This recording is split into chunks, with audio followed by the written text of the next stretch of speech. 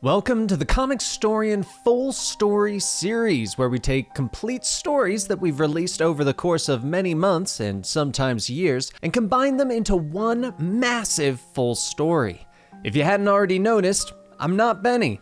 I'm Dan, another one of the voices and members here at the Comicstorian family, and I was given the privilege to record the House of M series here on this channel. House of M was an event at Marvel where the world had been changed and mutants became the dominant species on the planet. So in this video, you'll get the House of M Civil War first, which came out after House of M, but goes into the rise of Magneto and the mutants in the world, so I figured it would probably be best to start off with that one. We'll then go into the main House of M story, and then all of the House of M tie-ins before finishing up with the day after. Many of the tie-ins do take place during the main event, but since we did it as one single story, it's hard to break it up and splice in the tie-ins, so you'll just have to get those after. Anyway, this is House of M. Enjoy.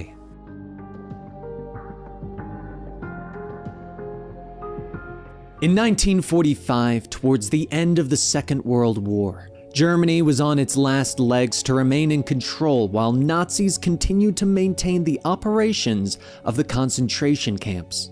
Among those, in Auschwitz, a mother sneaks away from soldiers in a desperate attempt to save her son. Already weak and frail, she took her son Magnus and hid in a pile of bodies that the Nazis had piled near one of the exits of the camp. After the Nazis had retreated, Soviet soldiers later swept the area looking for any survivors, only to find the frail woman hiding among the dead. A soldier quickly rushed to help the woman, but starving and nearly frozen to death, she told the soldier to leave and take her son. The soldier agreed, but while taking young Magnus, the boy screamed for his mother, and suddenly the metal in the nearby building began to rip and twist, causing the building to collapse. Years later, Magnus would work hard to maintain an honest living, and fell in love with a woman named Magda, and soon after, had a daughter. While trying to work and provide for his family, Magnus found himself being paid less than what he had been promised, his boss claiming it to be a commission fee for getting him work. This angered Magnus to make him lose control and let his mutant powers show again, throwing a crowbar and narrowly missing his boss. The man told Magnus that there's no need for threats, he is a reasonable man, take it all. But later that night, Magnus returned home to find it on fire. Magda was safe, but his daughter Anya was still trapped in the building. Magnus quickly rushed to save Anya, but was stopped by the same people he had worked with, including his boss. The fire was no mistake. It was because of Magnus revealing to the others his mutant abilities. And the humans began beating him in response, calling him and his family monsters. This drove Magnus into a fit of madness, using his ability over metal to stop all of his attackers and allow him to rescue his daughter. But when Magnus entered the blaze, he found Anya dead. He wrapped his daughter in his jacket as he carried her out, and then turned to his attackers with a blinding rage and acted. With everyone dead, Magnus told his wife that they must go. They must leave this place and find a place to lay their daughter to rest. However, to Magna, this was the first of her knowing her husband was a mutant, and he killed everyone. When she asked, what was he told the truth. He was a mutant, and Anya likely was as well as any other children that they may have. Magna touched her stomach, asking, "They're children?" But she ran, leaving him. After burying Anya, Magnus promised her that he would help build a world where mutants are accepted and not killed because they are different. A year later, Magnus would join the mutant resistance in France, rescuing those imprisoned for being mutants. Helping them was Susanna Dane, a mutant sympathizer from America, and the two would ultimately fall in love. One night, Susanna confessed that during their time together, she had become pregnant. Magnus told her that if she had to go back to America, it wouldn't be safe for her to stay, especially if people knew that the father of her unborn child was a mutant.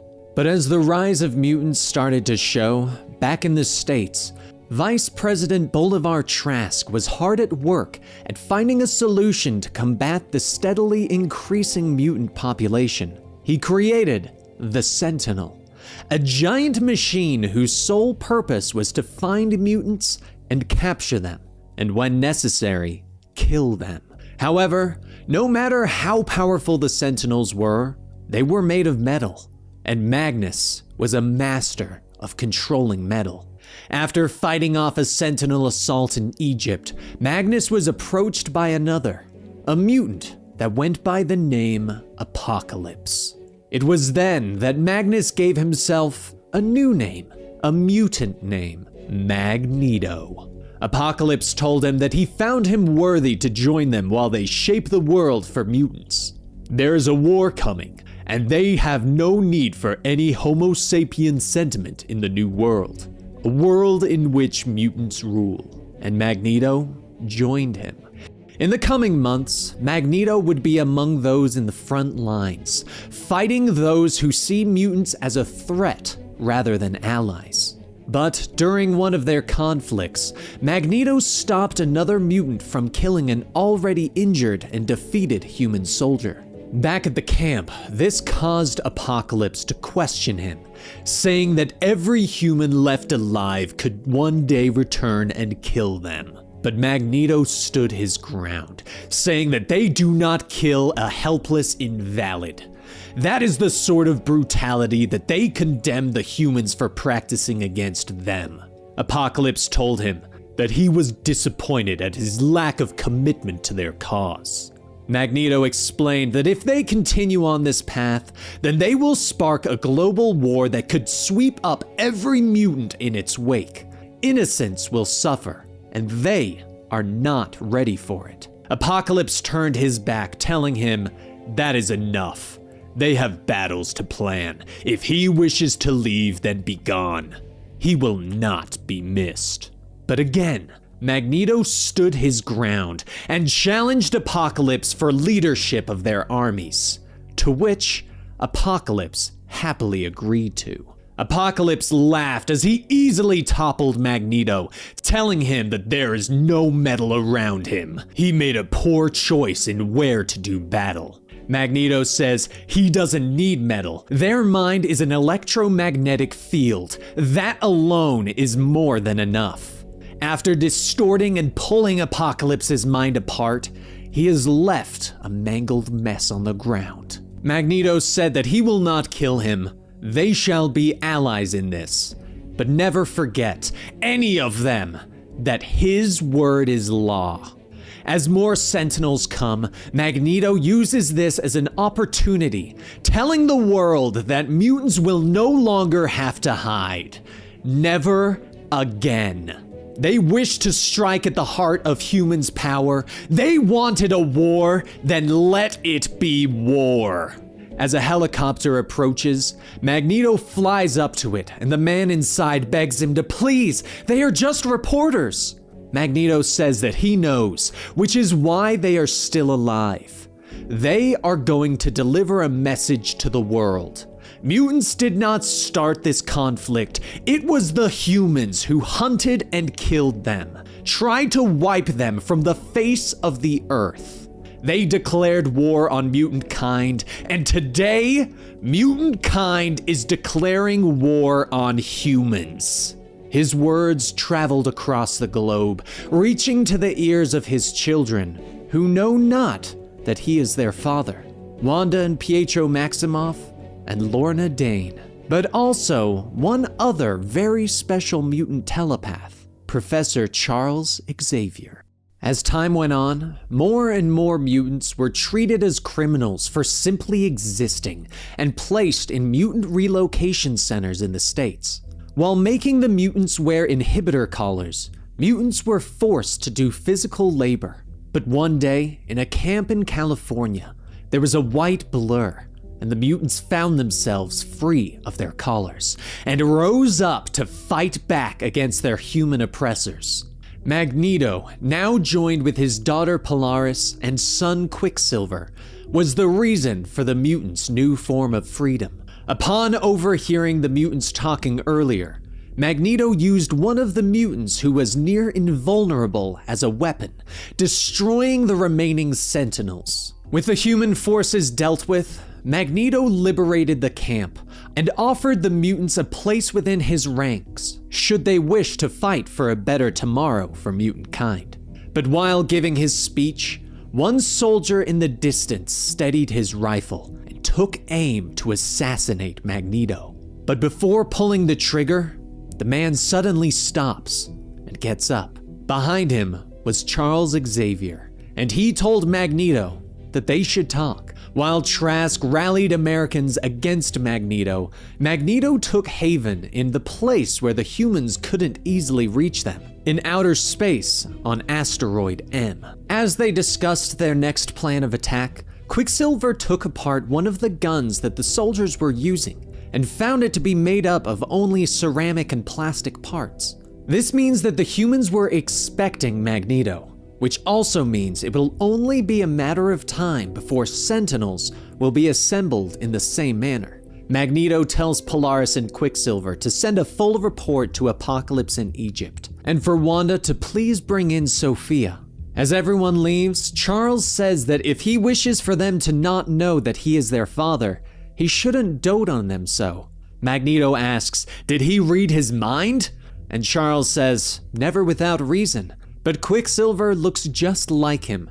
Polaris has his powers, and this woman in the portrait hanging could only be his wife Magna, whom Wanda resembles. And the way he behaves towards them, it's not hard to see. Magneto says that he is a perceptive man, and Charles tells him, please, call him Charles. Magneto then offers his hand, saying that he may call him Magnus, and he hopes that he may also call him a friend and ally. Charles doesn't shake his hand, saying that he believes in the cause, though the methods are concerning. They are on the verge of an all-out war between humans and mutants. Surely there are other options. Magneto says that he wishes that there were. His daughter Wanda is human. She inspired him to prosecute the conflict with more restraint. However, it still must be fought. As Wanda returns with Sophia, Magneto says that he would like to introduce him to Sophia. She was a mutant who was taken from her homeland. President Nixon and Vice President Trask have done terrible things to their people, but they're far from the worst. Sophia is from the island nation of Genosha, a place where mutants are enslaved, both physically and mentally. But do not take his word for it. Read her mind. Charles asks Sophia if she is willing, and Sophia nods, telling him yes. As Charles concentrates and dives into Sophia's mind, he sees all the cruelty that she has endured and witnessed. These weren't just crimes. These were atrocities. Charles falls to his knees, gasping for air, saying, God, he knew they practiced apartheid, but he had no idea. If the rest of the world knew. Magneto tells him that he isn't naive. The Soviet Union provides military aid to Genosha, a non-communist nation. Why? Because they not only know what's going on over there, they want it for themselves. They see forced mutant labor as a way to save their economy from collapsing, and his country seems bent on treating mutants the same way it once did Africans, the Indians, and the Japanese. So tell me, Charles, do you truly believe we have non-violent options? Charles looks back at Sophia, and then turns back to Magneto, shaking his hand, saying they have one option: the liberation of Genosha. Later, Magneto leads the charge as his teleporters give them passage to Genosha. Genoshan security forces deploy their own team to fight back the attackers, the Soviet super soldiers. The team consists of Crimson Dynamo, Red Guardian, Black Widow, Titanium Man, Vanguard, Dark Star, and Ursa Major. While Magneto directly engages the Soviet super soldiers, Quicksilver, Polaris, and Charles make their way into the island's prison to free the captive mutants. But as the liberated mutants charge out to help in the fight, Crimson Dynamo attacks the prison. He destroys the building, causing it to collapse and forcing Quicksilver to quickly get Polaris out. But as Magneto comes down to help, he notices that Charles is missing. He looks at the destruction and then back to the soldiers, telling them that he will make this offer once and only once. Surrender now and they will be treated accordingly to the Geneva Convention. The chief magistrate yells that that's some big talk considering the battle's far from over. Give her one reason why she should accept. Magneto turns his focus towards the mountain along the city, saying he researched their country. Their main export is iron ore. As Magneto lifts his arms, he rips the mountain up and holds it above the city, telling them to listen carefully. He will plunge this island into the ocean. He will kill every mutant in this country rather than see them continue to suffer. Death or surrender, human. I leave the choice to you. The chief magistrate pauses for a moment and then kneels down, saying, they surrender. Magneto pulls the gun from the chief magistrate and crumples it, asking Quicksilver if there's any sign of Xavier. Quicksilver calls back, saying that they found him, but his legs. A week later, Magneto stands before the liberated mutants of Genosha, saying that a new day has dawned for mutant kind. The last human left this island early this morning, marking this as the first day in their new home. He hereby declares that every mutant, no matter where he or she dwells, is now a citizen of Genosha. They are invited to come here and be welcomed to live as equals with their heads held high. If they are not free to make the journey themselves, they are nevertheless their people. Any crimes committed against them, any violence, any oppression will be answered in kind. The first time he addressed the world's mutants, he said that they were not alone. Today, that promise is kept. Today, they have a nation on their side. But as Magneto finishes his speech, Charles appears in his hover chair, and Magneto asks, what did the healers say? Charles says the same thing that they said all week. They can knit his wounds, but not repair the nerve damage. He has accepted this chair. He should too. Besides, they have greater concerns. Since they have seized Genosha, anti-mutant sentiment has skyrocketed. Humans are afraid, and frightened people are turning to demagogues, like Graydon Creed and his Friends of Humanity speeches. As Charles turns on the TV, a rally is being held by Graydon, telling everyone that they all see what's happening in Genosha. Anyone who doesn't believe that America's next is living in a fantasy world. Their government is doing all it can to protect them, but this is a war that will have to be fought by every man, woman, and child. A war not just for their way of life, but for their very existence. In a moment of anger, Magneto crushes the TV, yelling, "Idiots!" No mention of the factor that thousands of mutants were kept here as slaves. And this Creed, have they forgotten Hitler already? Charles says, to many of the humans, he is Hitler. They must not act violently. They'd be playing right into Creed's hands and proving him right. Trying to save each mutant one by one is a hopeless cause.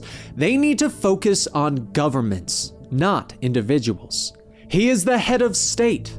Act like one. So Magneto took Charles's advice and went to the governments who were not sided with the humans to form alliances to show that they are in fact a nation just as the others.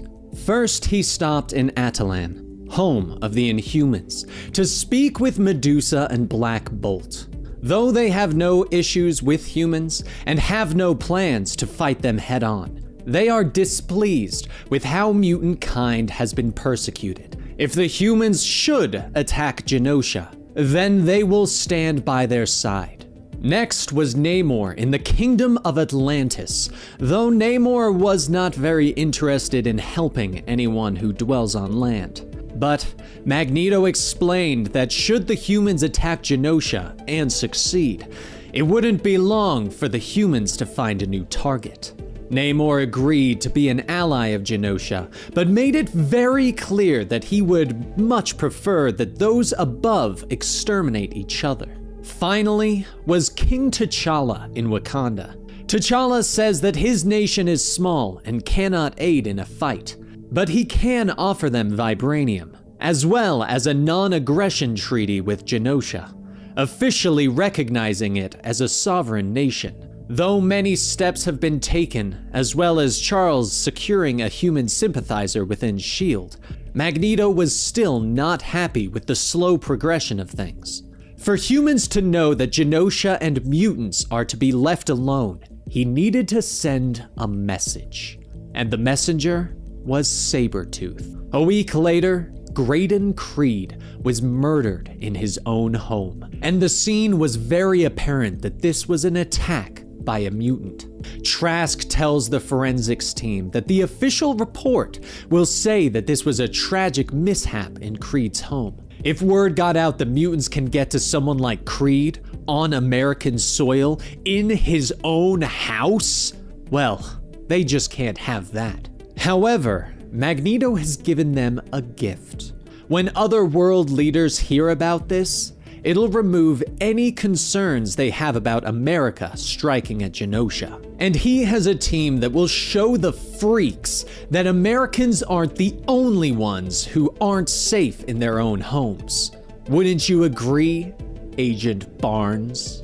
Bucky, holding the Captain America shield, along with Nuke and Mimic, says that it's not just their duty, it's their pleasure. Later that night, along the shores of Genosha, Bucky leads the assault on Genoshan land, mercilessly killing any mutant guard in his way. Once the scene is clear, Nuke and Mimic surface from the water, and Mimic uses his ability to copy those mutants around him. While Nuke and Mimic provide cover, Bucky sneaks into the sewer system, telling them that he'll be back in 20 minutes. As the alarm goes off, all of Magneto's closest guards run to assist those fighting outside, and Bucky quietly makes his way through the inner halls of Magneto's castle. But just as Bucky hears a scratching sound, he turns back to hold up his shield as Sabretooth swipes at it. Bucky throws the shield, and Sabretooth dodges, and as Sabretooth dodges, he says that he's pretty fast for a human, which ain't near good enough to. But before he could finish, the shield returns, ripping into Sabretooth's back, pinning him to the stone wall. Sabretooth laughs, asking, "He thinks he's so smart. Go ahead, try and kill him." Bucky tells him thanks, but no. He knows all about his healing factor, and he is not going to get in range of those claws. He doesn't need to keep him there forever, just long enough. As Bucky walks off, Sabretooth yells at him to get back here! But Bucky says that no one makes it out of here alive, including him. But as Bucky starts setting the explosive charges, a voice calls out to him. Bucky looks back, and Charles says, "Captain America's young ally. That is him, correct?" Bucky says that he isn't so young anymore. Must be strange having to ask that instead of just reading his mind, huh? Bucky lifts some of his hair to show an implant going on, saying, "Not this time." They have some pretty smart tech boys on their side too. Now call Magneto here. He's got a surprise for him. Charles says that he will do no such thing. He is fully aware that there are explosives planted throughout the building. Bucky asks, "Building? Try the whole island. The hospital, security headquarters." It's his choice.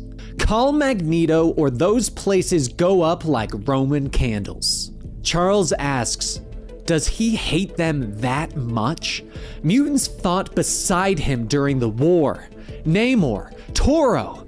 Bucky yells for him to not say that name. Toro was nothing like them. He was a loyal American, not some terrorist.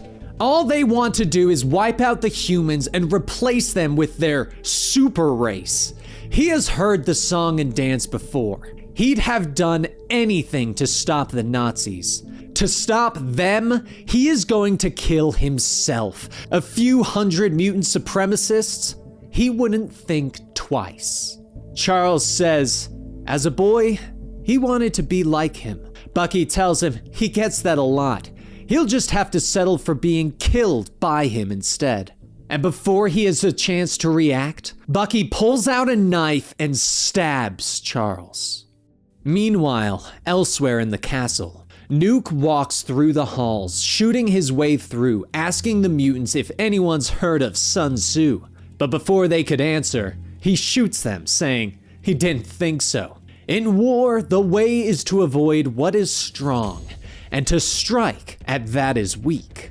As Nuke opens a door, he looks at Wanda, asleep in her bed. He holds up his gun and points it at Wanda's head. But before he can pull the trigger, Wanda wakes up screaming, "Ungrateful wretch! I gave you your fondest desire, Nuke, made you intelligent, but your true nature, it seems, can't be changed. You have no place in this world." As Nuke begins to be unmade, Sophia hears her yelling and runs in asking if everything is okay. She heard a noise. Wanda tells her it's okay. It was just a dream. Just a bad dream. But outside, Mimic faces off against Magneto directly. Mimic yells that they can fight all he wants, but the longer they fight, the more innocent people die with him not surrendering. They'll even let all the mutants stay in Genosha as a US protectorate. They'll be fine so long as they remember their place. Magneto waves his hand, calling forth an inhibitor collar and clasping it around Mimic's neck, saying, they remember. They remember the inhibitor collars their government used before placing mutants in concentration camps. They keep several in their Museum of Mutant History. They seem to work on him as well. As Mimic loses all of his abilities, he falls out of the sky and comes crashing down onto the rubble below. And Magneto follows, saying all they wanted was a home, a place to be safe. And then they came here to murder. They are the monsters. Magneto then rips off a wooden post and begins bludgeoning Mimic in the head, saying, monsters do not deserve to live. As he finishes, he tosses the bloody post, and then suddenly hears Charles calling out to him telepathically. Magneto rips through the metal to the lower levels where Charles is located, and quickly flies over, telling him to hold on. The healers are on their way. Charles says, it's already too late. Magnus, listen to me. Forgive them. No one should be judged by the worst of their kind. And you are better than that, my friend. As Charles smiles, he looks at Magneto one last time and then passes on. Magneto lays Charles back down gently, grabbing his helmet, saying that he was too good for this world. But he is precisely what it deserves. Just then, Bucky throws a knife, saying, that makes two of them. Magneto tries to stop the knife, but the knife tears through his palm. Bucky says that he isn't an idiot. There's no metal in that knife, or in this gun. But as Bucky shoots, Magneto grabs the closest metal object to protect him, Bucky's very own shield. Magneto tells him that he did bring some metal weapons, it seems. He recognizes this. And him, Bucky Barnes. Bucky shouts for him to put that down! Don't even touch it! Magneto waves his hand, launching the shield and cutting off Bucky's head, saying, "As you wish." The next day at the White House, Nixon slams his fist on the desk, saying they should have heard something back by now. Trask says that getting news out of Genosha is difficult. They shouldn't worry yet. Nixon yells that he is getting worried, damn it. So far, Magneto's only attacked places where mutants were being held, but they've escalated matters. If he retaliates, just then, something red rockets through the windows of the Oval Office and lodges itself into the president's desk. Nixon shouts, "What the hell?" And Trask looks at Bucky's shield, covered in blood. One of the Secret Service members grabs Trask, saying they need to get him out of here. They are under attack. Trask asks, "By who?" And the guard tells him the worst case scenario. As Magneto attacks the gates of the White House, Sentinels begin to fly out, and Magneto calls out that these are the non-metal ones. They think that because his power can't affect them, that they are all helpless. But their struggle is not about him. It never has been. It's about them. About heroes like Charles Xavier, who gave his life for their freedom. They stand as one, as a nation, as a people. And today, we will know liberation or death. A few moments later, aboard Air Force 2, security informs Trask that the POTUS is secure. They'll be at his safe house in... Trask yells, "No! Take him to the SHIELD helicarrier. He is assuming direct command of the Sentinels. And get him NORAD. He has been waiting for this." Magneto was accommodating enough to gather the most dangerous mutants in the world in one place: Genosha. By attacking the White House, he's giving them just cause to nuke Genosha off the map. But with the launch of the missiles, Quicksilver runs into the battlefield, telling Magneto that Genosha is being attacked. Magneto says that he knew this would happen. Don't worry, it'll be dealt with. But time works against them here, and these non-metal Sentinels are slowing them down. They need to take this fight to their masters. Quicksilver says that Forge's instruments trace to the command signal. It originates 30,000 feet above New York. And Magneto says, yes, the SHIELD helicarrier. Magneto then calls to Polaris, telling her that he must go. She and Quicksilver will lead in his place. Let their people know that he hasn't abandoned them. He goes to strike the enemy's heart. Magneto turns to Lorna, but he begs her, be careful. Before her mother died, when she entrusted her to him, he swore to take care of her, that he'd protect her. Just know that he is very proud of her. A few moments later, in the helicarrier's control room, Trask asks, do they have a visual? And a technician says, it's coming up now.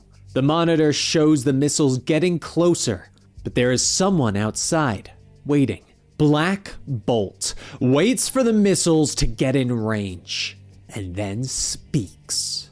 And suddenly, the feed cuts, and Trask asks, what's happening? He wants that picture back now. Agent Dugan says that was Black Bolt. Since when are the Inhumans working with Magneto? Trask shouts, asking, who the hell is Black Bolt? Some mutant? Deploy more missiles. Send them all to Genosha, damn it! More than they can stop. He wants it raining bombs on that godforsaken place. But then a voice tells him that God has not forsaken Genosha. It has forsaken him. As Magneto steps out of the portal and into the control room, the soldiers quickly open fire, but Quicksilver starts to disarm them while Magneto pulls a piece of the metal flooring to shield himself. Magneto says, yes, they're clever non-metal guns. Pity they're in a giant steel flying machine. Actually, forgive him. Did he say flying? He stands corrected. One of the technicians yells that the engines, they've stopped. And as the helicarrier crashes into the ocean, Trask pulls himself up, and Magneto tells him that this crash could have been fatal if he had wished. There's a saying about people in glass houses. He'd extend it to steel. He is giving them a chance to surrender without loss of life. Trask laughs, saying, him surrendering to a mutant? He never thought he'd see the day, and he won't! As Sentinels tear open the helicarrier, Trask gives them the override to kill mutants at all costs. As the Sentinels begin firing and hitting S.H.I.E.L.D's staff, Dugan asks, is he insane? They'll kill everyone! Trask yells, fine, if that's what it takes to see Magneto dead. But suddenly, Magneto lifts Trask up, saying if that's how he feels, so be it. Magneto holds Trask up in the air, directly in line of a Sentinel's blast, disintegrating him to nothing more than a pile of ash. A few moments later, Quicksilver runs in, holding a woman, saying that he's got files and the informant. But Magneto says that he must draw the Sentinels away, get everyone to safety. Magneto flies over to Central Park, specifically where there are minimal civilians, calling out to everyone that this is where he stands. No matter who dies, it all ends here. Meanwhile, on Air Force One, the general asks, is he sure? And Nixon says the helicarrier is down, Trask is probably dead. He doesn't relish in ordering a nuclear strike on American soil, but if these Sentinels fail, he will. But back in the park, Magneto is knocked down and in line to get attacked, but as the Sentinel fires, the woman Quicksilver was carrying jumps up in the way, shielding him. As Magneto regains his strength, he flies up saying she is Agent Danvers, he presumes. Charles spoke highly of her. He didn't realize that she was a mutant. Carol says that she isn't. Long story, but these alien powers of hers would have driven her insane without Charles's help. Quicksilver said that they killed Xavier. Let's make them regret it. Soon, Gateway opens another portal, and all of the mutants from Washington begin to pour out to support Magneto. But as many mutants fall, it gives them the chance to grab Magneto. Magneto groans under the Sentinel's grips, saying that he's been searching for something, and now he's found it. Aboard Air Force One, there is a sudden shift, and the general shouts, asking, what the hell is going on? Air Force One then flies in, using its wing to cleanly cut off the Sentinel's head, and Magneto catches the plane before it crashes. He rips open the door, grabbing Nixon and saying that this ends now. As he stands atop the Sentinel head, he tells everyone that the mutant blood lost here is the last that will ever be lost in war. Brothers and sisters, mutants everywhere, it is time to come out of hiding. Time to embrace your destiny. The world belongs to them. Several days later, Magneto addresses the world from his castle, saying that he is not only speaking to mutants, but humankind as well. By now, they've seen the documents that he has presented to the United Nations. Indisputable proof of a worldwide multi-governmental anti-mutant conspiracy, spearheaded by the President and Vice President of the United States. Those responsible will be held in the World Court. He realizes that some will say that that is not enough, but they are better than that. They are the next step in evolution. To truly embrace that destiny, they must evolve spiritually as well. Carol Danvers, the human S.H.I.E.L.D. agent who risked her life for him, provided the documents he spoke of. They owe her more than words can say. His daughter Wanda, many of them know, she is genetically human, but her heart is wholly committed to the mutant cause. And Charles Xavier, who died so that Genosha could live, who dreamed of a peaceful coexistence between man and mutant. In his name, they show mercy. And in his name, he declares an end to hostilities. This is a historic day. We stand witness to the birth of a new world. And as everyone cheers, Magneto returns inside, and Carol tells him that that was a beautiful speech, but she must go to the other nations and persuade them that he will not be seeking revenge. Magneto laughs, asking, why would he want revenge? In a few generations, there won't be any humans. What better revenge is that? Carol says, right, she'll be in touch. Once alone, Magneto then tells Polaris, Quicksilver, and Wanda to come with him. He has some things that he'd like to discuss. As everyone enters the dining room, a feast is laid out, and Polaris says that he doesn't have to do all of this. And Magneto says, please, he wants to. It's the least that he could do for his children. Polaris says that he has always been like a father to them. She can't tell him how much, but Quicksilver stops her, saying, wait, he didn't mean like children, did he? Magneto says that he wanted to tell them so many times, but the danger. Polaris yells, wait, he is their father? All these years she thought her father abandoned her mother. Magneto tells her that her mother and he were very much in love, but if his enemies knew, they would have killed her. Polaris cries out, shouting, cancer killed her! She wasted away for months! Magneto says that he visited when he could, but Polaris uses her powers and throws the dinner table, knocking everything to the ground. As she leaves, Magneto asks, will she be back? And she tells him, sure, when she can. Magneto then looks back at Quicksilver, saying, go ahead, unleash his anger. God knows he deserves it. Quicksilver scowls, but rather than harm Magneto, he leaves. Soon, the world begins to change, and the mutant uprising begins. All over, humans are being pushed out, and Wanda asks, isn't this what he spent his life fighting for? A world where mutants are the superior race? And Magneto sits in his chair saying, she's right. It's everything he ever wanted. All of his dreams have come true.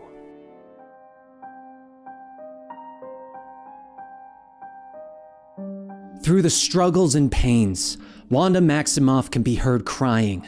Dr. Strange tells her, just a bit more. There! Congratulations on the birth of your healthy, happy, and beautiful twins. Wanda holds her newborns, asking her husband Vision if he can believe it. Twins! But as the new parents enjoy the sight of the life that they have brought into the world, Wanda hears the voice of Charles Xavier telling her to put it back. They've talked about this. Put it back. She has no children. There is no one here but the two of them. Wanda motions, holding up her children, saying, no, can't you see her beautiful babies? Xavier coldly tells her that she cannot have children. She never could. Now stop abusing your mutant powers and put it back. Vision gets up, saying that he will not speak to his wife, but Xavier shouts, telling her to put the world back now. Wanda cries out that she can't, she won't. But as Xavier struggles to remain in control, the world suddenly shatters. Wanda falls out of her bed, yelling, oh God, I killed them. I killed the Avengers, and I killed my husband. A short while later, as Xavier looks out over the ruins of Genosha, Magneto walks out asking, how did it go? I heard the screaming. Xavier takes a cloth to wipe the blood from his nose, and Magneto says he's sorry.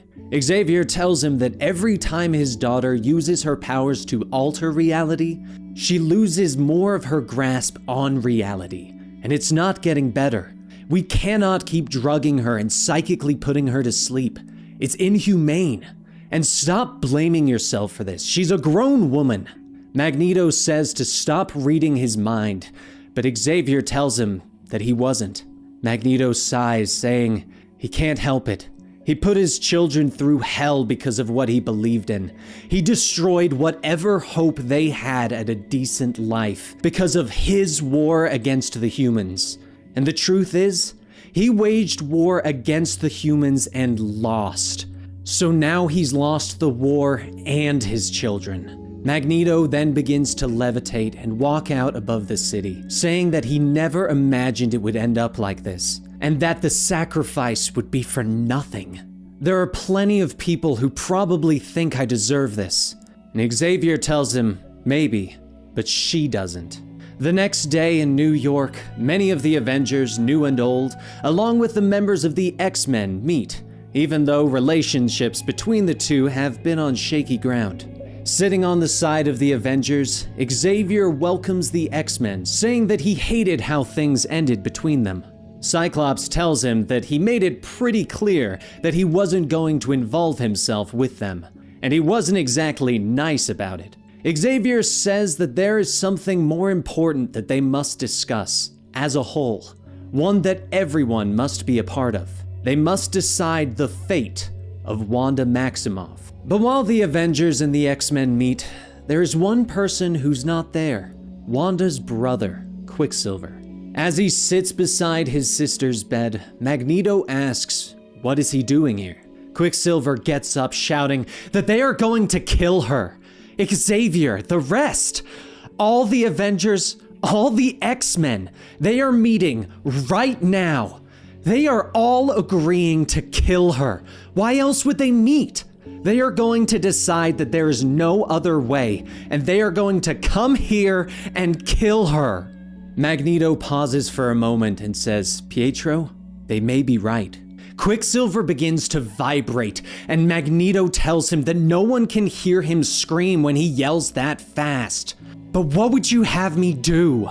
Quicksilver says again that they are going to kill her, but Magneto grabs him, asking, what would he have him do? As Quicksilver falls to his knees crying, Magneto looks at his sleeping daughter, trying to keep himself from crying. Back in New York, Emma Frost asks, what is there to say? They need to put her down. Cap says that he won't even entertain the thought, and Wolverine kicks his feet up and takes a bite of his pizza, asking, even though they just spent the last 20 minutes explaining that the girl's out to lunch and that the world is in every kind of danger because of her? But then a shadow looms over Wolverine as Cap stands up, saying that there is always a way. Always. Emma asks Xavier, is there anything that they can do? Be honest, he is the most powerful psychic mind on the planet. Xavier says that if there was, they wouldn't be having this conversation. Emma then looks at Doctor Strange, asking, is there anything the mystic arts can do? And Strange tells her that he doesn't know. He has tried everything at the present moment, but he is still researching the matter. Spider-Man asks, so if my powers start wigging out, I can count on you all just killing me? Wolverine tells him, yeah, and he'd expect them all to do the same. Xavier then says the truth of the matter is, he doesn't know what to do. Spider-Man sighs, saying, he isn't going to be home for dinner, is he? A short while later, over Genosha, Kitty looks out the window of the Quinjet, saying she really hates this place.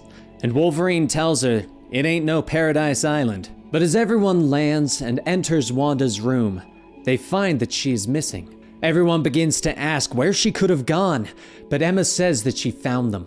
The teams rush over to where Emma sensed Wanda and Magneto, but as they step into the dark building, everyone's vision begins to fade as a bright light begins to shine. The next morning, Peter Parker wakes up to the cries of a baby and his wife Gwen telling him it's his turn. Peter forces himself up asking, is it really? Okay. But it's not only for him that things are a bit different.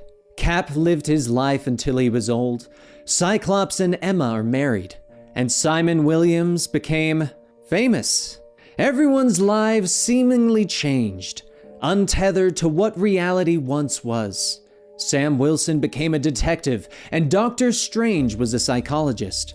Even Wolverine's life changed, but something was different for him.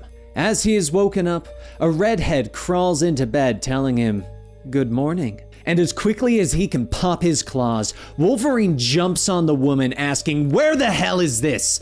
What is this?" Mystique pushes Wolverine off and coughs, saying he didn't mind last night. It's his redhead fetish. What the hell is wrong with you? Wolverine runs out of the room, and a uniform-dressed Jessica Drew and Toad ask, "Is everything all right?" Wolverine looks around and sees an opening and charges through the doorway. But what he sees is that he is high in the sky on a S.H.I.E.L.D. helicarrier, but not with S.H.I.E.L.D.'s emblem. Instead, there's an M. Suddenly, memories begin to flood into Wolverine's head. Back in the forest, when he fought alongside Cap, Phoenix, Japan, and Xavier? Xavier said that they need to decide the fate of Scarlet Witch. He just needs to get in touch with Xavier. Xavier will put everything back. Mystique walks out asking what's wrong, and Wolverine says he remembers everything, his entire life. What did they do yesterday? Mystique says their mission was successful. Is this about the casualties? That's not like him. But don't worry, they were just some human grunts. Wolverine then asks what happened in Genosha, and Mystique says she isn't sure. She hasn't seen the paper yet. What happened? Is Lord Magnus okay? Hearing Magneto's name shoots through Wolverine like a bolt of lightning. Mystique says maybe they need to go see Madam Web. Set him right. He wouldn't be the first S.H.I.E.L.D. agent who needed some adjustment. Nothing to be ashamed of. Wolverine looks at Mystique for a moment, then jumps over the rails.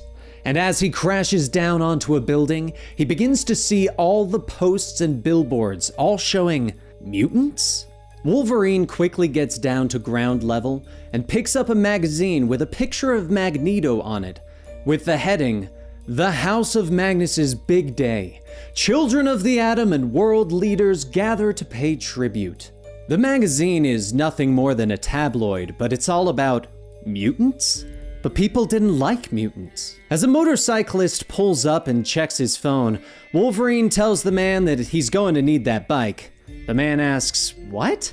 He can go straight to... But before he could finish, Wolverine punches him in the face and takes the bike anyway. Later that night, Wolverine heads to Westchester County to find Xavier. But the mansion he once called home has a different scent. Wolverine sneaks through the darkened home and grabs a sleeping man by the face, asking, "Where's Charles Xavier?" The man asks, "Who?" And Wolverine tightens his grip, telling him not to play games. "Where is Charles Xavier?" The man says he doesn't know who that is. "I think you got the wrong house." So Wolverine leaves and stops at a nearby bar and calls information from a payphone. He asks the operator for a listing of Charles Xavier, and the operator asks what city. Wolverine thinks for a moment and says, "New York?" And the operator tells him that there is no one listed by that name.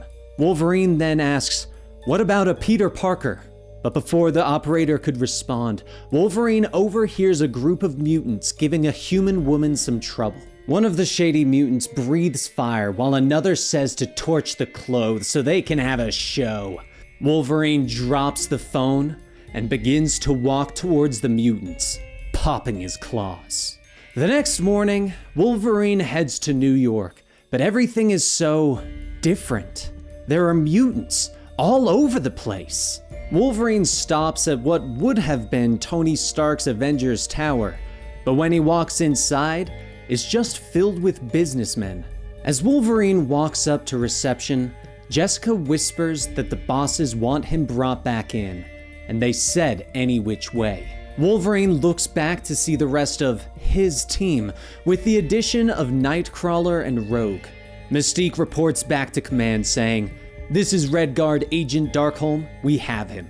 Wolverine stares for a moment, and Mystique aims her gun saying, "He's definitely popped a stitch." They are taking him back to command. Don't get rough in front of the civilians. Wolverine asks, how did they find him? And Jessica says, with the tracker inside him. He knows that. Maybe he did pop a stitch. Wolverine scoffs, saying, maybe he did, and then elbows Jessica in the face, taking off. Everyone opens fire as Wolverine runs outside to his bike and speeds away. But the familiar Bamf can be heard getting closer and closer. Nightcrawler makes his move, but is suddenly pelted with arrows and skids across the road. Wolverine speeds up, but then sees Cloak standing in his way and rides straight into the darkness. A few seconds later, Wolverine pops out in a dark tunnel and quickly jumps to his feet, ready for a fight. Luke Cage tells him, calm down, mutant. Wolverine says, Cage? And Luke asks, do they know each other? Wolverine then asks, what the hell is going on? And Luke tells him that he'd love to talk, but they gotta trash that tracker first. Another voice tells him, he heard the man, do it. And as Wolverine looks back, he sees Hawkeye with his bow drawn. Luke then says, wait a second. This guy is acting like we know each other. Why is that? Wolverine tells Luke that he is going to need him to calm everyone down, and Hawkeye interrupts him, saying, fine, and releases the arrow. The arrow shoots into Wolverine's neck, piercing the tracking device and hitting the wall. And as it does, Wolverine falls to the ground. Luke yells, asking, why did you do that? And Hawkeye says that he's done taking chances with mutants. The two begin arguing, but after a few moments, Wolverine starts to get back up, and Felicia Hardy says they may want to turn their attention to the dead guy, because he's not really dead anymore. Wolverine gets up asking, how long was I out for? And Misty says, about 30 seconds? Why? Wolverine then sighs, saying that it's already too late. They really should have yanked the tracker out before bringing him here.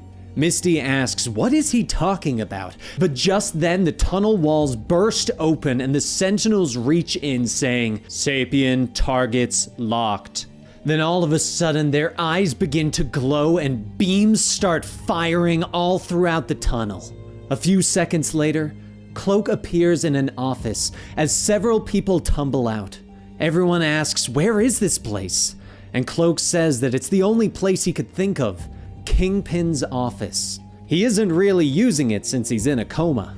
But everyone looks back out the window, seeing that not all of their group made it. And Luke slams his fists on the desk, asking Wolverine that he better have been worth it. Wolverine asks, what does he think is going on here? And Luke asks, what does he think is going on? Wolverine says he knows exactly what's going on, but they aren't going to believe him. Do they know each other? Luke tells him no, and Wolverine asks, then why did they pick him up?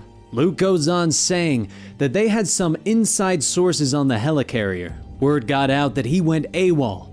The Red Guard's star agent Wolverine jumped ship. Thought it was interesting timing considering what I've been told. Thought it was worth having a talk. Wolverine asks, does he remember that they are both Avengers? And Luke asks, what's an Avenger? Wolverine sighs, saying he's going to explain things, but they probably aren't going to believe it. Up until 2 days ago, he was one of the X-Men, and also a member of the new Avengers, which means nothing to them since they don't remember that there were old Avengers. In the world where he came from, mutants were the minority, and the X-Men worked to build a peaceful coexistence between the growing mutant population and the regular people. It wasn't the best life, but he made the most of it. He'd been mind-wiped so many times that he doesn't even remember where he came from or even how old he is. One of the X-Men's biggest problems in the world was Eric Magnus, or Magneto. Anyway, he had a couple of kids. Wanda, Hawkeye stops him there, saying, they know all these things. She's the human one. Wolverine pauses and asks, what? Hawkeye tells him that Magnus had 3 kids, Pietro, Lorna, and Wanda. Wanda is the human one. Wolverine scoffs, yeah, well, the day before yesterday, Wanda Maximoff was a mutant. called herself the Scarlet Witch. Ends up, she has more voodoo power than most anyone ever, more than she could control. Turns out she lost control of her mind not too long ago, and she killed a lot of good people. She was an Avenger, and, well, she was the reason the old Avengers stopped being Avengers. She went nuts and attacked her own team, killed half of them. And 2 days ago, the X-Men and the Avengers got together to try and figure out what to do with her. They went to Genosha where Magneto was keeping her, and when they did, the world went white, and he woke up to this. Now the world has no X-Men, there ain't no Avengers, and it's all run by mutants. A damn mutant utopia. Hawkeye walks up asking, what about him? What was he like before the world went white? Wolverine stares for a moment, and then says he died. Clint Barton was killed by the witch. Wolverine then looks at Luke, asking, does he believe him? And Luke says yeah. Not expecting that answer, Wolverine asks, why?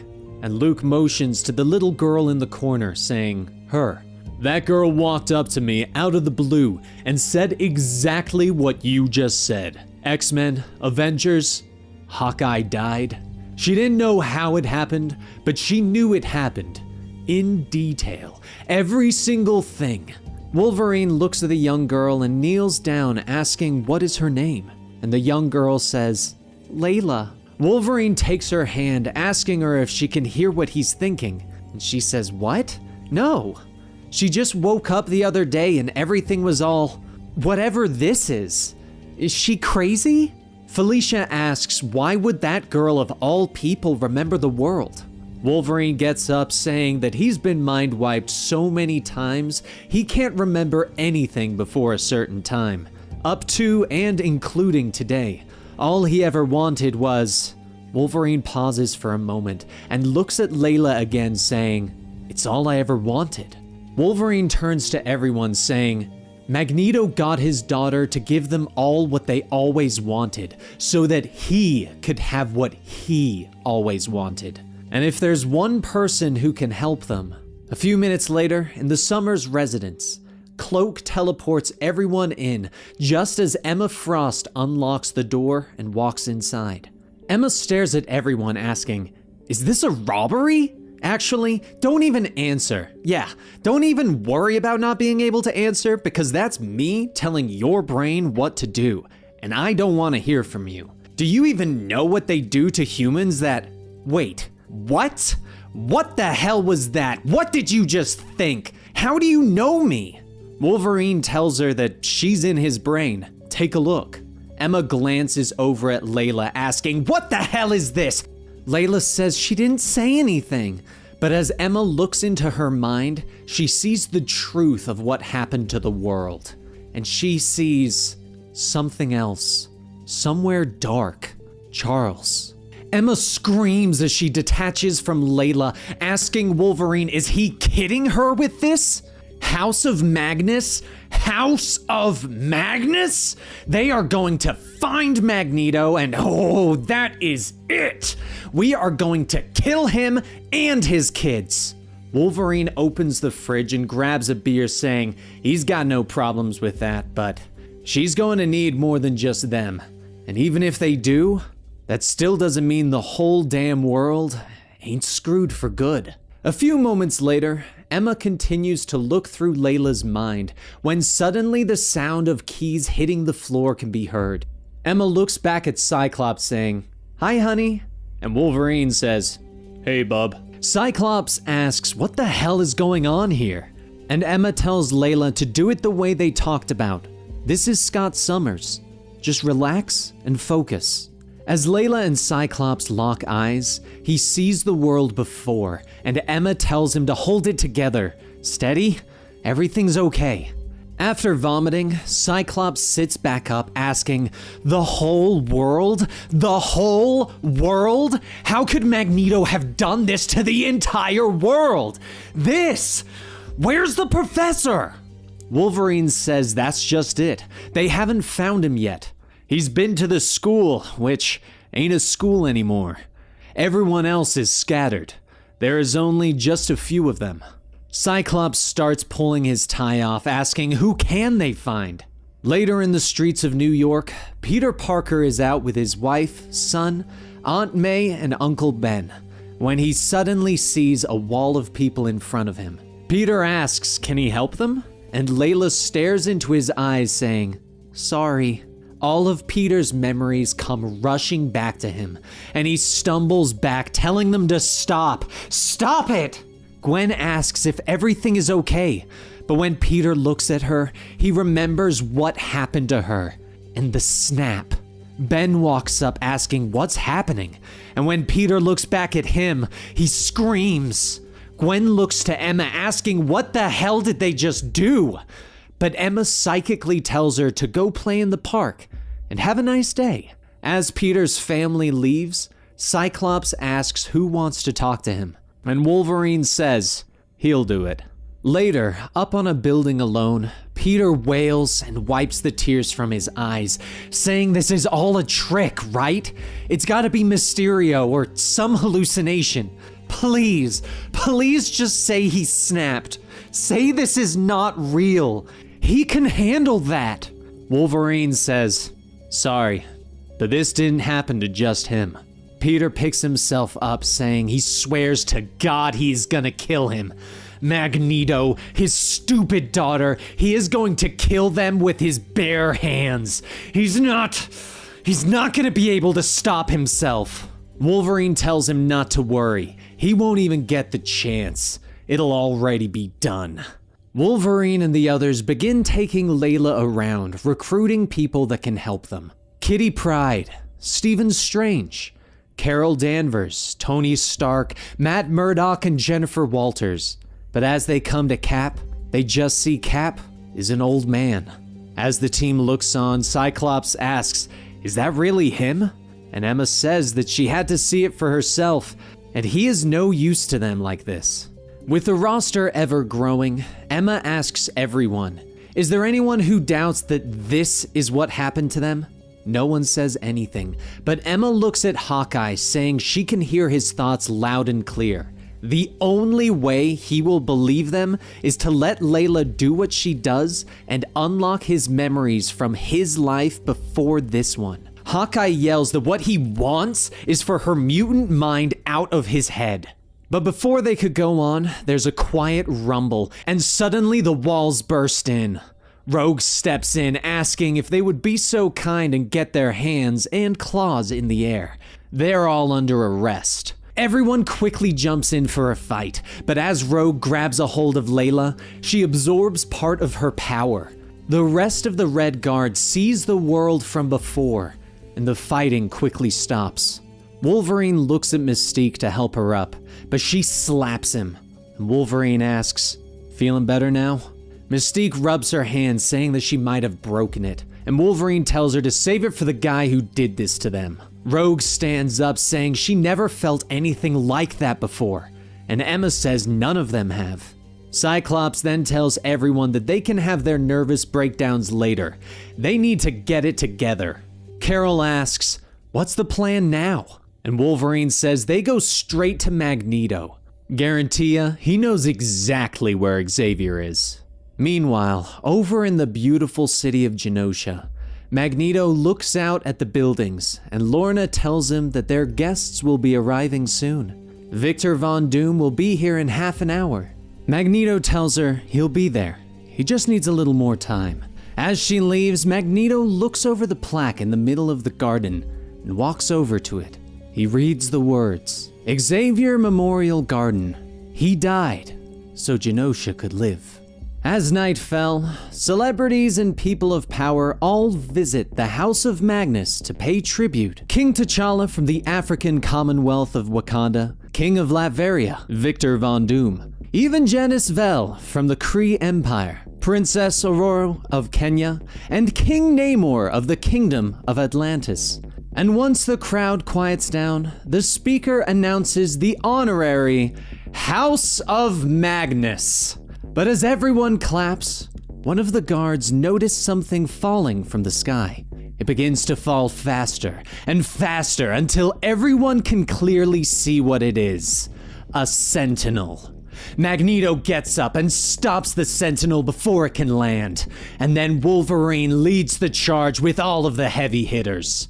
But as the fight begins, up in the garden area, Cloak teleports Emma and Layla as they search for Xavier. Emma looks around the serene courtyard when she sees a rock with the plaque on it. As she reads the words, she falls to her knees saying, "Oh my God, oh no." Layla asks, "Is this it?" And Cloak tells them to wait. He sinks into the ground, and after a few moments, he returns saying, "There's nothing there. No coffin, no body. Just dirt. It's not over yet." But as the fight rages on the steps of the House of Magnus, Doctor Strange notices a light coming from high up in one of the towers. Strange sends an astral projection of himself up and sees Wanda inside playing with her children, and she says he is looking rather vibrant. Strange says she was just down there, and Wanda tells him that wasn't her body. She just sent that body so she can watch the children, something her father can show off on occasions. As Strange floats down, he asks, does she remember him? And she tells him of course. He was there at the birth of her children. How did he find himself here? Strange tells her that she brought them here. She created Layla to bring them here. Wanda looks back saying, "I don't know who that is." And Strange says, of course not. She has created so much lately. Did she create her father as well? There were rumors of his death and his somewhat puzzling rebirth before all this became what it became. Was that her as well? How long has she been playing with the world? Wanda puts one of the blocks together, saying he is full of questions, and she cannot fully understand them. One of the children says, "Playtime isn't talk time." And Strange apologizes, saying, "But they have little time." He is concerned for everyone's safety. Wanda asks, "What does he mean?" And Strange waves his hand, telling her that their friends are fighting over her father, right outside. Soon, the bricks in the walls start to separate, and Wanda can see the war unfolding within her home. Wanda sighs, saying, "No one should be fighting. The purpose of all this was that there would be no more fighting." She really doesn't understand people. Strange asks, where is Magneto? Where is Charles Xavier? Wanda seemingly ignores the questions, saying that he wanted her to be happy. He wanted all of them to be happy. Strange asks, is that what Magneto said? And Wanda turns to him, saying it's more complicated than that. They have to understand, he was trying to save her. A light begins to form, and the memory of Magneto and Quicksilver begins to play. It was the same as before, but this time it showed what happened after. Wanda could hear them, the arguing and shouting between her brother and father. Wanda said that she knows her friends are coming, and she will allow what needs to be done. But is she a coward for not wanting to kill herself, even though she knows she should? Quicksilver scoffs, saying that their father chose his mutant race over his own children. They were just little kids, and he abandoned them. They were supposed to be a family. Wanda says that she would have liked that. She'd do anything to make that happen. And Quicksilver pauses for a moment and says she could. She could make it happen. She could make everyone happy. Xavier's mind is already inside hers, right? And with her powers, she can use them. Really, there's nothing she can't do. In an instant, not only could they have what they deserve, she could give it to their friends as well. Father could be given everything he dreamed of. They can finally be a family. They would all be happy, and they wouldn't bother them anymore. Wanda says she can't, but Quicksilver gets up, telling her that she can change things for the better, permanently, without fighting right now. Why would she have been given this power if not for this reason? It might be that this is what she's supposed to do, and if she doesn't, then they are going to kill her. Strange's eyes widen as he watches, saying, it wasn't Magneto. It was Pietro. Strange then asks Emma if she's listening, and she tells him to ask her where is Xavier. Strange looks back to Wanda and asks, but as he does, there's a quiet chuk, and Wanda falls to the ground with an arrow in her back. Back in the garden, Magneto appears, asking why are they doing this to his family? Who are they? Emma tells Layla to focus, and suddenly, Magneto sees the truth. But up in the tower, Hawkeye reaches for another arrow, and Wanda asks why would he do that?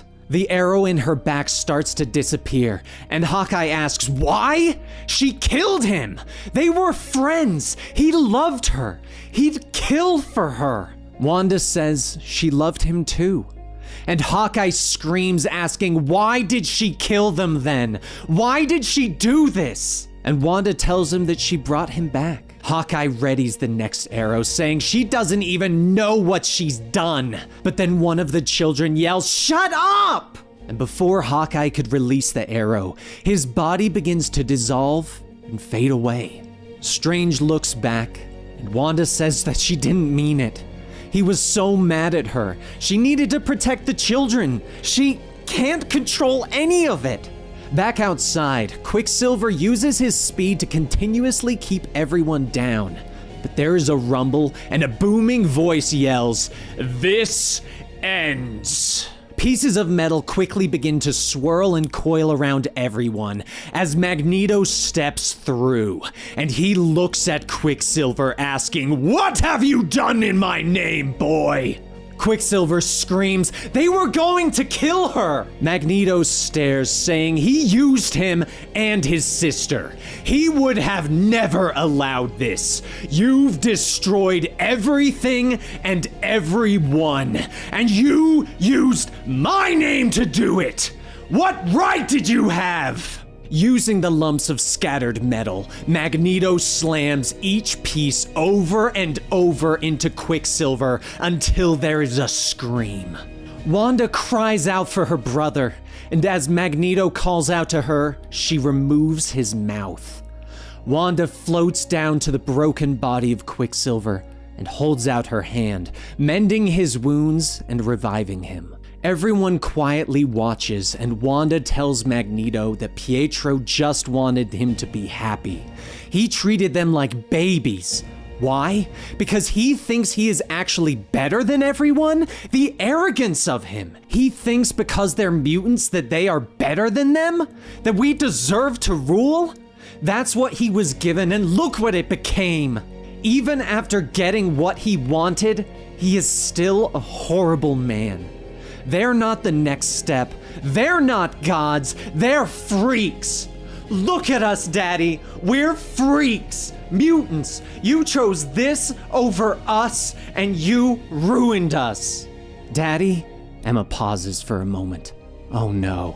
And with clarity in her mind, Wanda utters the words, "No more mutants." The world turns white once again. The next morning in Avengers Tower, Peter wakes up, but this time not to a screaming baby. He looks over and MJ asks, is he okay? He should probably avoid getting hit on the head so much by big mechanical octopus arms. Peter wanders into the meeting room with a few others, and She-Hulk asks what happened. 1 minute they're fighting in Genosha, and next she was tucked into her bed. Luke asks Peter, is he okay? And Pete asks, does he remember? Luke tells him, yeah. MJ? And Peter says no. She doesn't remember. Jessica Drew looks over and asks what they are talking about. Remember what? Iron Man then walks in asking who called this meeting. And Peter asks how are they here? They were just there and now here? Luke asks, does Iron Man not remember either?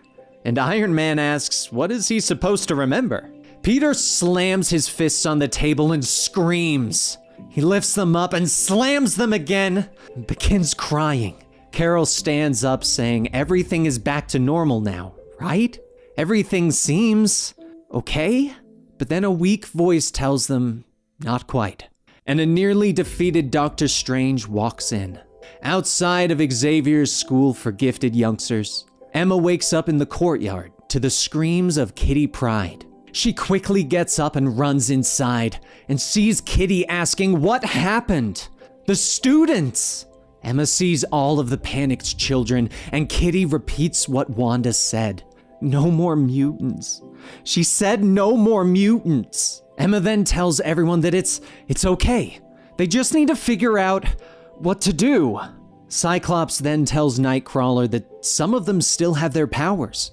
They need to find Wolverine. If his powers were removed, then his skeleton will kill him.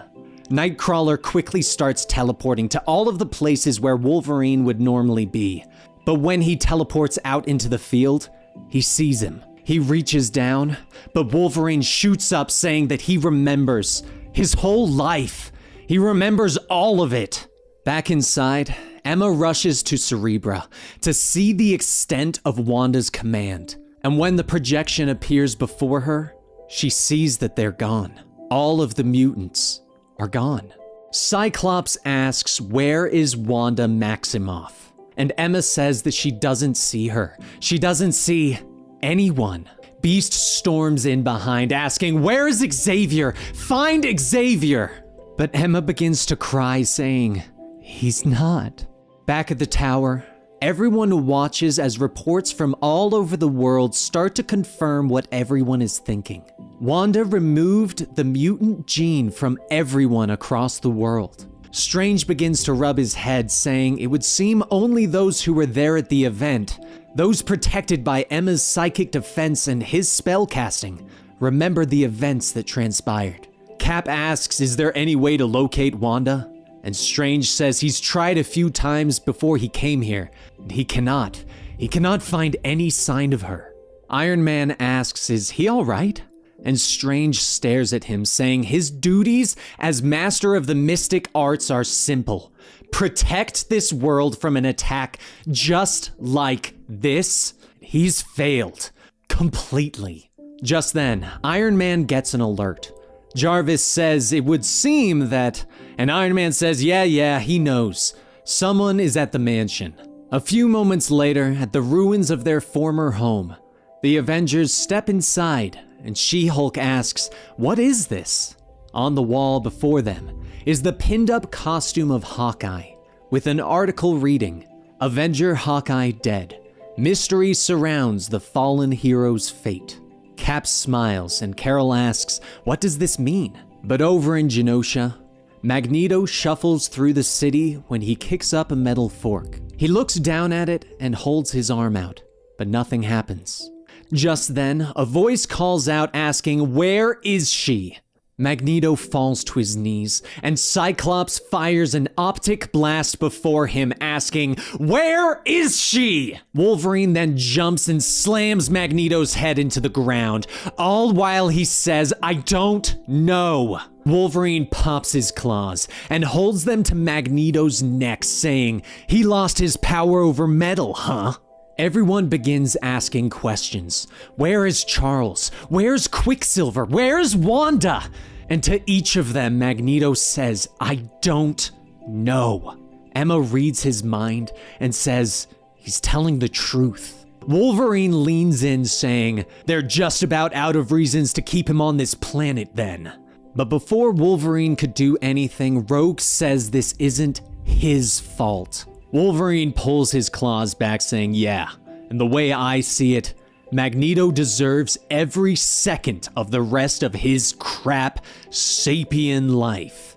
And when we find your kids, and we will, we'll be sure to say hi for you. Meanwhile, in another part of the world, Wanda walks through a bazaar, smiling and saying hello to everyone she comes across. But if she's alive, is she no longer a mutant?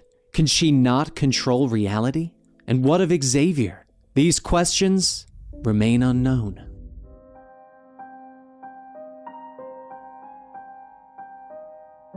Back in the day, things were a lot different in New York for Luke Cage.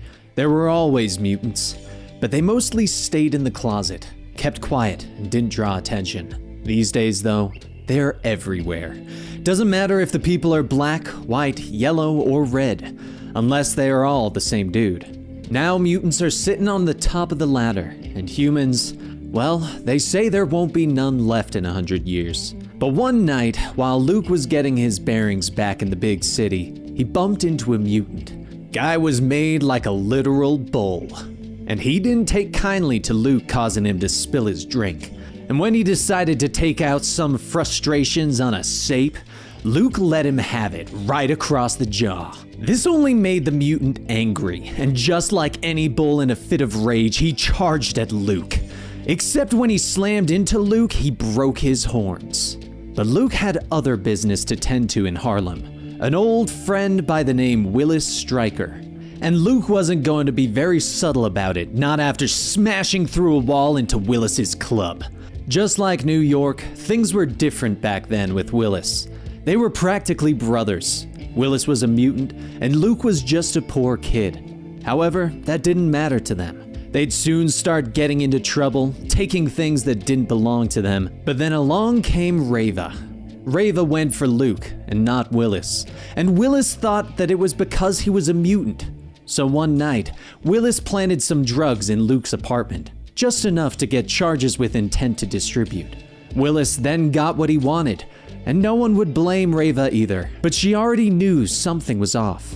That heroin that was planted on Luke, it was supposed to be sold, and when it didn't, someone had to pay. Not Willis though, he walked away without a scratch. He always did. It was Reva who paid the price. Willis wasn't the one who shot Reva, but he might as well have been. For Luke though, he was sent to Seagate Prison in the Florida swamps. At Seagate, they like their inmates to shut up and do what they're told, which made it hard when the guards were nothing but a bunch of racist rednecks who got off on beating dudes who couldn't fight back.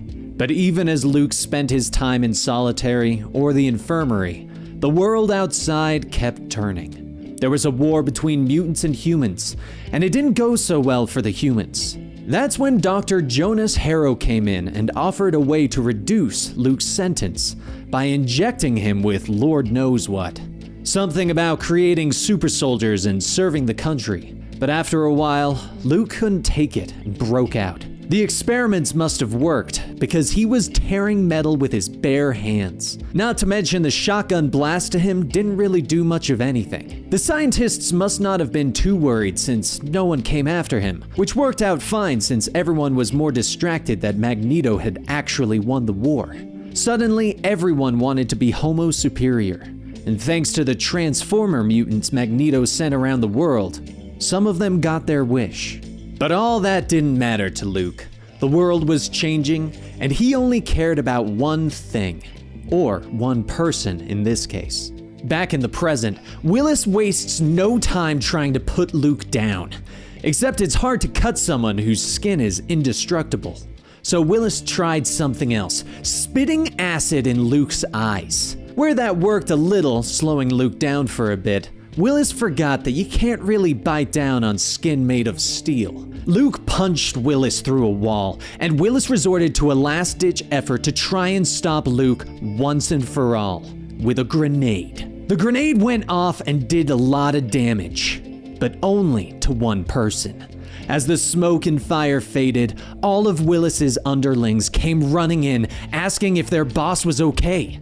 Luke stepped up through the debris saying, "Boss?" He likes the sound of that. Turns out Willis's crew liked it too. Luke eventually moved out of Harlem over to Hell's Kitchen, a place where all the humans have been going. People called it Sapien Town.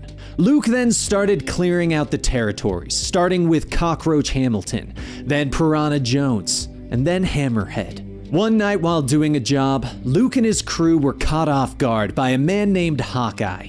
Hawkeye happened to be pulling the same heist at the same place, but word on the street was Hawkeye was doing it more as a statement rather than for the haul. So Luke had a little business proposition for him, and soon after, the crew started looking for new blood. First up was the man people called Iron Fist. Iron Fist wasn't too receptive at first, if the punch to Luke's face was any indication, but the scuffle brought on the eyes of another, Moon Knight. Moon Knight was ex-CIA, wanted for war crimes during the Human-Mutant Wars. Dude was hardcore, seen it all, done it all, killed it all. He and Iron Fist were both sapients who had reasons to hate the House of M and to be hated by them. Not long after that, Hawkeye found himself a lady. Ex-SHIELD agent pushed out when the mutants took over. Codename Mockingbird. Things were going well for the crew. They were making a name for themselves while keeping out of sight. But one day when walking home, Luke found a group of humans beating on a mutant. Or at least someone who could pass off for one. After clearing the humans out, Luke learned that the woman's name was Tigra, and that she was shot by the humans. Things started to get complicated after that, so much so that the police were starting to keep watch. But without much going on, they sent in their finest to go undercover, Officer Misty Knight. A few months went by since Misty got into the crew, and Luke finally allowed her to go on a combat mission. They were fighting against the Dragons, a rival mob run by Shang-Chi. The Dragons were based in Chinatown, but started making moves into Sapien Town. Eventually, the Sons of the Tiger got involved, and it turned into an all-out brawl. However, Luke told everyone that this isn't about some turf war, but instead they need to band together if they want to survive. Soon, the fighting died down, but Misty knew that it would be difficult to get any hard evidence on criminal activity by Cage. He was too smart, but the closer she could get, the more opportunities would arise. But while Misty set her roots down in Luke's crew, there was another human who was about to have his whole world changed. Frank Castle was in Central Park with his wife and children when they stumbled upon a murder in progress. Frank used his training to take down one of the mutants and take his gun, then ruthlessly kill the others. Later, after being picked up by the police, John Proudstar of the FBI was sent in to figure out what happened. But Thunderbird already knew the stories of Frank Castle, retired U.S. Marine Corps, the Punisher. Thunderbird said that he is actually there to offer him a position in a new strike force being made to crack down on organized crime. Frank figured that he was only being asked because he would probably be the only human on this team, so they can show they're not prejudiced. Off the records, he was right. But for a human with his sort of skills, he would fit well in the roster. The others being the Blob, Avalanche, Boom Boom, Taskmaster, and Feral. Together, they're called the Brotherhood. Welcome to the family. But back with Misty, she continued her investigation. But everyone is tight-lipped about their backgrounds, especially Cage. However, as Thunderbird looks over Misty's report, he looks up saying some of her phrasing. It sounds almost like admiration for what these people are doing. Misty tells him it's not that, but she can see why the people love and protect them. They are like the guardians of a minority community, wanted to be seen as equals. Thunderbird says she might want to reconsider her thoughts on the matter. They may end up removing her, or even firing her if he so chooses. Which also means that she'd have to turn in her weapons, including that bionic arm that the department has provided her with. So if she wants to do the right thing, they must stop Luke from becoming the symbol of the people of Sapien Town. She'll help arrange a conflict between Cage and the Dragons. Once they've beaten on each other, the police will move in, taking both groups into custody in one fell swoop. Misty asks, how are they going to take down a man who's bulletproof? And Thunderbird pulls out a gun saying, with this. This pistol fires specially designed bullets with an adamantium core. It'll pierce Cage's skin like a hot knife through butter. Now here's the plan. A few nights later, they got a tip that some tech used in those inhibitor collars was passing through their part of town. However, the Dragons also got this tip. Luke made a break for the cargo, but as he ripped the doors off the semi, Thunderbird and the Brotherhood sprang out. Thunderbird ordered Misty to take the shot, but when she hesitated, he told Taskmaster to do it. But as Taskmaster pulled the trigger, Tigra jumped in the way to take the shot. Luke fought his way through, asking what happened, and Thunderbird tells Misty that she was given an order: shoot now or be ready to be thrown in prison. Misty then looks down at her gun and fires. There's a split second when Luke looks up to see the gun aimed towards him, but the shot Misty took, it's in the Blob's eye. Misty elbows Thunderbird back, saying she made her choice. They can have her badge, but if they want her arm, they're gonna have to take it. As Misty pushes Avalanche away, Thunderbird grabs his radio and tells Taskmaster that Misty has gone rogue. Take her out! But Misty grabs the radio and fires a shot next to it, sending an ear-splitting ring through, causing Taskmaster to drop his gun. Hawkeye fires a smoke arrow to give everyone cover. But Frank Castle walks through, telling everyone to get down on their knees and put their hands behind their heads. Luke picks up Tigra, asking was he the one who shot her? And Frank tells him no, that wasn't him. A second later, Hawkeye lets loose an arrow into the barrel of Frank Castle's gun, saying he really shouldn't take his eyes off the target. Mockingbird asks whose side is he supposed to be on? But Luke tells her to leave him. They're going to split while they can. As everyone leaves, Misty looks back, telling Frank that if he ever gets a second thought about who he's working for, look them up. With everyone gone, Frank returns to Thunderbird, and Thunderbird asks, where is everyone? Frank says, they got away. And Thunderbird turns to Avalanche, telling him to collapse the streets as far as he can. It's not too late. Frank yells that they can't do that, they're civilians. And Avalanche says, yeah, Blob is under there. Thunderbird tells them that a few tons of rock won't hurt the Blob. As for the civilians, anyone on the streets of Sapien Town at this hour is up to no good. And with that, Avalanche brought down the entire neighborhood. The next day, Luke buried Tigra, then planned a heist on a bank. They managed to steal the money, but they didn't keep it. Instead, they gave every last penny to the families of those who were killed or injured in the battle, or had lost their homes. Frank knew of this from his informant, but decided not to tell Thunderbird about it. Soon after, the people started spray painting an A around town. Said it stood for Avengers, because they're the only ones humans feel can deliver real justice. But it didn't stop there.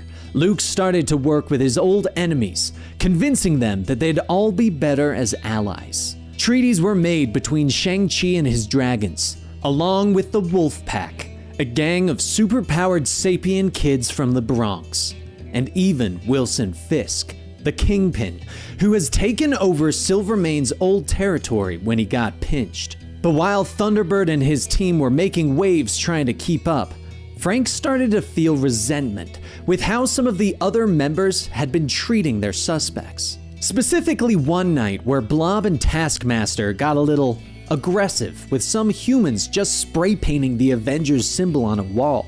However, when Frank said he wanted out, Thunderbird asked what would happen to him, or even his family, if he'd left. Maybe just taking a day off would do him some good. Word of Frank's outburst traveled to Misty, which got Luke to thinking. He told her to reach out to Castle. They might be able to work something out.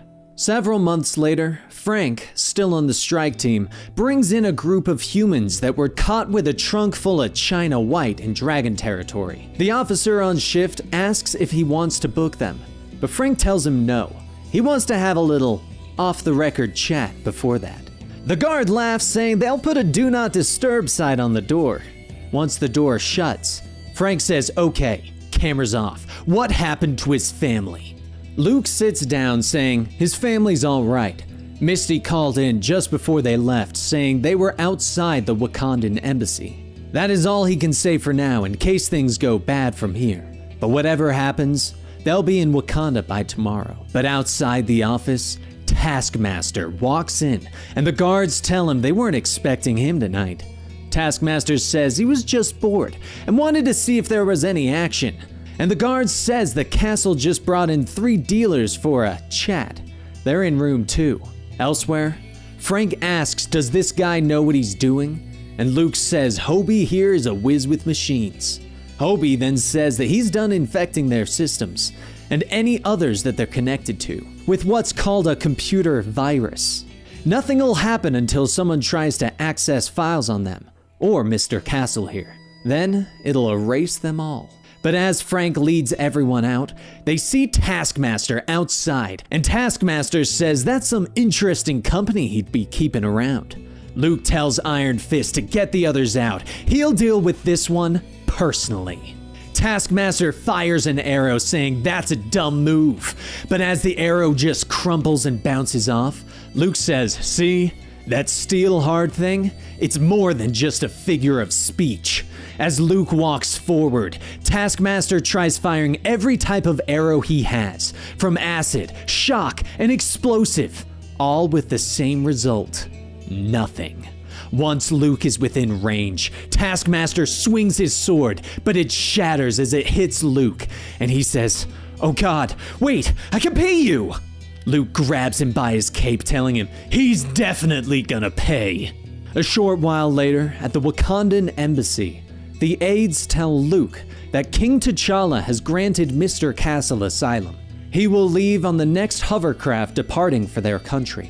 Frank then shakes Luke's hand, saying if there's anything he can do to repay them, and Luke tells him no. Enjoy the freedom and his family. Keep them safe. As Luke and Misty leave, Misty says it felt like this was a bit more than just survival, but Luke stops her saying he is no freedom fighter. Misty then tells him they could be. There's a bigger world out there, a bigger movement, one that might have a place for them. Luke says he's just an ex-con from Harlem, but Misty pauses and kisses him, saying he's more than just that. Later at the hospital, Blob tells Thunderbird that the doctors say he won't be able to talk again, or use his hands right either. Thunderbird walks out of the room saying he has no sympathy for Taskmaster. To think that all these years he passed himself off as a mutant when he was just an enhanced sapien, and now Castle has been taken from them, they are nothing more than a joke. They are just going to have to extend their reach a bit. Perhaps they can come to an understanding and make a deal with Kingpin. As years passed, Luke and his crew received a message from Frank all the way over in Wakanda. He says that this has become something much bigger than them. It has become the survival for sapiens as a free people. The King of Wakanda, the Black Panther, he's one of them. This is the last country on Earth where sapiens aren't considered obsolete. That's the good news. The bad news is that everyone knows Magneto won't let a place like that exist much longer. There's a war coming, and they've been preparing for it. And they'll need all the help that they can get. If they're interested, they could use him. If not, he'd understand. They know how to reach him. As the device burns out, Hobie says that the self-destruct mechanism dissolved the device on a molecular level. Probably used a vibranium trigger. He's going to Wakanda. Luke tells him that he can't. They need him here. But Hobie says that they don't. Hawkeye can make his own arrowheads now.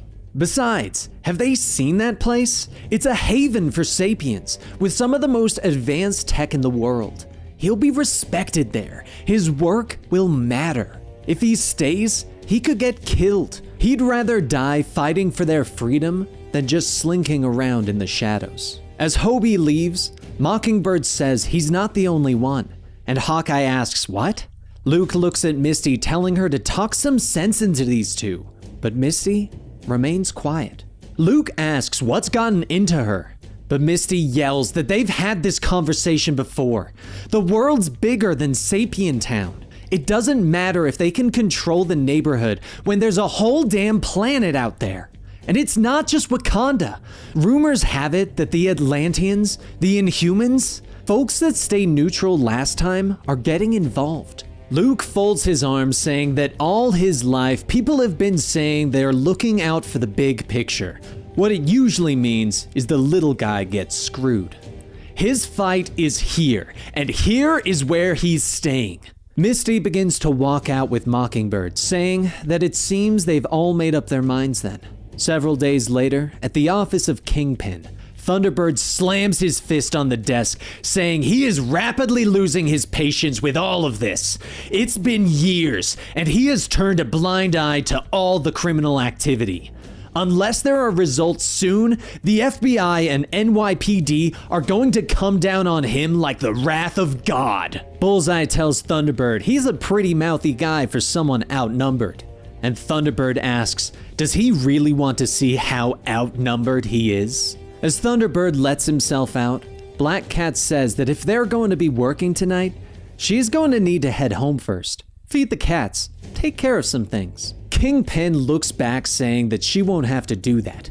He knows that she's been feeding information to Luke Cage. Black Cat says she doesn't know who, but Kingpin stops her, saying not to insult him. She wants out of the organization, and she sees Luke as her ticket. He's been aware of her actions from the start. He has made sure she fed him only the information he wanted Luke to have. So thanks to her, he dies tonight. And so does she. All of Kingpin's thugs take turns hitting Black Cat. But as they finish, Kingpin takes her and throws her out of the office window. Over on a construction site in Sapien Town, Luke and Misty wait. And Luke says it's 5 past, and he doesn't see any of her Wakandan pals. Misty tells him not to take out his personal problems on her. He knows that they are careful about meeting. The message said they'd be here, so they'll be here. But Hawkeye runs up yelling that they aren't going to believe this. Mockingbird is gone. Hobie too. They left a note saying they hopped on a royal jet to Wakanda. Luke asks Misty, did she know any of this? And Misty says that Mockingbird must have thought she'd tell him. However, Black Cat swings in, beaten and cut, yelling, "It's a trap! It's a..." Off in the distance, Thunderbird tells Avalanche to bring it down. As the ground begins to shake, Luke yells, "Cloak, we need you, now!" Suddenly, a giant cloak expands, covering everyone, and then fades into nothing. Thunderbird asks, "What the hell is that? A teleporter? Stop them! Don't let them get away!" A few moments later, in an abandoned warehouse, Cloak opens up the portal, letting everyone out, and Misty asks, "Who the hell is that? And when did he get here?" Luke says, "The name's Cloak. This was actually a place where drugs were tested on people. But when he came here, it was too late to save the kids. Except for Cloak. He's been keeping him on the down low. An ace in the hole if they ever needed it." Later in Kingpin's office, Thunderbird tells Kingpin via a computer call that they need to take care of this now. But be on guard. If they have a teleporter, they could be anywhere. Kingpin says that his assassins are the best in the world. The Avengers coming here would be his fondest wish. Kingpin hears a voice telling him, then they can call him Santa Claus, and this must be Christmas. As Cloak unfurls, the portal opens up, and Luke charges in with the others, crashing right into Kingpin's thugs. While everyone focuses on the assassins, Luke pushes his way to Kingpin, and Kingpin tells him that only a businessman can survive this city. Luke swings, saying that he's been surviving here all his life. He tried to do business with them, but they played him, made it personal. As Luke punches into Kingpin's face, he slams over and over, saying that they are going to make it real personal. Once he's done, Luke turns to the computer with Thunderbird on it, asking, did he hear all that? 'Cause there's a new Kingpin in town, and he's coming for you next. As the call disconnects, Thunderbird asks, does he want a war? Fine, they'll give him a war. Give the word, the purge of Sapien Town is a go. In 24 hours, it'll be clear of subversives, or it'll be a pile of smoldering ash. As the days went on, there were more and more reports of Thunderbird cleaning out all the criminals plaguing Sapien Town, openly calling out that anyone protecting or harboring these people should be afraid, because they are coming. While the report finishes, Misty says that Thunderbird wasn't after those people. It's an excuse to start ripping the city apart. Luke sighs, saying he knew this day would come. Okay, anyone who wants out of all this, to go to Wakanda and not look back, this is their chance. No one will think any less of them. As everyone gears up, Iron Fist says that he really hopes they didn't expect anyone to take him up on that. And while everyone stands ready, Luke asks, is that a go for all of them? And Hawkeye says, hell yeah it is. But his costume is staying on. Luke says, all right, Thunderbird has the FBI, the cops, and the House of M backing them. So they're going to have to listen to his plan very carefully. And then they'll show them what it means to be an Avenger. A short while later, over in the Midtown North Precinct, Cloak begins to appear and opens a portal letting one person through. Inside, Luke comes crashing down and starts ripping the metal bars off everyone's cells and breaking their inhibitor cuffs. Some people Luke has fought before, but he tells them that whatever beef they had before is gone as of now. Sapien Town needs them, and the only way they're getting out of here is together. And as the enhanced Sapiens start breaking out, Thunderbird runs in saying this is about to get real close and personal. He lunges straight for Luke, telling him that there will be no more running, no more hiding. Luke says to take a good look. Does this look like running? Luke then punches Thunderbird into a car, but Thunderbird gets back up with the car and bashes it across Luke's chest. While the others keep the crew busy, Thunderbird punches into Luke, telling him it's over. Every last soul in his precious Sapien Town is going to see him fall. Luke grits his teeth, pushing back off the car he was on, and throws it into Thunderbird, shouting, "Like hell they are!" As Luke punches over and over, he says that they were the ones who started this, telling them that they were nothing, that they should all just lie down and die. Well, he got a message for all the people who wrote them off. They will not lie down. Not for him, not for anyone. Once Thunderbird lays motionless on the ground, Luke tells Cloak to open a portal, but Misty tells him to wait and look around. All of the people are cheering for him. Luke laughs, telling Thunderbird it doesn't matter if he heard what was said. The people heard. Later, back at the hideout, Luke pours Misty a glass, asking, is she still going? And she tells him she has to. She'll stick around for a bit and help clean up and make sure the town gets back on its feet, but she really believes the movement in Wakanda is where she needs to be. And whether he wants to admit it or not, they are a part of something greater. Luke says he knows. Seeing all the faces of those people, he realized that she was right, but he can't go just yet. This is his home. And as long as there are people here who need protecting, this is where he belongs. And if there is anything she needs from them, she knows all she has to do is say the word. Misty smiles, saying, the same goes for him. It doesn't matter if they're a world apart, she'll always be his friend. And she'll always be an Avenger. Now come on, in times like these, we should celebrate while we have the chance.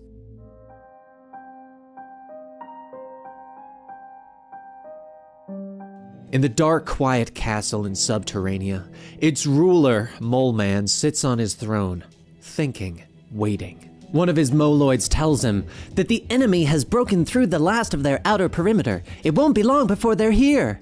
Mole Man says to let them come. They can't stop them. And just outside the throne room, the Moloids fight against an impossible team.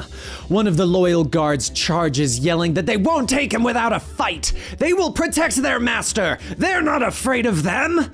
Victor Von Doom, the liquid metal man, tells him that they should be. There is a reason, after all, that they are called the Fearsome Four. Doom, along with his wife Valeria, the Invincible Woman, son Kristoff, the Inhuman Torch, and the household pet, the It. Valeria telekinetically cuts down the Moloids, and Kristoff burns away with his hellfire, and the It uses its brute strength to topple the largest of their opposition. After the easily won fight, It bashed down the doors to the inner chambers, and Doom tells Mole Man that it is time. He is the unstable leader of a dangerous rogue nation. He's ignored the will of the world community at his own peril, and now he must pay the price. Mole Man stands up, saying he thought he'd get a visit from Magneto himself, not one of his flunkies regurgitating House of M propaganda. Doom says that he serves no man, and certainly no mutant. Doom serves with Magneto. He does not serve Magneto. Mole Man laughs, saying that even he isn't that delusional. He can alter his body and his lackeys with dark sorcery and weird science all he wants. He can try to compete in a world owned by mutants. In the end, he is still only a human, and that makes him Magneto's trained monkey, no matter what powers he possesses. His cage just happens to be nicer than most. It is far better to die a king than live a slave. Doom reaches out, grabbing Mole Man by the throat, saying, "Die he shall. Time's up." And Doom grips tighter, and there's a loud snap. The next day, the family returns to their home of Latveria and receive praise for their valiant efforts for putting down the Mad King of Subterranea. It was a trivial matter, but Doom can safely look out on his balcony after all the ceremonies, knowing that this wonderful, beautiful land is all his. Or is it? Later that night, Doom puts it in his cage, telling the servants that it did well today. Extra meat today, extra rations of whatever he wants, clean blankets, and hose the filth off his cage. Nothing is too good for... Doom pauses, thinking back to what Mole Man said. Your cage just happens to be nicer than most. And when Doom needs counsel, he seeks it from his mother to help confirm his ideals. As she sits by the fire, she tells Doom to come and tell Mother what he has been up to. He says that it is nothing she needs to concern herself with, just attending to some affairs of the state, dealing with the leader of a rogue nation with whom he did not see eye to eye with. Doom's mother sighs, saying she hopes he has not been running errands again for that horrible mutant Magneto. Doom tells her that he does not run errands. He simply did what was in the best interest of Latveria, his kingdom. He has nothing to complain about. He has everything he could have ever wished for, does he not? He has her, a beautiful devoted wife, a bright young son, and he is the absolute ruler of one of the most powerful nations on the planet. Doom's mother nods, saying, "One of. But never mind her. She is just a ridiculous woman prattling on. She knows not what of she speaks. She only wants what's best for him, what he deserves." Just then, an aide knocks on the door, telling Doom that his presence is requested in the conference chamber. It is a request from the House of M. As Doom gets up to leave, his mother smiles, knowing that her son is in fact just a servant to the House of M. Once Doom enters the conference room, on the monitor, Magneto's son Pietro says that he has a message for him. His father requests his presence in Genosha. Doom says that he is sorry, but he just recently returned to Latveria. He has other business to attend to first.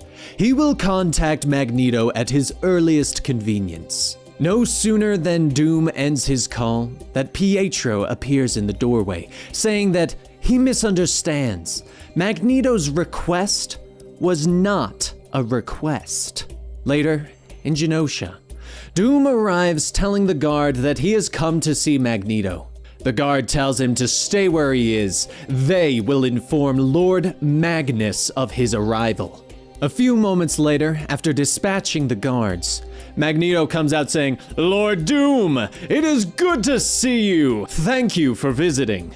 That business with the guards was unnecessary.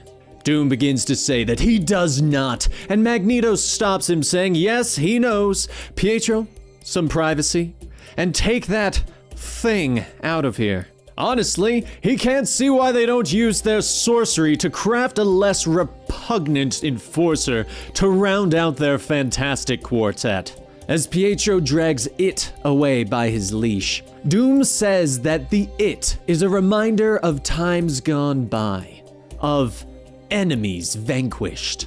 Keeping him near amuses him.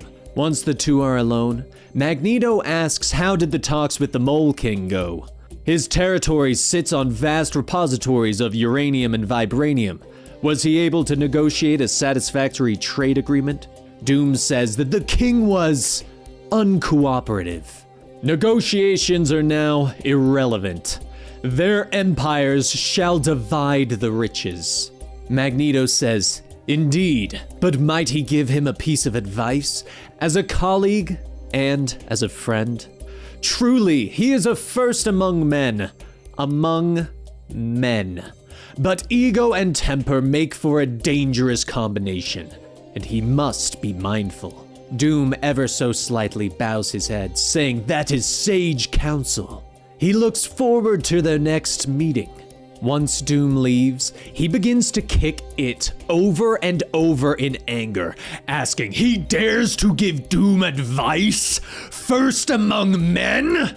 Condescending mutant trash! As it whimpers, Doom puts back on his hood, saying, that didn't hurt. Get up. There's work to be done. This cannot continue. The House of M must fall. The House of M will fall.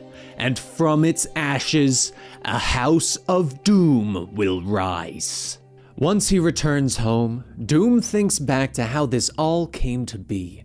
How the strange quartet began. It all started when a rocket capsule returned from an ill-fated excursion into space and fell into the waters of Latveria. Inside, the crew's corpses were fantastically altered.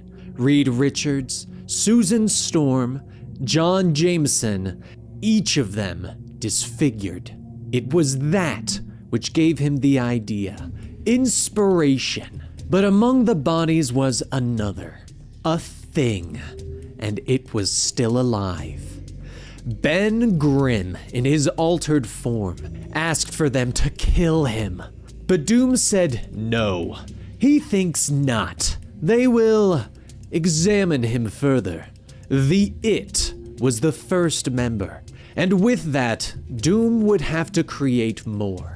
Using ancient secrets, forgotten alchemy, and the darkest magics, he would choose the two people closest to him for this honor, his family. He would be the final member of this team, a team combined with the combined power to rule the world, and to take it back from those abominations that have claimed it.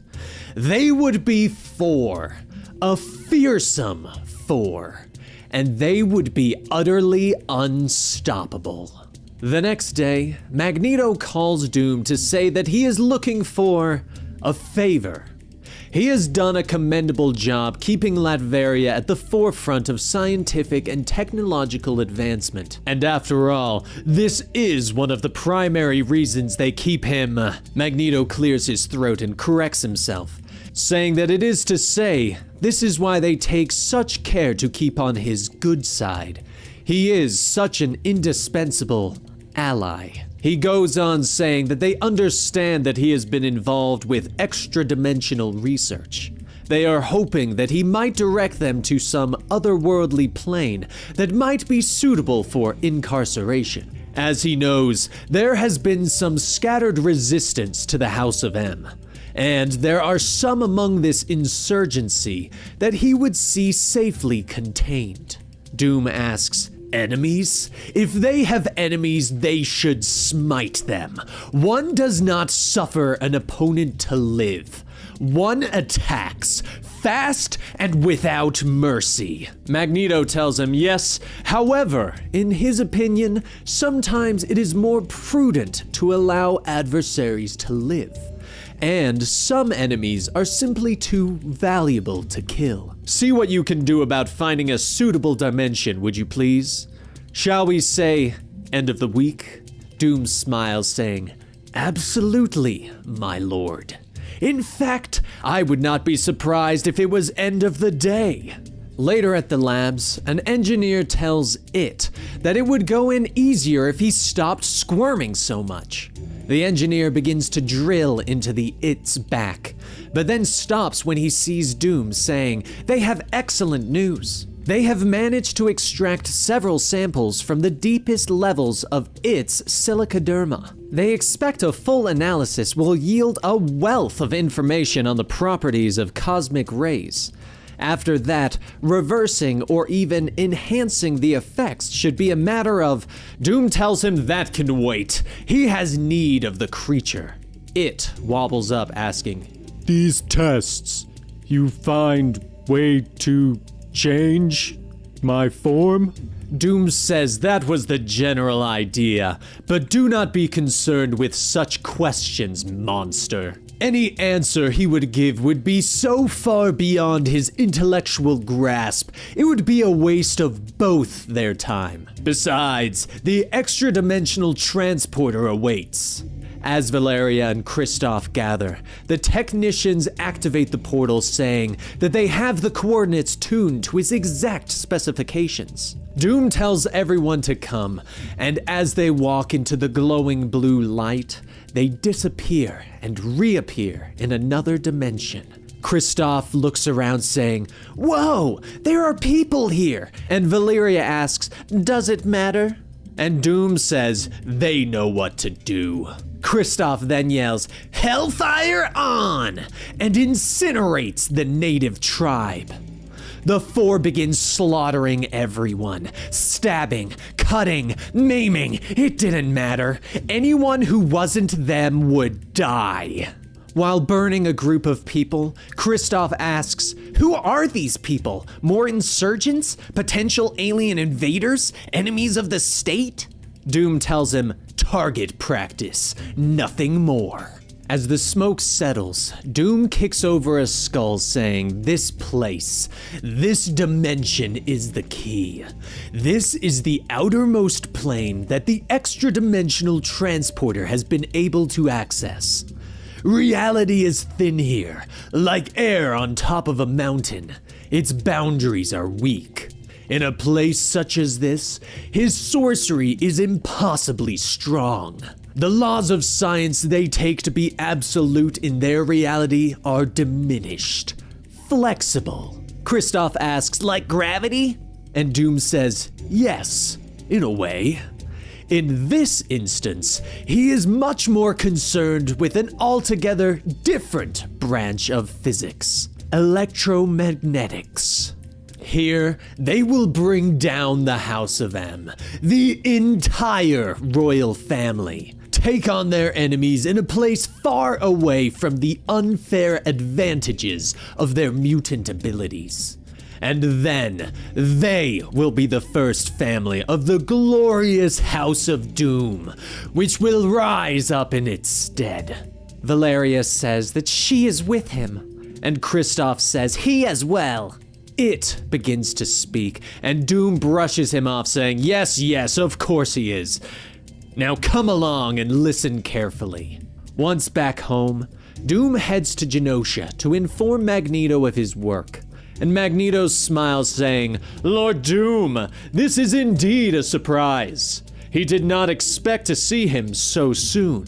Doom kneels, saying, "Lord Magnus, he is confident that they will find he is full of surprises." As everyone gathers around the extra-dimensional portal, Pietro whispers to Magneto that this feels like a trap. Magneto says, "Of course it could be. Doom is treacherous, but does he really think him suicidal? His little band of circus freaks is no match for them. And many of the men operating his teleportation machine actually work for me. Besides, what chance has a human with the power to turn himself into liquid metal against the world's most powerful mutant master of magnetism?" Once the machine is up and running, Magneto asks, "Shall they?" And Doom extends his hand, saying, "Of course, after you." Within moments of passing, it grabs Magneto while Valeria subdues Pietro, and Doom says it is perhaps a good time to discuss his surrender. Magneto says this is madness, suicide. He could easily turn him inside out with no more effort than batting an eyelash. Doom asks, "That's so? Why doesn't he?" It's because he can't. Not here. Things work differently in this godforsaken dimension, so far away from their reality that its rules aren't even recognizable. This is his place of strength now, a place where the unholy power of the fearsome four is at its strongest, and it is not the law of science that prevail on this plane, but the dark arts. As it picks up Pietro, Magneto says he will regret this, and Doom says that is highly unlikely. Beat them into unconsciousness, creature, and let us depart. The It begins slamming and punching both Magneto and Pietro, and Kristoff asks, wouldn't it be better to just kill them?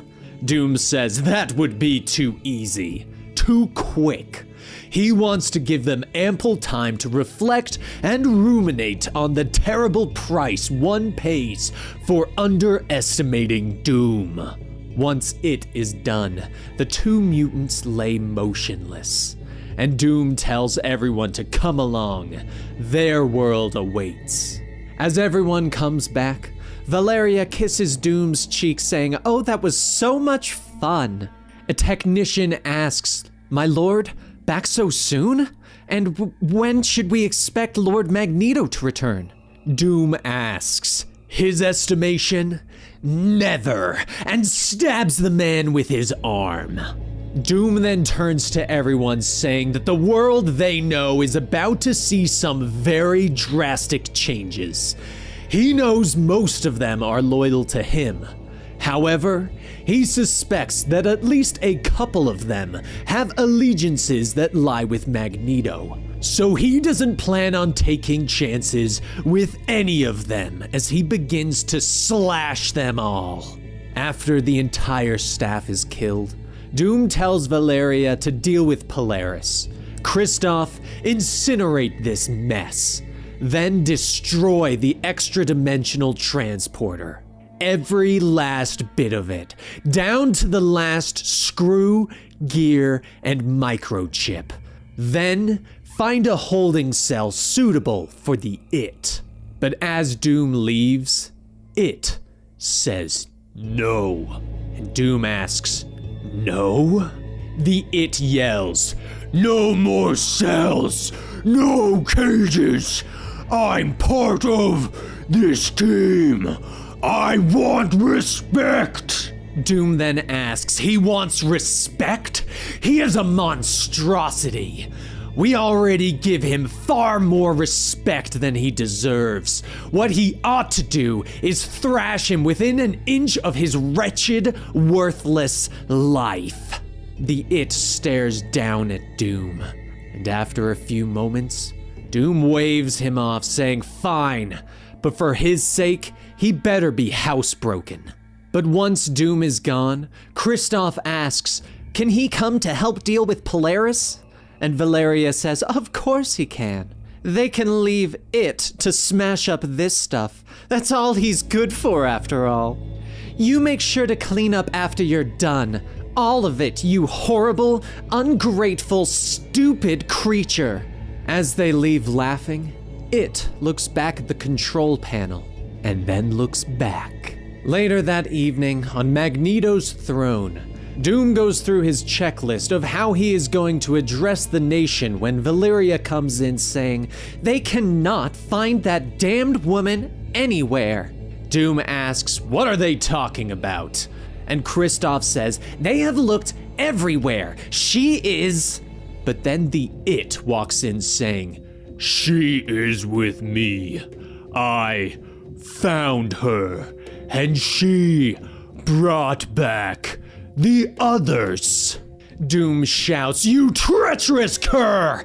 And both Valeria and Kristoff blast him out of the building. Valeria looks out saying, they should have put that thing down a long time ago. Pietro begins punching Kristoff saying, yes, he told his father the same thing about them. But as Pietro turns to her, Valeria puts up a force field saying that surprises her not one bit. Polaris begins attacking, throwing shards of metal, saying, the House of M has been more than generous to them, and this is how they repay them? As the fight continues, Valeria brings down the ceiling on Magneto, and shortly after, Magneto's guards come rushing in. Kristoff yells, "Great! More stinking muties to blast!" But as the numbers start to become overwhelming, Valerius says that they will soon be overpowered. What do they do? Doom says that Magneto is still down. But with the onslaught of attacks, Valeria and Kristoff are overtaken. Doom, though, he wants only one thing: to kill Magneto. As he turns his arm into an axe and raises it, Magneto opens his eye, letting him get close and then blast him, saying, "Bad move, very bad move." After a few moments, Doom picks himself up, looking around, and sees Valeria and Kristoff lifeless on the ground, and asks, What has he done?" Magneto tells him that he made a choice. A horrible, miscalculated choice, because his priorities are selfish and skewed. He might have had a chance had he kept his family alive to face a master of magnetism. Now he is lost, and the question remains, what to do with him? Magneto snaps his fingers, saying he has an idea. Bring in the woman. As Doom's mother is brought in, Doom calls out to her, and Magneto grabs her face, saying, "She is dear to him, yes? Perhaps he should punish her in his stead." Doom's mother breaks away, yelling, "No, please, my lord, have mercy. I didn't know what he was planning. The boy is a traitor, vile and duplicitous. He is no son of mine. He's a monster." Magneto says, if that's the case, he will grant her mercy, and he will see that she is taken far away and protected. She'll never have to see her treacherous spawn again. Doom tries to get back up, but Magneto places his hand on Doom's chest, telling him, "There is still the matter of your punishment. He betrayed the house. After everything that was given to him, he tried to usurp the throne, kill his family." Magneto then begins to rip and stretch Doom beyond his limits, and he struggles to speak. Magneto asks, "What was that?" And Doom says, "Kill me." Magneto drops him to the floor, saying, "No, he has plans for him. He forgives him. Now get him out of my sight." But as Doom is left to his own devices, back down in the streets of Genosha, it begins to get up. The people below surround him, saying to just kill the thing. It's obviously a mutie. It yells, "No, not a mutant. I was a man, a human, before I became a monster." One of the men asks, "Really? They should bring him in. Big strong fella like that. Be a big help for the human resistance." A woman then pokes her head out of the large sewer entrance, saying, "Hey, come on in. Don't worry about a thing, mister. My name's Alicia, and you're in good hands with me."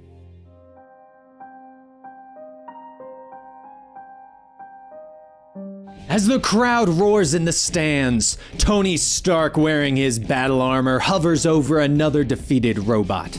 But just as a second robot attacks, Tony dodges, and the announcer yells that Tony has dodged death once again. And to think, just beneath that armor, he is just another sapien, an evolutionary dead end, a flat scan in a world run by mutants. He can't defeat the greatest weapon of the House of M. He can't buckle the inevitable evolutionary decline of his race. He can't do so much as to hope to survive another 3 seconds. Or can he? Tony Stark, ladies and gentlemen, the great sapien Hope. He rules the world of business, he rocks the ring of gladiators, and he's darn cute to boot. Another contender asks, "What? Are they just chopped liver?" And the announcer says, "That's young Johnny Storm, sports fans, but you can bet he's more than just chopped. Tony says he'd like to think of him more as fresh meat, and the announcer laughs, saying, "That is a good one, Tony, and appropriate, because with all the other fighters and sentinels down, it looks like Johnny's in for a one-on-one battle with Tony Stark himself." As the two fly up in their battle suits, Johnny takes the initiative and jets in, punching Tony down into the wreckage below, and the crowd goes wild. But before Johnny could celebrate his victory, Tony bursts up through the ground, punching Johnny so hard that his helmet goes flying. Tony hovers low, telling him, "It's over." And Johnny laughs, saying, "Yeah, it is." Just then, a giant foot stomps down on Tony, and the announcer calls out that Tony Stark is second to none in the arena, but the only one who's ever managed to beat him. A voice tells Tony, "It's over." And Tony says, "If they say so." Out from the robot, an old man climbs up, and the announcer calls out that it is none other than Tony's father, Howard Stark, and still champion. As the three stand up on the winner's stand, Howard asks, "What's the matter? He's smart enough not to get snuck up on like that." And Tony says he just didn't want to see an old man cry. Over on the third platform, Johnny says that's right, Johnny Storm running with the big dogs, standing on the podium, looking good, baby. As Howard ruffles Tony's hair, the announcer asks, "Isn't that touching? And just in time for Father's Day. This is Flash Thompson from NBC Productions signing off. See you next week, sports fans." Later, at the main Stark Industries building in Chicago, Tony walks through the hall with his father while all of his staff begins asking him questions about their upcoming projects. But as Tony reaches Hank McCoy and Forge, he asks, "You remember this old geezer, right?" Both Hank and Forge welcome Howard, but Howard tells them to relax. What are they working on here? Anything interesting? Hank says actually, they're working on their biggest development on the Vision Project. It'll be the most sophisticated artificial intelligence combined with the most advanced mechanical body. Howard asks, "So it can walk, talk, and cook breakfast?" And Hank laughs, saying, "It'll also do your taxes and babysit the kids." But as Hank begins to go into the details, Howard says he's gonna go ahead and leave that kind of conversation up to the guy running the show. He's just gonna go poke around a bit.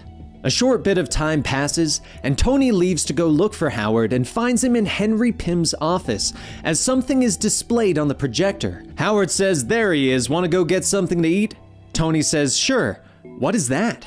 Howard says it's some fancy DNA project Pym is working on. It's all mumbo-jumbo to him though. Henry says actually, it's a genome mapping project. Nothing special. Surely he'd be more interested in the miracle rice research. Give him a moment to.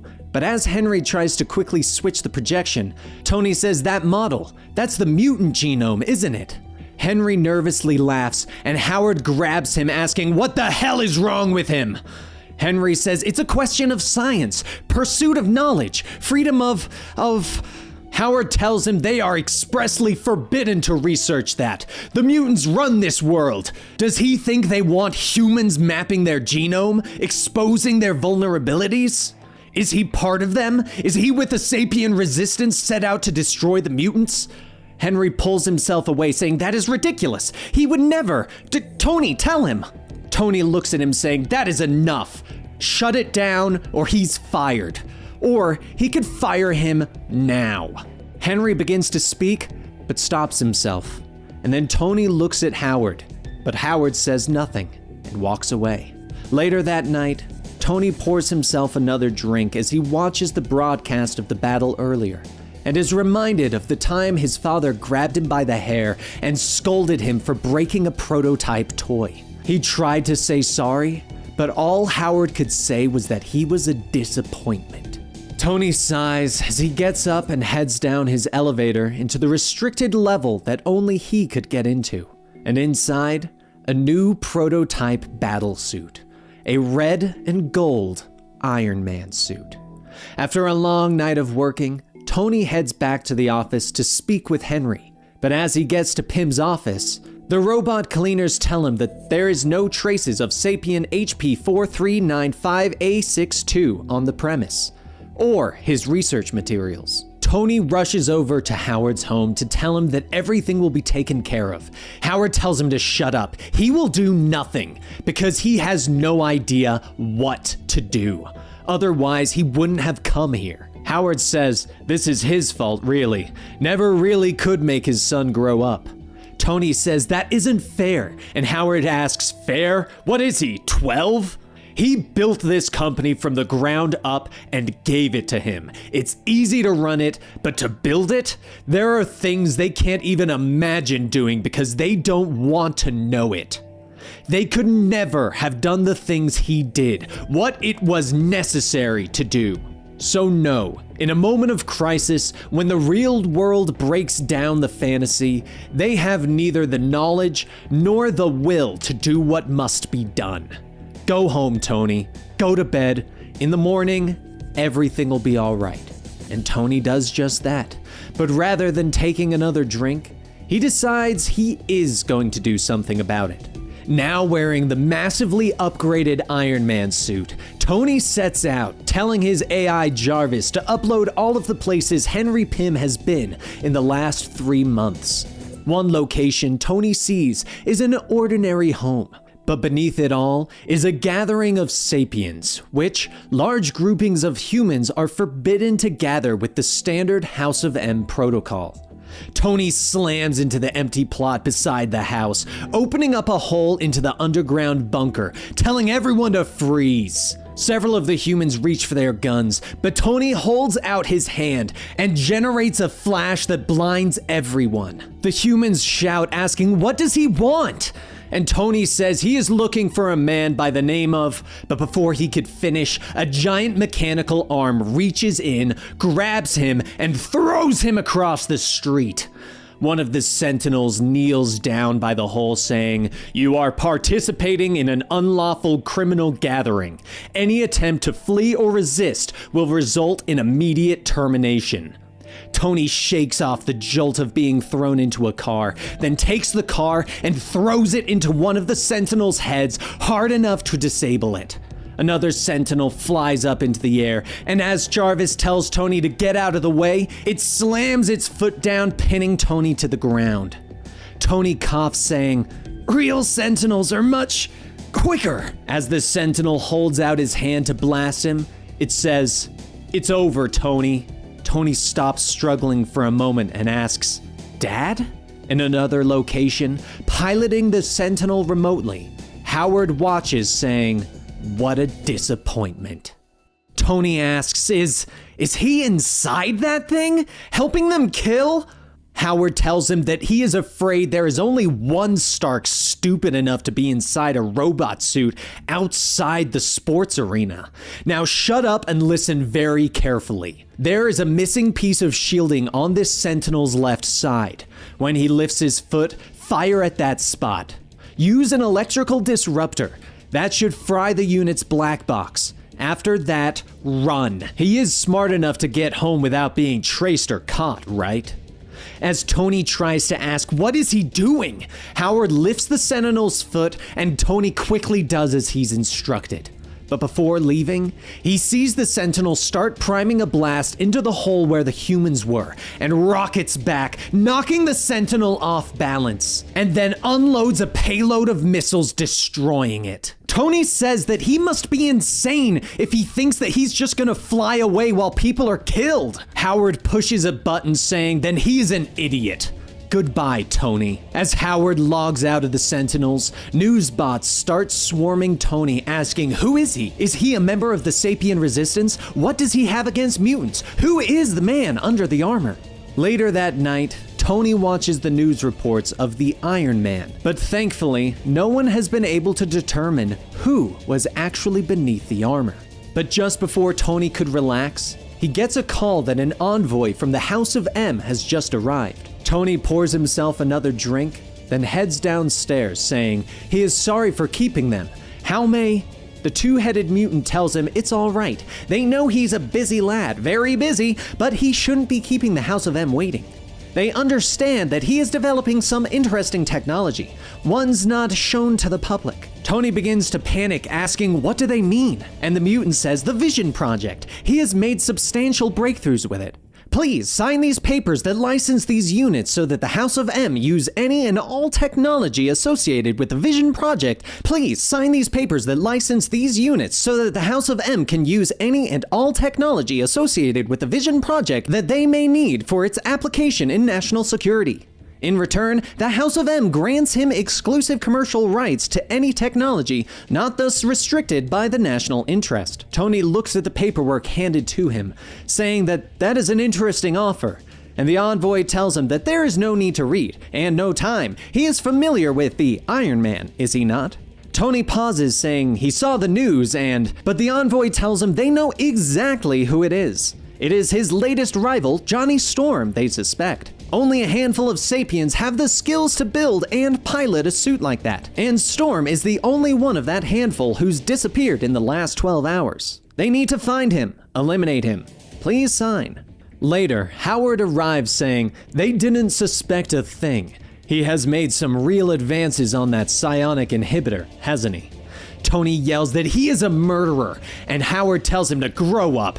He just signed a document which could result in the deaths of millions. Tony begins to speak, but Howard asks how does he do the things he does? What guides his decisions? Tony says he is just trying to do the right thing, and Howard asks for whom?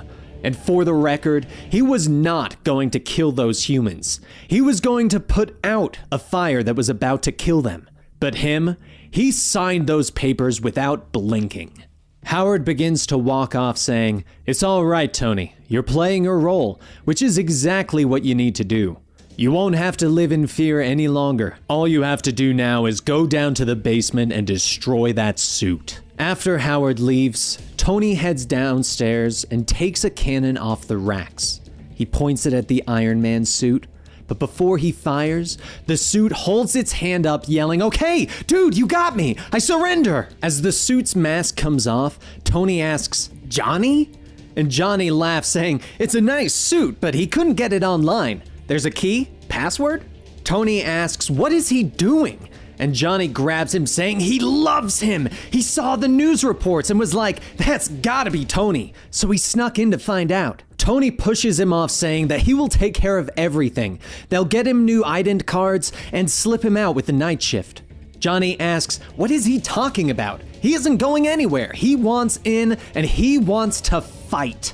After getting Johnny out of the suit, he says, "Come on, open your eyes. They're starting to round people up out there." Tony tries to think of a plan to fix this, but then his phone pings, saying that it has located Sapien HP 4395862. Tony quickly opens the display to see where Henry is located, and he is currently being held at one of the camps Johnny just mentioned. Later, all the humans line up at the registration camp, but when it's Henry's turn to sign in, he notices something up in the sky.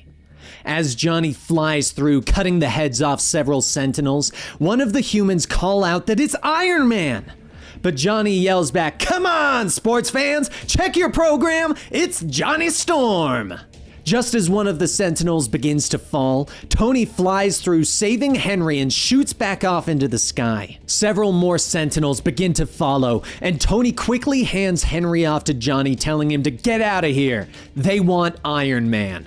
But as Tony turns to fight, several mutants fly past and surround Johnny, telling him to give up Pym. He has 3 seconds. Just as the mutants count down, Henry reaches into his bag and pulls out a small device and detonates it. There's a bright blue flash, and Tony asks, "What was that?" But as he looks around, he sees the mutants screaming as their bodies dissolve into nothing. Henry begins laughing, saying, "It works! The gene bomb works!" It keys in on organic forms carrying the mutant genome and triggers a meltdown, and it worked perfectly! Tony says that he just killed those people, but Henry tells him no, he killed mutants. Tony pauses for a moment and asks, how many of those did he make? And Henry laughs, saying, "Oh, lots." Tony then asks, where are they? And Henry points down to the city saying, they are everywhere. Well, not literally everywhere. No point in putting a mutant-killing bomb in a mutant-free cow pasture, for example. Tony grabs Henry from Johnny, asking, when do the bombs go off? And Henry tells him he can't tell him that. As Tony holds his cannon to Henry's face, he says, yes, he can. Henry doesn't respond, and Tony says, come on, he doesn't want to kill 4 million people. Henry tells him he doesn't understand. This is supposed to happen. This is a great thing. They are saving the world. No, it's already saved. Go ahead, shoot. He's ready. Tony throws Henry down, and Johnny asks, what is he doing? Just shoot him for real. And Tony says he was tracking Henry's vitals. He believes everything he's saying. Johnny then shoots Henry in the gut, but Henry laughs, saying, that was just a nick. Come on, finish it. Johnny asks, can't they just stick some kind of nifty brain data sucker on his head or something? And Tony says not in this universe, but he has another idea. Just then, Jarvis pings saying the download is complete. Constituent element analysis complete. Trace element search and probable bomb site matching complete. As a map of the city pops up with all the bomb locations, Tony asks how long do they have, and Jarvis says 17 minutes and 57 seconds. Tony then puts in a call to Forge and Hank to start an evacuation, while Jarvis begins mapping out the best route for each of them to go on. Once complete, he says that they will be able to overheat and destroy them by applying either flames or heat rays, which will neutralize the organic components of the virus. Johnny says he's signed up to fight mutants, not save them. And Tony says if there aren't any mutants left, who will he fight? And Johnny laughs, saying, that's true. But as the two get to work on the bombs, Tony sees dozens of vision drones flying down to stop him. As they start firing, Tony radios back asking when did they start mass producing killer vision robots? And Forge asks, is he watching the news? They were planning on surprising him. The visions are targeting the Iron Man, assuming he was the one who set the bombs. But it seems the House of M has gotten data and started directing to disable the bombs instead. Tony begins to escape, but then Johnny is shot from behind. Tony asks, what's going on back there? And Hank looks at the envoy asking, why aren't the robots standing down? The envoys say that they do not know. But as Tony is blasted out of the sky, Forge says that he's going through the code now. It looks like there were sleeper commands within the code, part of the core code, Howard's code. As another piloted blue and silver suit flies out, Howard removes his helmet saying, hello, son. A Vision Sentinel picks Tony up, and Howard tells him to remember this. He gave him an out, he could have destroyed the armor, but no, he wanted to be a hero, he chose this path. Tony says it was him. He was the one who set this all up. Him and Henry. Howard then says, and him. They could not have done it without him. And he played the part so beautifully, so callow, so eager to please and dance for his mutant masters, keeping them distracted. Tony says he is a monster. Goodbye. Howard tells him not to over-dramatize this. He isn't going to kill him. He still has a... But before Howard could finish, Tony fires a blast, knocking Howard back, and detaches from his jetpack, unloading his payload of missiles on the surrounding Sentinels. Howard jets back in, saying, in spite of everything he did for him, take a good hard look. He is still a Stark. As Tony starts to fight off the remaining Sentinels, Johnny flies in with a group of other battle arena participants saying, don't worry, he brought in some backup. Flash Thompson then calls out saying that they are reporting live from the streets of Chicago, where the mysterious sapient revolutionary Iron Man has been joined by Johnny Storm with some of the fighters in the real-life sapient deathmatch. Iron Man, can you hear us? Do you have anything to say? Tony yells that there are 73 genetic bombs scattered throughout the city. If they go off, millions of mutants will die. It doesn't matter if you're a sapien or a mutant. They are uploading maps to the vid system's hard drives now. If there's a bomb near you, please find it and torch it. Everyone, sapien and mutant alike, start going through and destroying all the bombs spread out throughout the city, when finally there is only one left. The signal brings everyone back to Howard, and Tony says that everyone has been evacuated. There aren't any mutants within range. It's over. Howard tosses him the bomb, saying, "Yes, it is." Has he heard the news? Iron Man is a hero. He is now transferring control of all the Vision Sentinels over to Jarvis. He is now the savior of the Sapiens and deliverer of mutant kind. Tony says he doesn't understand, but Howard tells him to be quiet. There isn't much time. He would have told him from the beginning, but they were so weak. So he had to use their fear. So when the time came, Tony tells him to stop, just stop. He is a genocidal maniac. 4 million people. What could he possibly have to say that? Howard stops him, saying no. He was never going to kill 4 million, just one. As a rumbling can be heard getting louder, Howard says this is what he raised him for. And just then, the Vision Sentinel begins to fall out of the sky as Magneto descends, saying, "This is goodbye, Iron Man." Howard's suit begins to melt and he screams in pain. But as Magneto looks at Tony, nothing happens. Tony hurries over to Howard, and Howard laughs, saying, "Secret little counter magnets. The boy built them into his armor. So scared, so prepared for everything. Good boy, good boy. Now Tony, kill him. He doesn't have to be scared anymore.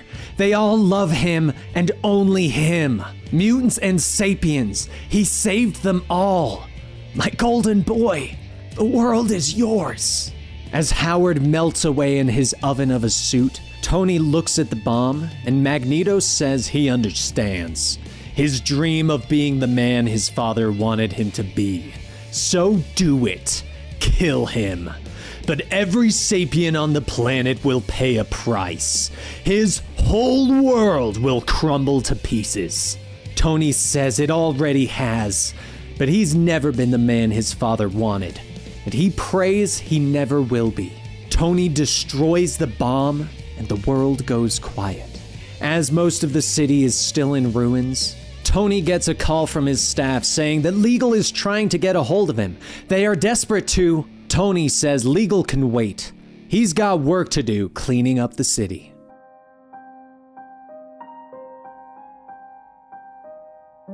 The sun has barely risen as Peter Parker looks down at his sleeping wife Gwen and son Richie. As Gwen rolls over, she wakes up and asks, "Why is he crying?" Peter sits down next to her, telling her, "It's early. Go back to sleep. Everything's okay." But that's just it. Everything isn't okay. This is a different world. Here, mutants are the dominant species, and among their poster children is the publicity revealed, incredibly famous Spider-Man. And today, of all days, is the web crawler's birthday. While Peter works out in his gym, Uncle Ben stops by saying they've got a busy day ahead of them. It's time to clean up before they're running late. Peter hops down saying, sure, he just needs to wash up and shave. But as Peter does that, he comes out and Ben asks, what, did he mean to shave his entire head? Peter says it doesn't look that bad. And Ben laughs, telling him that when they were younger, they did everything they could not to go bald. As the two board Peter's personal helicopter, Ben asks, isn't that a bit drastic? Peter says, yeah, but that's how he woke up feeling. Drastic. Like today's the beginning somehow, and he doesn't really know why. Later, at the convention for the National Association for Police and Security, former officer George Stacy walks by a pair of security officers. George asks, is there anything wrong? And the mutant security guards tell him that he is a Homo sapien, and he just walked into a place where only mutants are allowed. But while the two hassle him, a voice calls out asking, do they know who they're harassing? And J. Jonah Jameson pushes his way through, holding his badge saying he is the personal publicist to Peter Parker, the amazing Spider-Man. But do they know who this man is that they are giving trouble to? That's Mr. Stacy, Peter Parker's father-in-law. One of the guards backs away apologizing, saying, "Please, go right through." And as George begins to leave, he pauses, turning, saying that he could use him. "Meet me inside, racist." A few minutes later, George steps out, telling everyone that he would like to thank them for coming out. They have all gathered here to showcase a new non-lethal weapon and best restraining device ever, inspired by his son-in-law, Spider-Man. George points over to the guard from before, telling him to attack. As the guard hesitates, Jonah pushes him out, saying, "What are you waiting for, idiot?" The guard charges out to attack, but George uses a pair of web shooters to string the guard up, telling the crowd to imagine what men and women armed with these could do. But meanwhile, over at Oscorp, Gwen begins taking inventory, and Norman tells her it is such a pleasure meeting her here on his premises. Gwen looks up, saying that as of 1201, this facility and everything in it will belong to Spider-Man Inc. However, there seems to be some missing prototype weapons that are not here. Norman laughs, saying they know how it is, robberies and such. He will be making sure that the staff is promptly waiting at the unemployment line. But what do they plan to do with these weapons anyway? Start a war? Gwen checks off on her clipboard, saying that they are actually planning to stop a few. She will be looking to render the chemical weapons inert, and now she'll have his toys to play with. Norman scowls, asking, is she telling him that they bought his company just so that they can undo all of his work? And Gwen smiles, asking, "Oh, did we forget to mention that part? And as it would seem, it is 1201. Please leave, Mr. Osborn, and have a good day."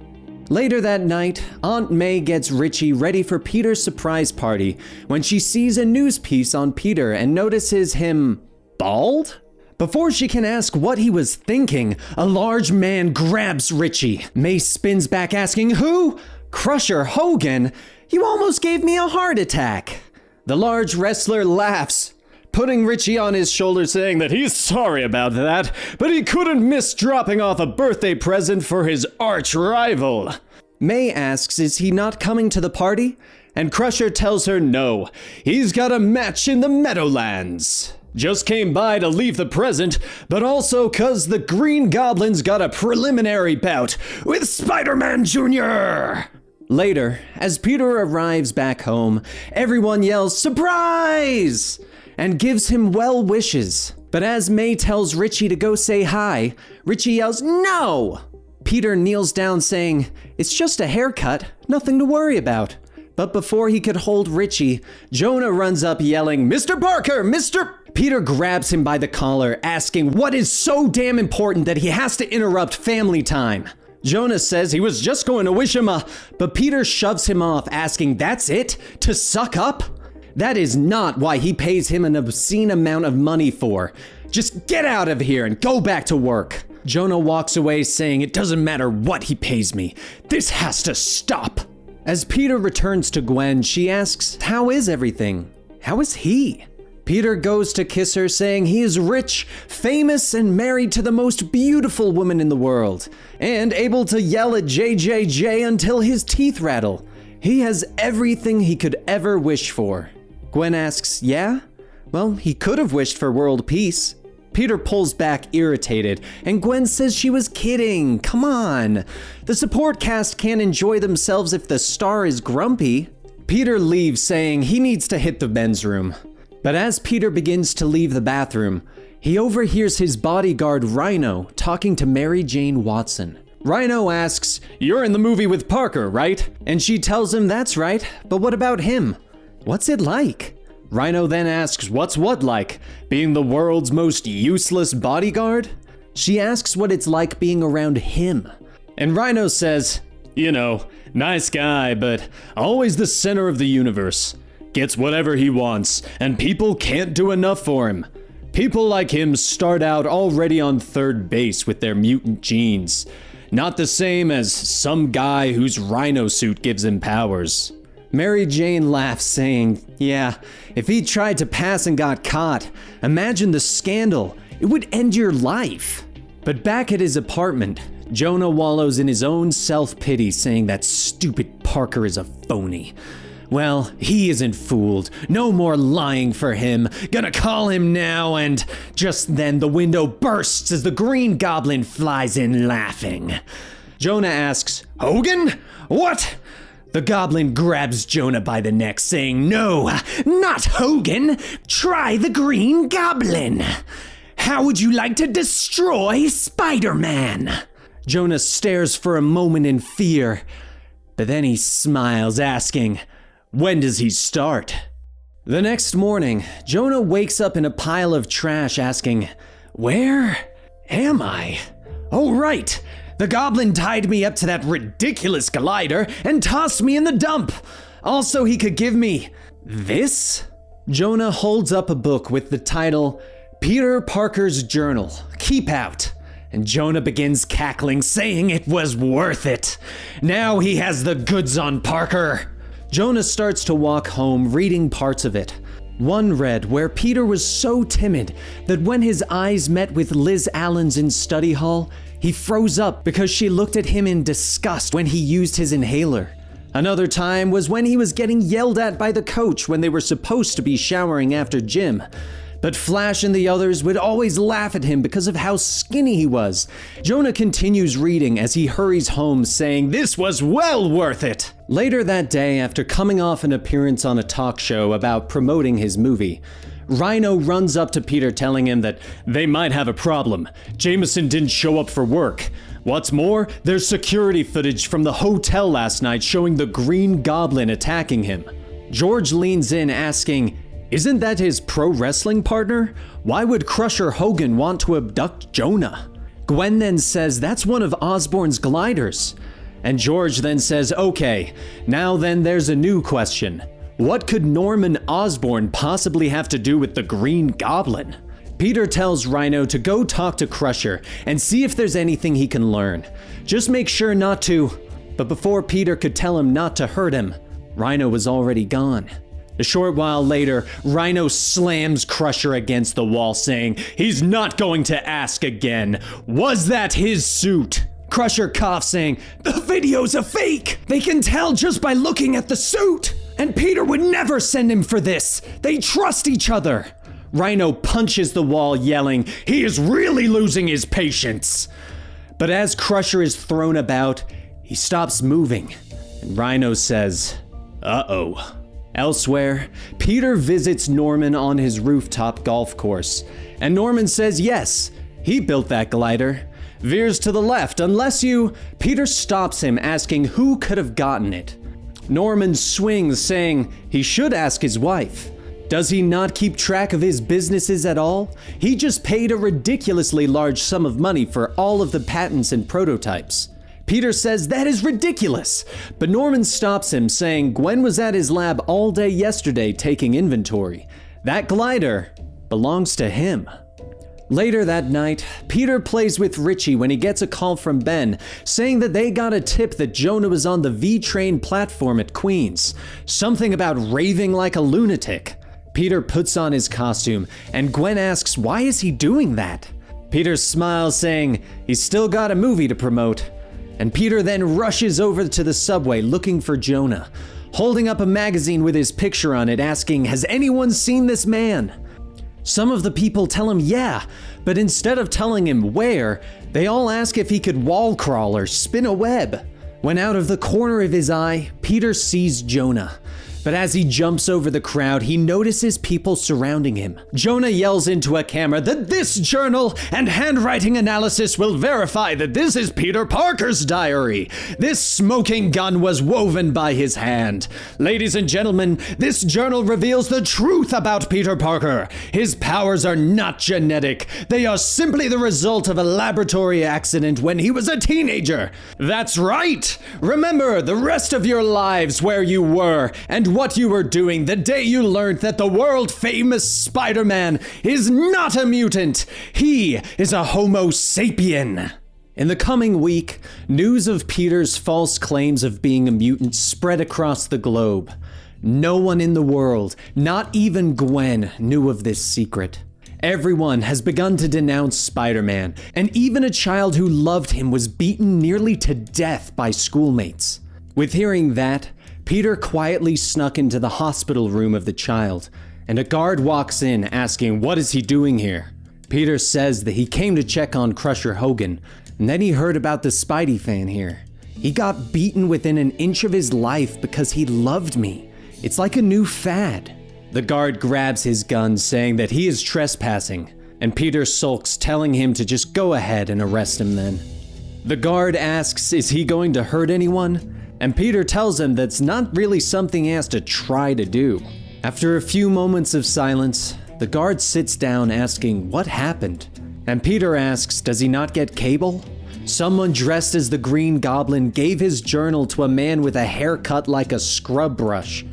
Now the whole world knows he is a fake, and he used to make out with his pillow. And his bodyguard beat and nearly killed the real Green Goblin, which is to say the wrong Green Goblin, which made everyone hate him even more.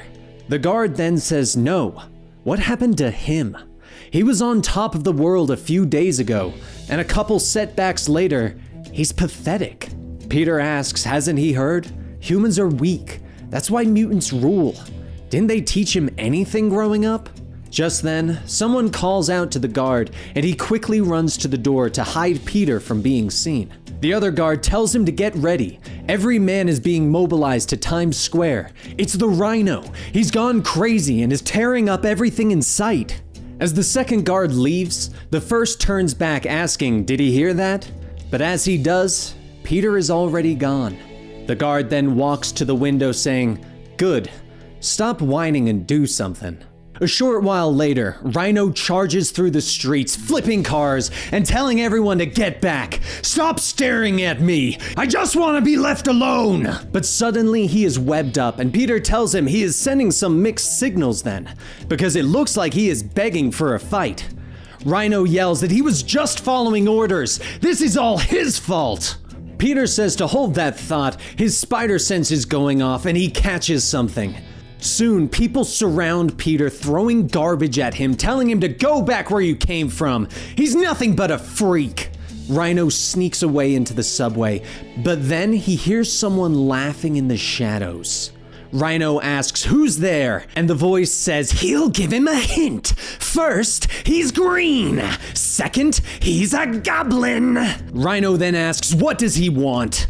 And Goblin says he wants to free him from that freakish armor, from his trouble with the law. And all it would take is every last shred of Peter Parker's dignity. Rhino begins to hear the police coming and says, fine, behind Parker's house, tonight. Later, Rhino waits, and Goblin flies in saying, they are meeting in the lion's den. I love it! But as Goblin gets closer, Vulture, Electro, and the Ox all appear, and Rhino says he really hopes his friends aren't going to be an issue. Kill him! Vulture flies up, grabbing Goblin by the neck, and throws him off his glider. As he falls, Electro electrocutes him repeatedly enough to catch Gwen's attention. Goblin then starts to get up, pulling out a small device, and as he presses it, the glider explodes next to Electro. The Ox rushes in next, but Goblin grabs his arm and throws him into a wall. Gwen screams as the Ox lands next to her, and Goblin tells her to get back if she wants to live. This doesn't concern her. Rhino then runs in, grabbing a hold of the Goblin, telling the others to get the mask. Vulture reaches out and pulls the mask off to reveal a crazed and deranged Peter Parker underneath. Rhino stares, asking, boss? And a confused Peter asks, what? Peter looks around saying, okay, I know this looks bad, but they're gonna have to back off. He was trying to trap the real Goblin. Rhino asks how. Walk them through it. Peter says that he suspects it's someone who really hates him. He could be anyone, maybe even Norman Osborn. That's the point. He doesn't know. Gwen asks, by drawing him out here, where his family lives? That doesn't make any sense. Peter looks up, saying she doesn't believe him. Fine. Peter then slams the back of his head into Rhino's nose, and using his free hand to fire a strand of web around Gwen's neck. Rhino shouts, asking what is he doing, and Peter yells to let him go. As Peter gets up and takes Gwen, he tells everyone to back up, and Gwen says he'd do it? He'd kill her? Peter says that the goblin already killed her. It's in his journal. Rhino begins to ask what is he talking about? But Peter pulls Gwen out, saying it's nothing. It's just a bluff. She knows he'd never hurt her. He just needs to get away. Gwen struggles to breathe, asking where? And Peter tells her where he belongs. Do something for him, though. Do one thing, please. As Peter rips the webbing off, he begins to cry, saying, "Don't let me near our baby." Peter then jumps onto another glider to get away. But as the vulture chases after, there's a blinding light and a loud robotic voice yelling, "Halt!" A sentinel flies over Peter, telling him to halt. But when it can't catch him, it turns to Vulture. Vulture quickly turns back to get away, and Gwen asks what happened. Vulture says that since her husband was outed, they have been dusting off every human control law on the books. It's understandable to be upset, but he ain't going to some prison camp for flying without a mutation. Later that night, Gwen lays in bed, and her father George says that he is going to kill him. Gwen tells him that Peter was bluffing. He wouldn't have done anything to her, not after the way he begged her to keep him away from Richie. If he needs saving, then they have got to do something. Ben then walks in, saying that Peter's world is crumbling around him. The House of M has issued an imperial order. They're confiscating everything, down to the last web shooter. Ben sits on the end of the bed and holds his head, saying he just wants his boy back. Gwen hugs him, saying then they will go get him. They can use the signal from one of the trackers Peter uses to boost his spider sense. It may just lure him to them. George says they need the book, though. How are they going to get it? What are they going to tell Jameson? Gwen finishes latching a web shooter on and says, "Thwip." Later that night, Gwen, George, and Ben all sneak into Jonah's home. But as they quietly move towards the inner parts of the apartment, they find a locked door. George says that he should be able to get in. One of these pass cards should. But before he could even attempt, a giant robotic arm punches through the wall. The robot with a screen with Jonah's face on it smiles, and Jonah asks, "Did that wall crawler send them? He knows not to show his face around here." Everyone starts webbing up the screen, and Jonah starts pulling it off, asking, "Is this the best they can do?" Jonah attacks, but through the window, Peter jumps in and rips the arm off. Peter bashes the arm into the screen, shouting, "Don't you ever touch her again!"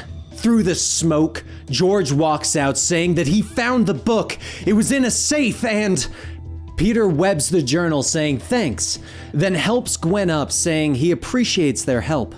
Gwen tells him to come home, but without a word, Peter jumps back out of the window and leaves. Gwen begins to cry, saying it was all a waste. He wouldn't talk, he wouldn't listen, and they didn't even get the journal. George holds up the journal attached to a line of web and says, "Thwip." The next morning, George closes the journal, saying he didn't think he'd die because of Spider-Man, and Gwen tells him that's nothing. He killed me off and married Mary Jane Watson. Ben gets up asking, what about him? He was practically killed in the first scene.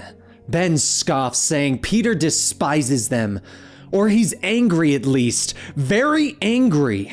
Gwen starts flipping through the journal again, saying all this still hurt him. What does it mean when a person's fantasy life is tragic? Who goes out of their way to feel so terrible? Meanwhile, over in an abandoned building, several homeless humans sleep when suddenly there is a loud siren and a blinding light flashes in. Several mutant officers storm in, telling everyone to get out. In the name of the House of M, the New York police are commandeering this facility. Now get out. One of the men asks, where are they supposed to go? There is no place for humans. An officer reaches out with his tendrils, telling him to shut up, but Peter jumps in and punches him, saying to let the man go. If they want people to get out, fine, but they can't abuse them. Before he could finish, the officer opens their mask and sprays Peter with fleshy goop. Peter grabs a handful of the flesh and punches the mutant, telling him that is gross.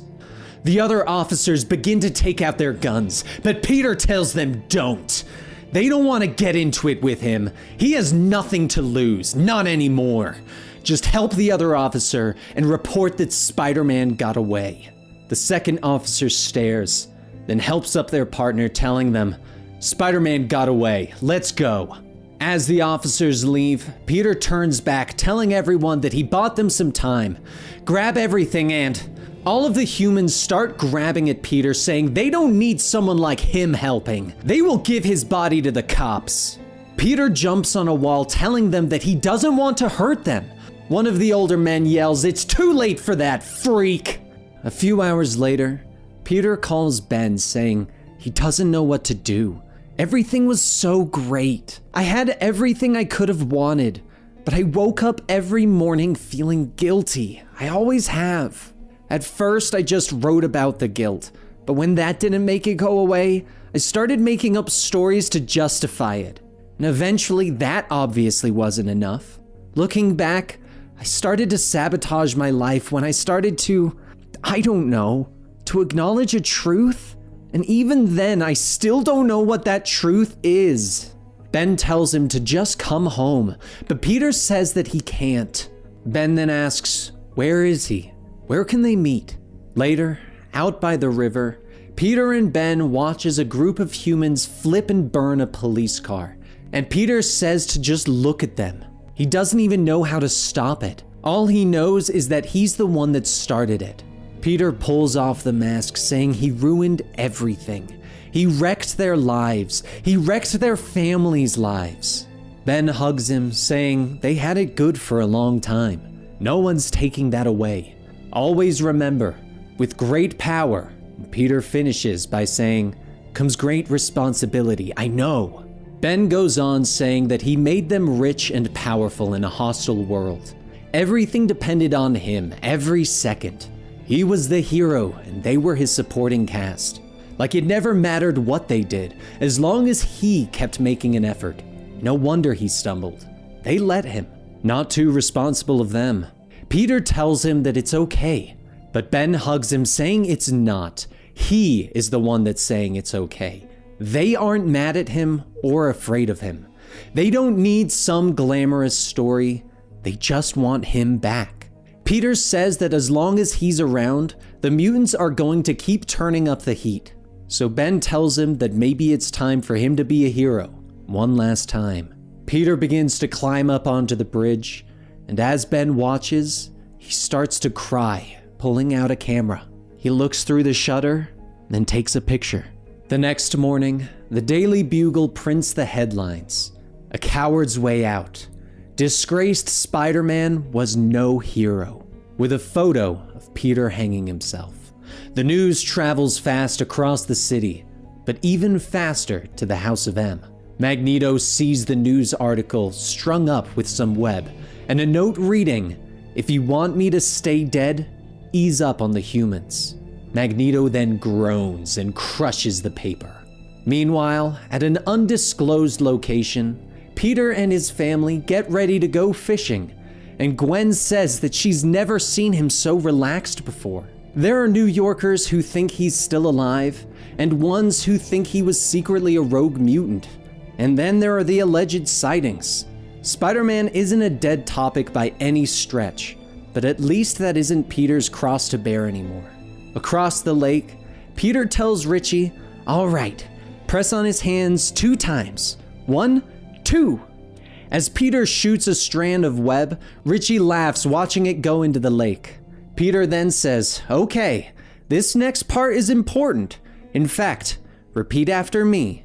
With great power." And as Peter yanks his arm back, he pulls a fish out from the lake. Comes great fish.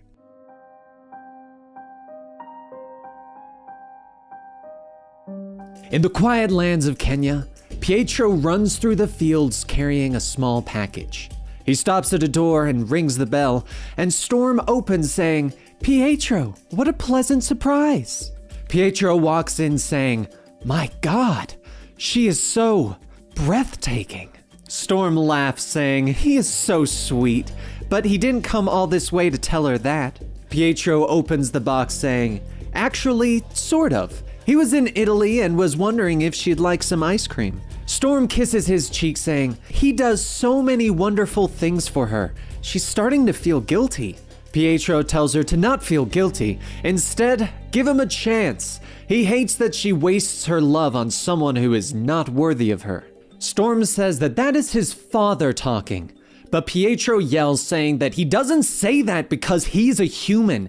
He spends his time with tarts while she pines away, waiting for him to say what he feels. No one can love her like he can. Storm turns saying, "She is sorry. Goodbye." Later, in Genosha, Magneto asks, "Didn't he ever teach him anything about women?" Pietro scoffs saying, "Quite frankly, no. He never saw him with his mother, and his adult relationships have been nothing to emulate. Attracting women when you rule the planet doesn't take a lot of seductive skills." Magneto says, "Touché, son. But his inability to woo Aurora will cause bigger problems than his broken heart. Did you see her on TV yesterday?" Magneto turns on the TV to play the recording of Storm on a talk show, speaking about the state of the world. She was advocating that humans should have rights too, that by being a mutant doesn't make them superior, that Castro once claimed that racism was a natural byproduct of capitalism, and that the communist system would naturally eradicate prejudice. And that is wrong. No ism is going to fix the persistence of prejudice without specific solutions. They have to acknowledge that the myth of white supremacy continues in the mutant-controlled world. The ideal is still a white person with a human appearance. She hasn't noticed any furry, feathered, or scaled beings deliver the news. Have you? In a fit of rage, Magneto throws the TV out of the building, and Pietro says that she's right. Magneto then scoffs saying, "Wonderful. Even his own son gives him no credit for giving the humans in Africa a free pass while he consolidated his power around the rest of the world. Their economy is so powerful, they could overtake them in a decade." Pietro laughs saying, "There it is. The truth comes out." Magneto goes on saying, "It was his mistake for allowing a human to remain king. He's got Aurora's heart and mind. He tells her to criticize the house in public. And now that his son has failed at undoing their romance, he'll have to do it his way." Later that night in Wakanda, Storm tells Black Panther that he is not her husband. Black Panther says even if he was, he isn't sure he could stop her. All he is saying is that war with Magneto will come soon enough.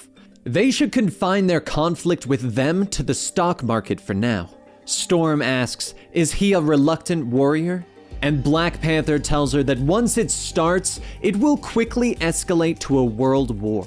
They will win, but innocent people will die. Storm laughs, saying, "He is confident and sensitive. No wonder the ladies love him.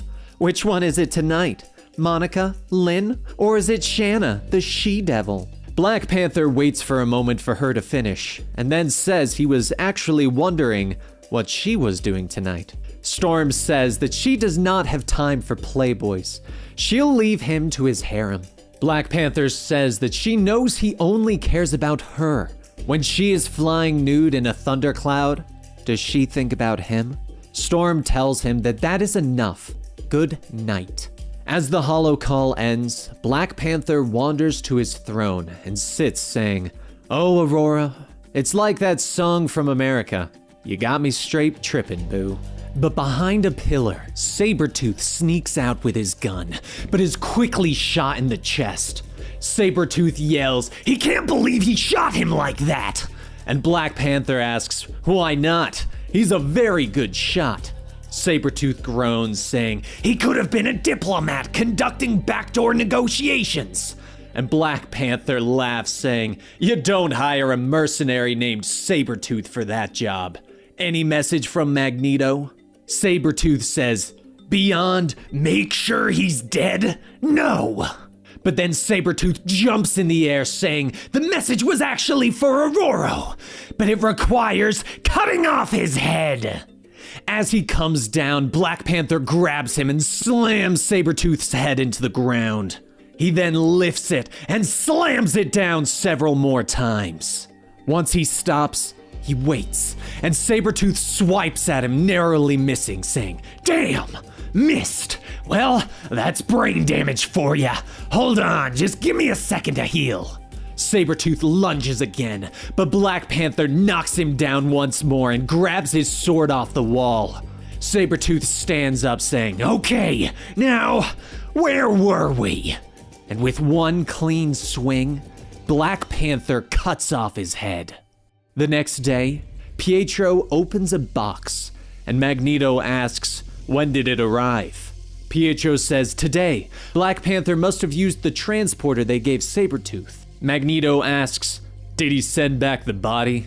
Pietro tells him no. Apparently, the Panther favors brevity in his messages. Later, back in Wakanda, Black Panther summons the Council of Kings, consisting of Sunfire, Namor, Doom, and Storm, and tells them that things are going to get nasty. The next sequence of events is pretty obvious. They've always known that eventually Magneto would rescind his promise to not invade their respective monarchies. He'll start in Wakanda, then move to pick them off one by one. Do they stand together or hang separately? Doom asks, "They are supposed to risk their kingdoms, expend their resources on his behalf because some supposed alliance is based on what? Race? That's fine for him and Aurora, and perhaps Namor and Sunfire if they subscribe to some broader notion of ethnic unity. But Magneto is of gypsy stock, like himself. Should he be a race traitor?" Storm tells him, "Don't be a fool. He and T'Challa have more in common than anyone else here." Doom says that he is no one's fool, woman. She is lucky that this meeting is virtual. And human or not, Doom stands alone. As his hologram disappears, Storm says that boys sheathed in metal shouldn't threaten storm goddesses. Meanwhile, over in Egypt, Apocalypse watches over as his pyramid is being built. And Magneto asks, "How is the construction going?" Apocalypse says, "He was wondering when he'd hear from him. He had to reteach the stupid humans everything they forgot. But the old school ways are the best." Magneto says he knows they have been waiting for an opportunity to spread their empire beyond North Africa. This is his chance. Apocalypse asks, "Is he speaking of the human?" And Magneto tells him, "Yes. But leave Aurora alone for now. This lesson may bring her to heal." Later, Apocalypse flies towards Wakanda, and the pilot says that they are 15 minutes out. Apocalypse says to be on the alert for potential attacks. And the other pilot asks, "Like this sudden change in weather, sir?" As lightning strikes the aircraft, Storm creates a tornado, sending the jet into a tailspin and crashing into the waters below. One of the pilots yells that the backup team is on their way. But before he could finish, the cabin begins to fill with water. Below, Namor rips open the hull, allowing the aircraft to sink, saying they are a lapdog of men without honor. Imperious Rex! Apocalypse is then thrown out the vessel into the open waters, and Namor quickly follows, asking, "Did he drown? Hopefully not. He has much more frustration to vent." But as he gets closer, Apocalypse turns and punches him, telling him to shut up. As Namor is rocketed out of the sea, Iceman yells, "Freeze, Namor!" Ice rapidly forms around, encasing Namor, and Iceman laughs, saying, "Now that Prince Tuna is on ice, let's check out the forecast and see if it's snow or rain." He turns his focus onto Storm, but as he feels something warm, he looks back saying, "What the? Oh man, this is not cool!" Sunfire blasts him with flames, causing him to melt, and Storm flies off saying, "Nicely done." After he finishes with him, retrieve and unthaw Namor. She'll be looking for any more of Apocalypse's horsemen. Across the field, Nightcrawler tells Angel to hurry up and attack the woman. He'll get Sunfire. Angel asks, "What? Is he crazy? These people are completely out of their weight class. They should probably just wait until Apocalypse surfaces, then they make their move." Nightcrawler asks, why didn't he even volunteer for this mission? And Angel says he's got a little PR problem. Some girl released a videotape of him and her, and anyway, I just want to be a hero, but not a dead one. Later, at the Black Panther castle, Apocalypse casually walks up, and the guards yell to everyone, "Here he comes! Evacuate!" But as two of the women recognize each other as someone that Black Panther had slept with, they end up fighting amongst themselves while Apocalypse continues walking in. Once inside, Apocalypse says, "There he is. Thanks for not hiding. Out of respect for his courage, he will die quick." But as Apocalypse charges in, Black Panther leaps out of the way and runs into a back room. Apocalypse sighs, ripping the door off, saying, "Hiding in his mother's dresses won't help." When Apocalypse sees who's standing there, he says, "Black Bolt?" Black Bolt opens his mouth and whispers. And a second later, there is nothing but devastation in front of him as far as the eye can see. Black Panther pops out of a box behind him saying, "Whew!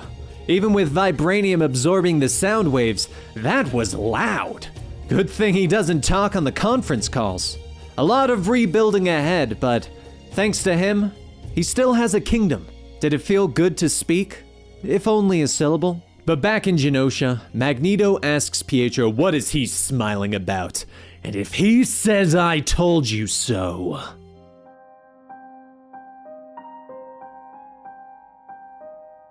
High up above Manhattan aboard the S.H.I.E.L.D. mobile headquarters, Colonel Shaw asks, "Is there no audio?" Agent Coleridge tells him, "Unfortunately, there was too much wind on the deck. Their lip readers are trying to work out the details. But they are dealing with Mystique. If she wanted to fool a lip reader, she could easily." Shaw says he is well aware of Agent Mystique's abilities. Was there anyone else who could have overheard the conversation? Coleridge tells him that, again, it was very windy. The only thing anyone could agree on is when Mystique yelled no. Shaw watches the part of the video where Logan jumps off the helicarrier saying, "Yes, that would seem appropriate." 4 hours later, Agent Mystique reports to the Colonel's office asking that he wished to see her. Shaw holds up a file saying, "Yes, he would like to speak with her about Logan." Mystique tells him that she already submitted a report, and Shaw stops her, saying, "He's not talking about his swan dive from the deck. This is about Mexico, 2 weeks ago." Mystique says they also have that report, and Shaw looks at her and says that, yes, he does. But the issue he is having is that her and Logan's reports are almost identical. What he wants to know is what wasn't in the reports, and since the two of them are very close, there might be some unique insight she may have as to why the captain of his Red Army has literally jumped ship. So, let's start from the beginning. Mystique begins to speak, saying that 2 weeks ago, they were in the Sierra Madres. They were deployed to track down and retrieve Paula D'Onofrio, assistant press secretary to the House of Magnus. She had been kidnapped while on vacation with her family by a group of human guerrilla fighters with no connection to the human resistance. And unfortunately for them, the House of M doesn't have a negotiation policy. She and Logan ambushed them in the woods, and while she had them distracted, Logan jumped out from the bushes. It was over in a matter of minutes. He killed all of them, all but one. And as he surrendered, Logan shot him. Later that night, as they were about to report for security detail, she found him mixing pills into his drinks. Shaw asks, "How long has Logan been abusing drugs and alcohol?" Mystique pauses for a moment to think, but then asks if she can speak plainly. As Shaw nods, Mystique says that there is a rage inside Logan.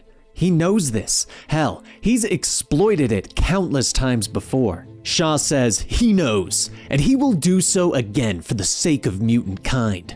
Mystique says that's just it. Against whom? The war against the humans is over. Shaw tells her the events in Mexico seem to contradict that statement. Wouldn't you say? Mystique pauses again, then says that Logan has spent his entire life, several lifetimes in fact, fighting a war. And even though them as a race have won that war, he has personally lost more than they will ever know. So yes, he takes pills. They help dull the pain. And yes, he does drink. Sometimes it even makes him smile. But neither of those things have ever compromised Logan's abilities as an agent or a leader. Shaw asks, "How does she explain Mexico then?" And Mystique scowls, saying, "They were all caught off guard that night." The Mexican government was throwing a dinner party hosted by the American embassy to celebrate the arrival of their new Sentinel, a gift from the House of Magnus. Lots of low-level diplomats. This was all just a glorified photo op, not really a state dinner.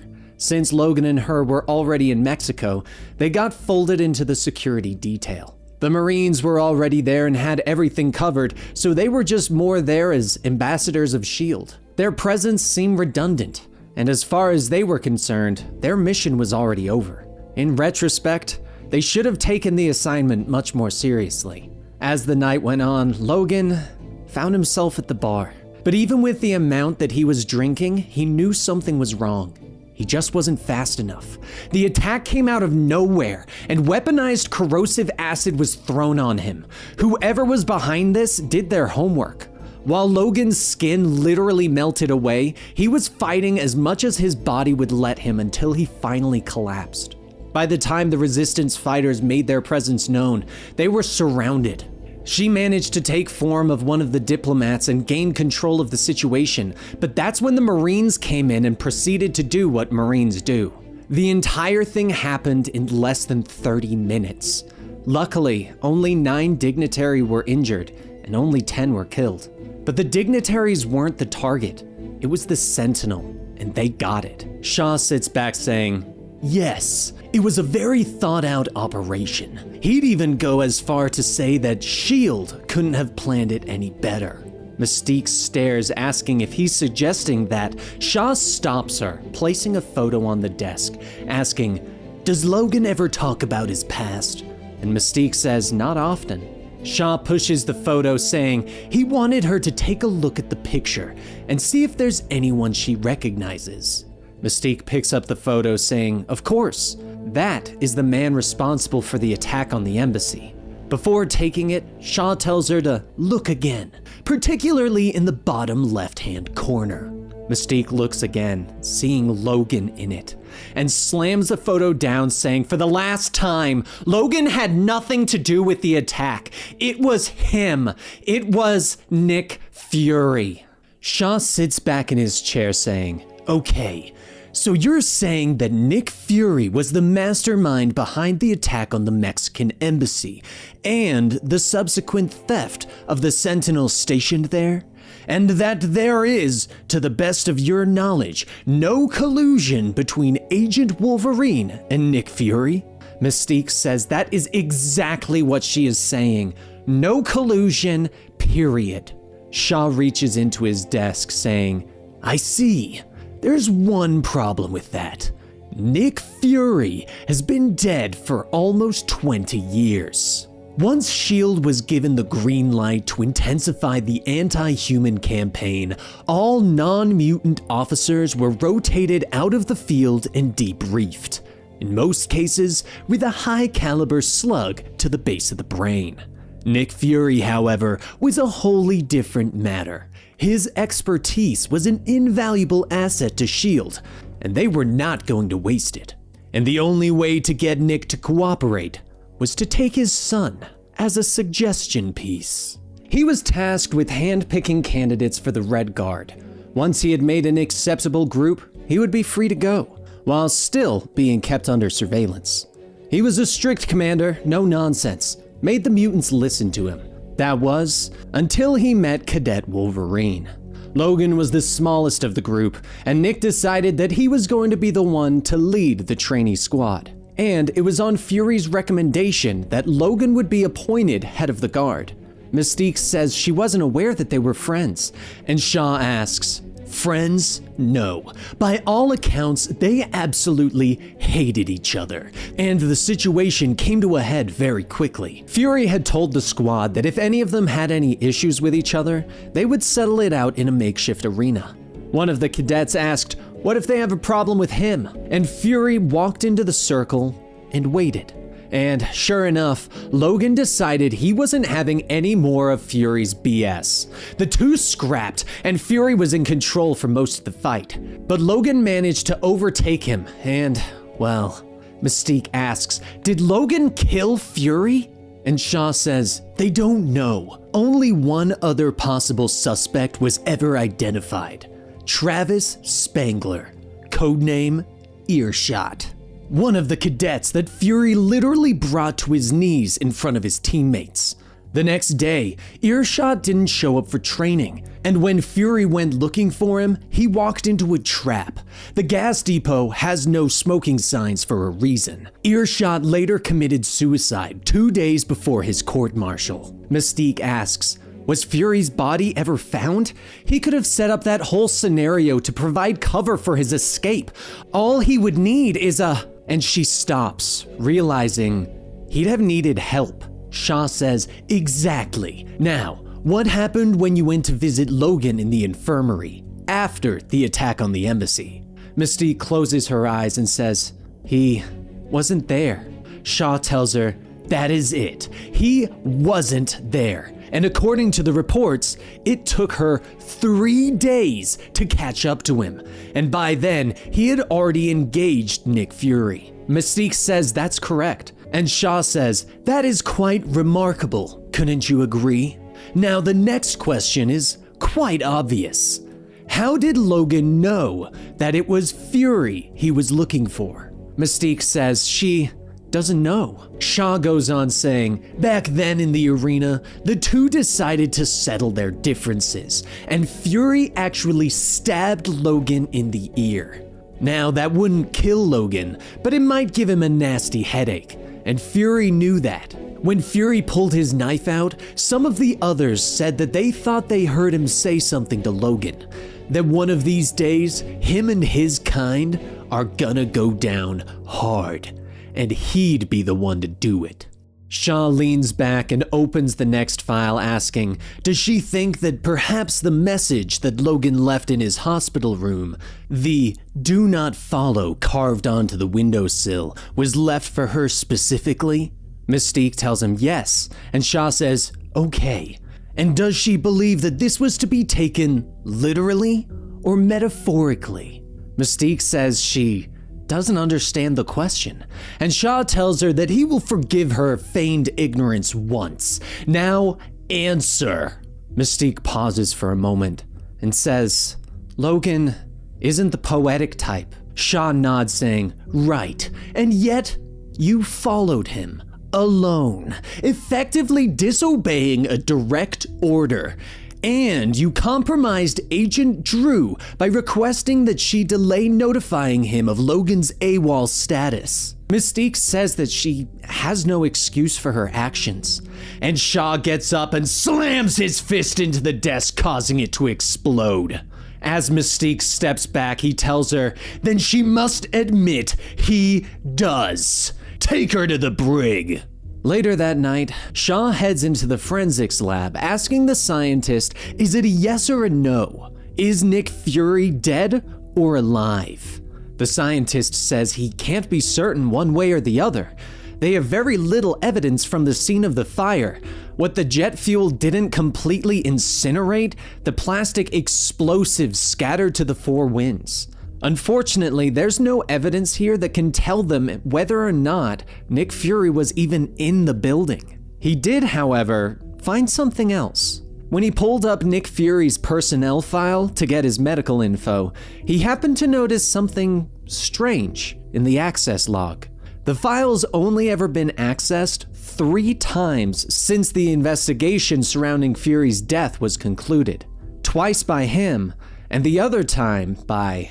As Shaw sees the name, he leaves and heads to the brig, telling Mystique that they're going to have to start this all over again. She said that Logan didn't say much about his past. Well, what did he talk about? Mystique sighs, saying that he talked about how the world was before the rise of mutant kind. How, even though he was despised for being what he is, he somehow felt like he belonged in that world, because he had a purpose, and how that's all gone now. One night before bed, Logan was drinking again, and she told him that he should ease up. He said that she didn't understand. The drinking, that little bit of death, it's the only thing that makes him feel alive anymore. She pressed him, asking why. Because the war is over? They were only humans. They meant nothing to him. But it was what Logan responded with. Not all of them. There was one. Shaw thinks for a moment, saying, he had a purpose, And how did she track him down? Mystique says the same way that Logan tracked Fury. You assumed, because it played into your collusion theory, that Logan somehow knew that it was Fury he was after the whole time. He didn't necessarily have to know that at all. The sole reason that the embassy was targeted by Fury was because he wanted the Sentinel. Therefore, she knew, just as Logan did, that if she located the Sentinel, she'd find out who she was looking for. A Sentinel is large and hard to move without being noticed. It would have been brought somewhere close to the embassy, a place that could do a chop job on site. Somewhere like an old steel mill. And that's where she found what she was looking for, as did Logan. Shaw asks, you held back from entering the building and joining Logan? Why? Mystique tells him that it would have been stupid for her to run in blindly into a hot situation. Besides, Logan can take care of himself. As always, Logan clawed his way through the mill, killing everyone he came across until he finally reached his target, Fury. But it wasn't him. It was a projection of him. Fury said that the House of M will fall. They have cells of resistance fighters positioned around the globe and receiving all the data they'll need to neutralize the Sentinels patrolling their respective sectors. Once that's accomplished, the only thing standing between them and their ultimate goal is the Red Guard, meaning him, meaning nothing.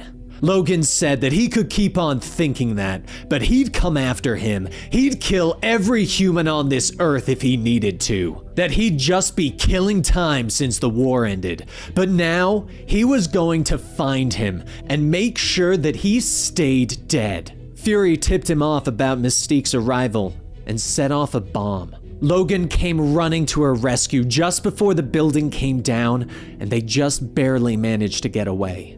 Shaw nods, saying, that's interesting. When did she hear Fury's name? And Mystique says when she entered the building and Logan yelled it. Shaw tells her, no, it would have had to have been at least 2 months ago, because that's when you first accessed Fury's personnel file. Mystique says that she loves him, and Shaw says, you love him? So you gave him the one thing that he could not live without. You gave him back his war. The attack on the Mexican embassy, possibly even the kidnapping, the theft and dismantling of the Sentinel, the showdown at the steel mill. You orchestrated all of it.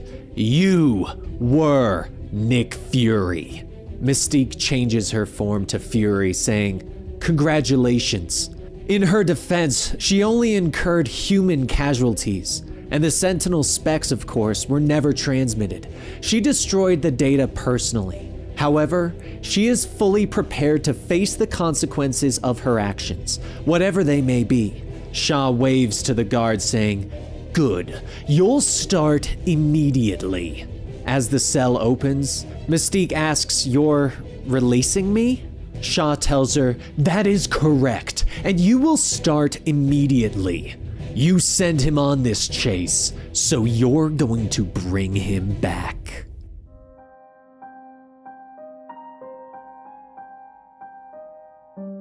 As the Veterans Hall in New York sits half empty, an old Steve Rogers says he really shouldn't be too surprised. What was it that his ex-wife used to say? "You got everything you ever wanted. If the world didn't turn out how you thought it would, well, that's just life. Welcome to it." And that's just it. It wasn't how the world turned out that is the issue. It's how the world sees him. He is old, forgotten, and now he is sitting in a room with no more than 24 people talking about old war stories. He and Bucky used to have many adventures. They'd risk their lives every single day to protect their home. They would fight Nazis, take down Baron Zemo, and help bring down the Berlin Wall. There were others too, and he isn't one to take all the credit. Red Skull was killed. Adolf Hitler was captured. It was a different time back then. People celebrated his triumphs. It was in the early 50s when things started changing. The Senate questioned him on his relation to Namor, since Namor was also a part of the handful of people who helped him in the war. When mutant kind started to take over, the Senate wanted information about Namor, along with Toro, the Human Torch. But Steve refused. Those were his friends. He had nothing to tell the panel that they didn't already know, and so he resigned.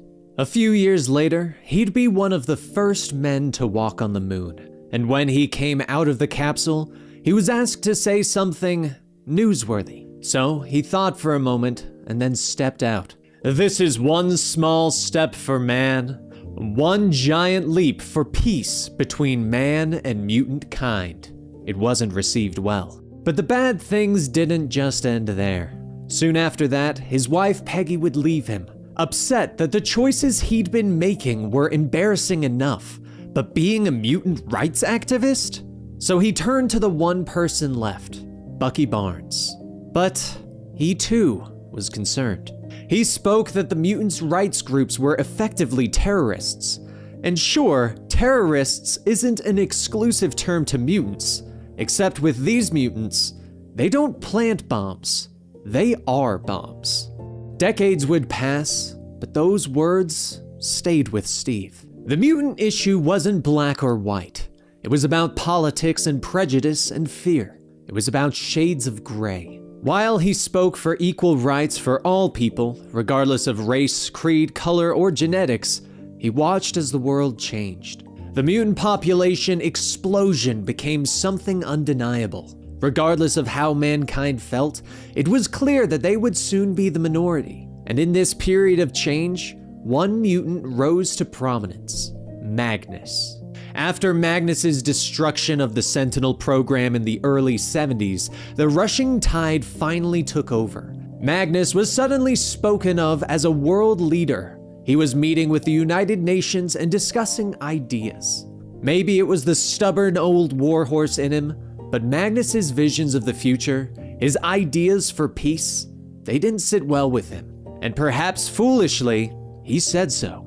He was very outspoken about his worries that the leaders were falling in line to agree with Magnus, that he himself had no ill will towards mutants, but he was a man who judged someone by their deeds and their words.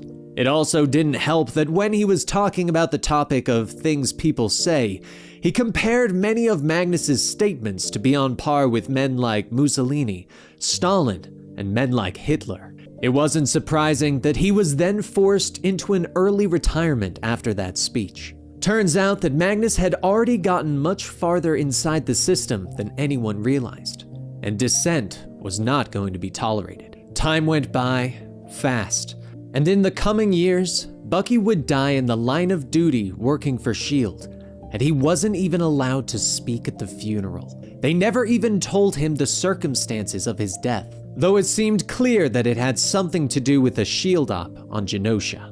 Now, it's been 50 years since that day he walked on the moon, and he is still thinking about Peggy, wondering what she'd think of this dinner party they threw for him. What can he say? He captured Adolf Hitler in his bunker with his own 2 hands. He walked on the moon, and in the end, there's not much more to do than thank the people who walked beside him, those who triumphed and those who fell. All the rest are just leaves scattered on the winds of history, a history of a world that no longer exists, that's no longer relevant. As Steve walks down into the subway, a group of kids, mutants, come running through, nearly knocking him over. Steve balled his fist, but just picked up his hat and got on the train. It's hard to believe that this is the world that they fought for, that this is the world that Bucky and so many others died for, a world where humans have been pushed aside for mutants. It sounds naive to say it, but it doesn't seem fair. You really just never know how life will go. He could have died 100 times in the war, but instead, he lived. He captured Hitler with his own 2 hands, and then he got to walk on the moon 10 years later. Guess that's not too shabby, right? What was it Peggy used to say? You got everything you ever wanted. If the world didn't turn out how he thought it would be, well, that's just life. Steve laughs to himself, thinking back, and says, still, he thought it would be a lot different than this.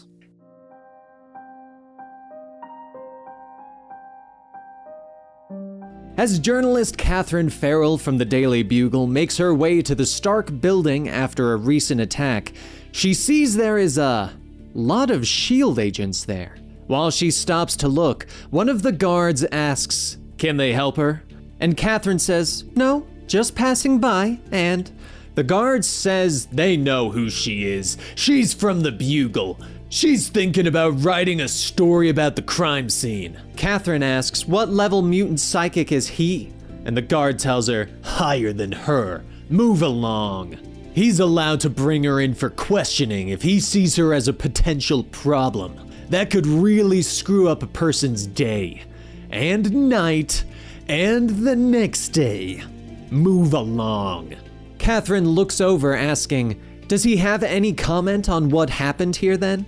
The guard says, a sapien hopped up on MGH, ran through a plate glass door. And Catherine asks, that's why S.H.I.E.L.D. is here? A kid hopped up on, but guard stops her saying that it's standard procedure.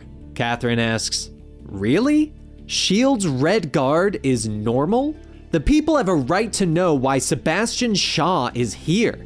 People have a right to be safe. As the guard looks back, Catherine snaps a photo on her phone, but as the guard turns back to her, she's already gone. Later, Catherine rushes back to the office, already being late for the 3 o'clock meeting with the editor-in-chief, who happens to be a mutant, and the staff to go over the next week's cover pieces. The editor-in-chief glares at Catherine as she comes in, saying she'd like to not have to make an example out of her. The 3 o'clock starts at 3 o'clock. Catherine gets ready to take her seat, saying she was at Stark Tower. There was some commotion. S.H.I.E.L.D. was there. The Red Guard was there. There's a story, and The editor-in-chief stops her, saying that they will wait for S.H.I.E.L.D. clearance before reporting anything regarding it. But as the editor-in-chief moves on to the next topic, Catherine asks, why? Why would they just wait for clearance? Why do they need to? The editor-in-chief says because if something did happen and S.H.I.E.L.D. is there, it involves their safety, and those who protect them need their cooperation too. Catherine then speaks over her, saying that Sebastian Shaw was there. The agent said it was just a kid juiced up on MGH, and Sebastian Shaw with a flank of Red Guard walked through, which is unusual. The editor-in-chief tells her, yes, that is, and they will wait for clearance. Catherine then asks, isn't it their job to investigate anything and everything that happens in the city? Aren't they reporters and not government press agents? The editor-in-chief glares, saying this conversation would have been so much more appealing to her at 3, when the meeting began. Go make a paper, everyone. Once the meeting is over, Ben Urich organizes his papers, asking Catherine, "What was that exactly?" Catherine asks, "What?" She should be able to speak her mind. And Ben says, it's a mutant's world they live in. His advice? She should really be picking her fights better. Catherine says that's just it. They've never picked a fight. They take the path of least resistance all the way through, so they'll let them work here. Like they need to be allowed to work. Ben sighs, sitting on the table, asking, why is this bothering her? What happened today? Catherine tells him today just feels different.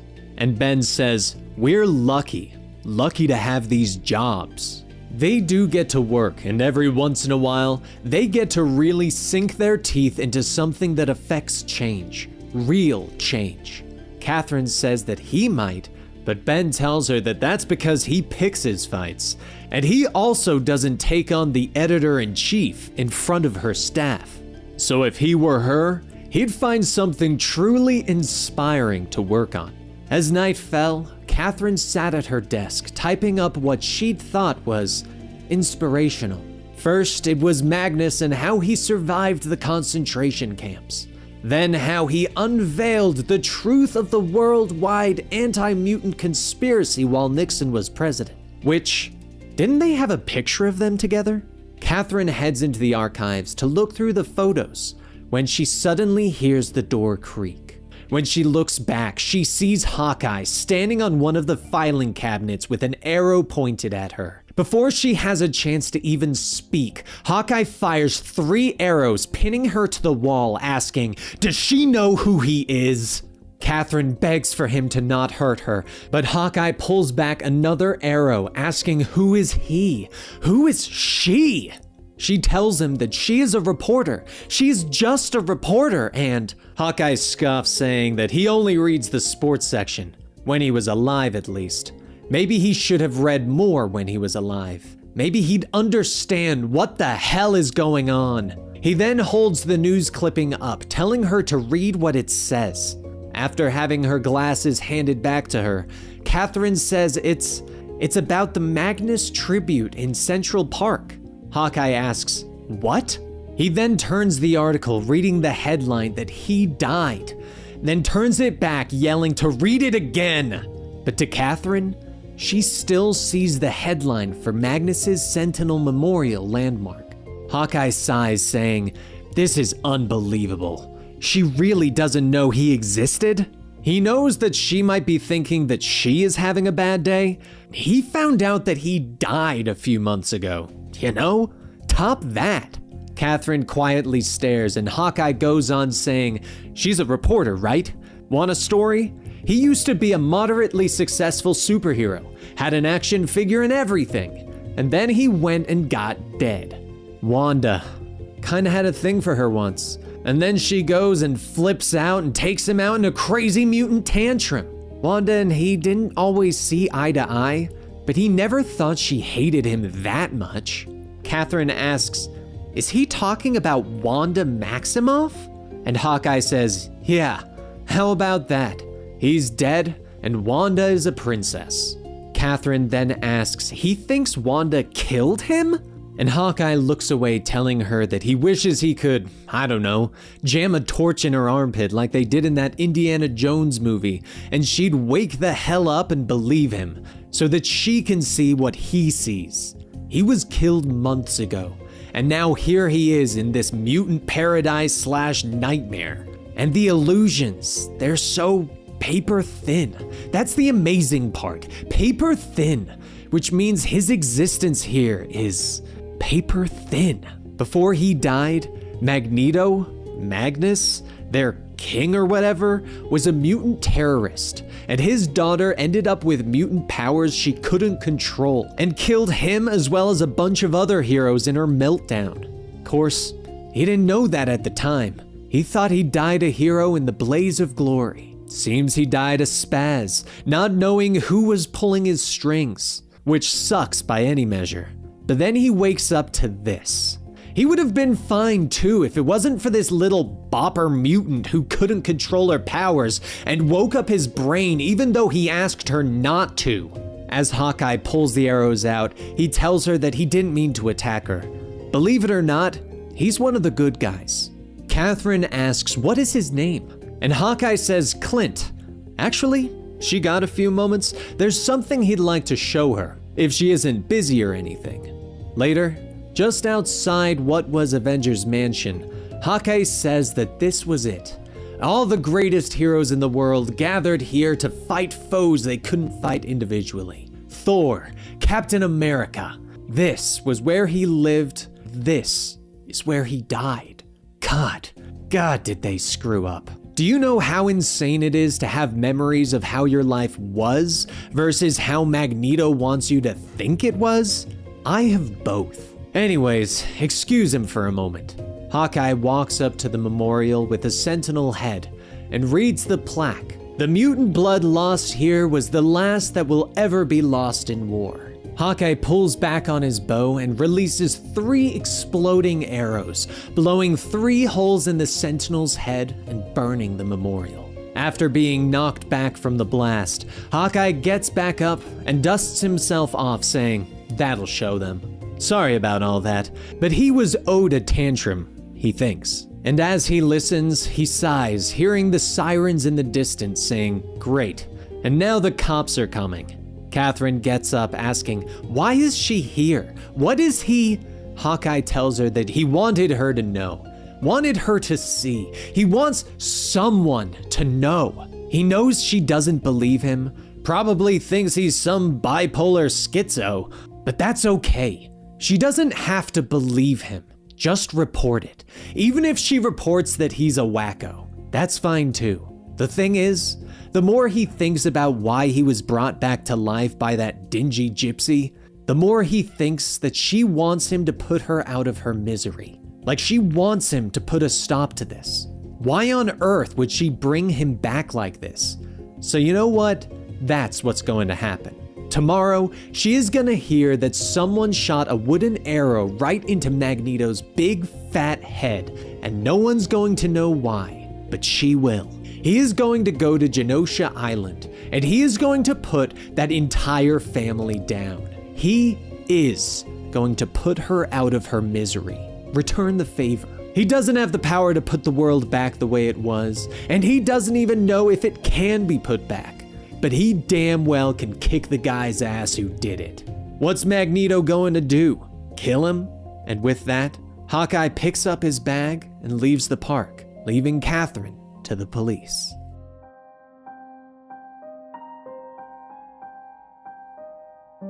News has traveled all across the world that mutants, ranging in the millions, have all suddenly lost their mutant powers. But in Paris, as reporters begin to close out their broadcast just outside X-Corp, a truck comes speeding through and into the tower.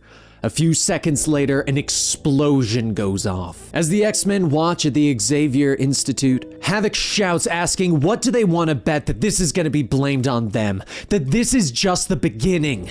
Emma asks, the beginning of what? It's even hard to just think about what's already happened.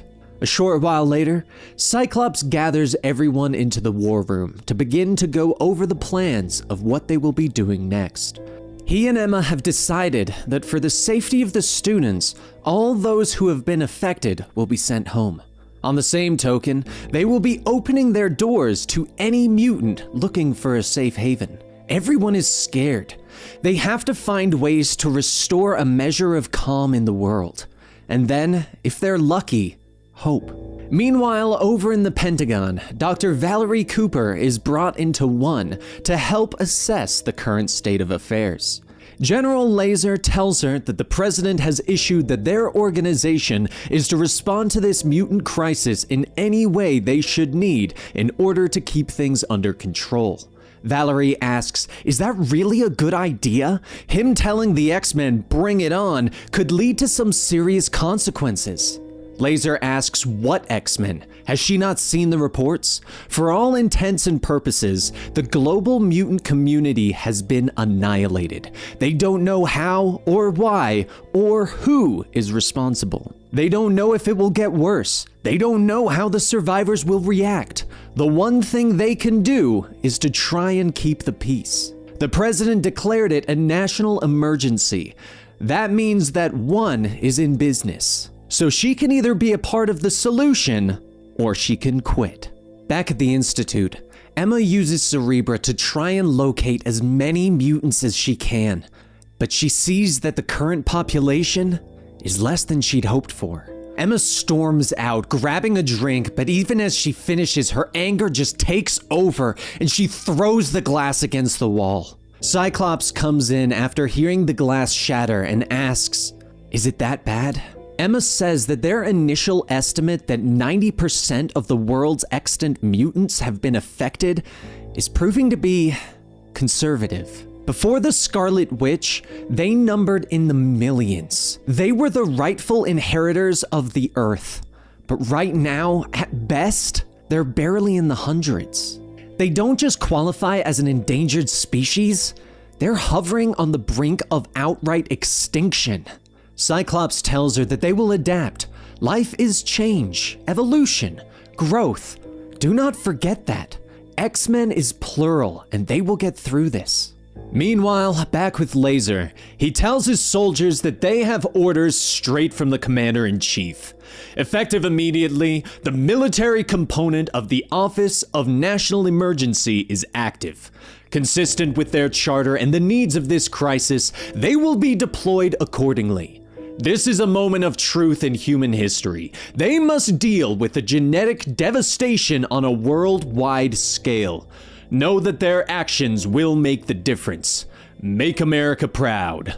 Meanwhile, in Manhattan, a homeless man sits against a building with his cup saying, "I only wanted what was best."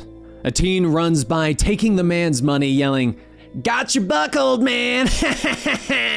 The man hangs his head, repeating the same words. "I only wanted what was best." Eventually, he gets up and heads back to his hotel room, still muttering the same thing over and over. And as he takes off his hat and looks in the mirror, the face of Magneto stares right back. Back at the Institute, Wolverine watches as all the depowered students begin to be taken home, and Colossus asks how many are left. Wolverine pops his claws, hearing the footsteps behind him, but says, "Not a lot. 30 maybe." But as Colossus sits with Wolverine in the woods, the two hear a gunshot off in the distance. Suddenly, 3 mutants run out of the woods towards the Institute when there is another blast at their feet. The larger mammoth-like mutant starts to get up, saying the Sapiens are using artillery. Just then, a group of human soldiers run out with a woman in a mask, and one of them says, "That's it, string 'em up!"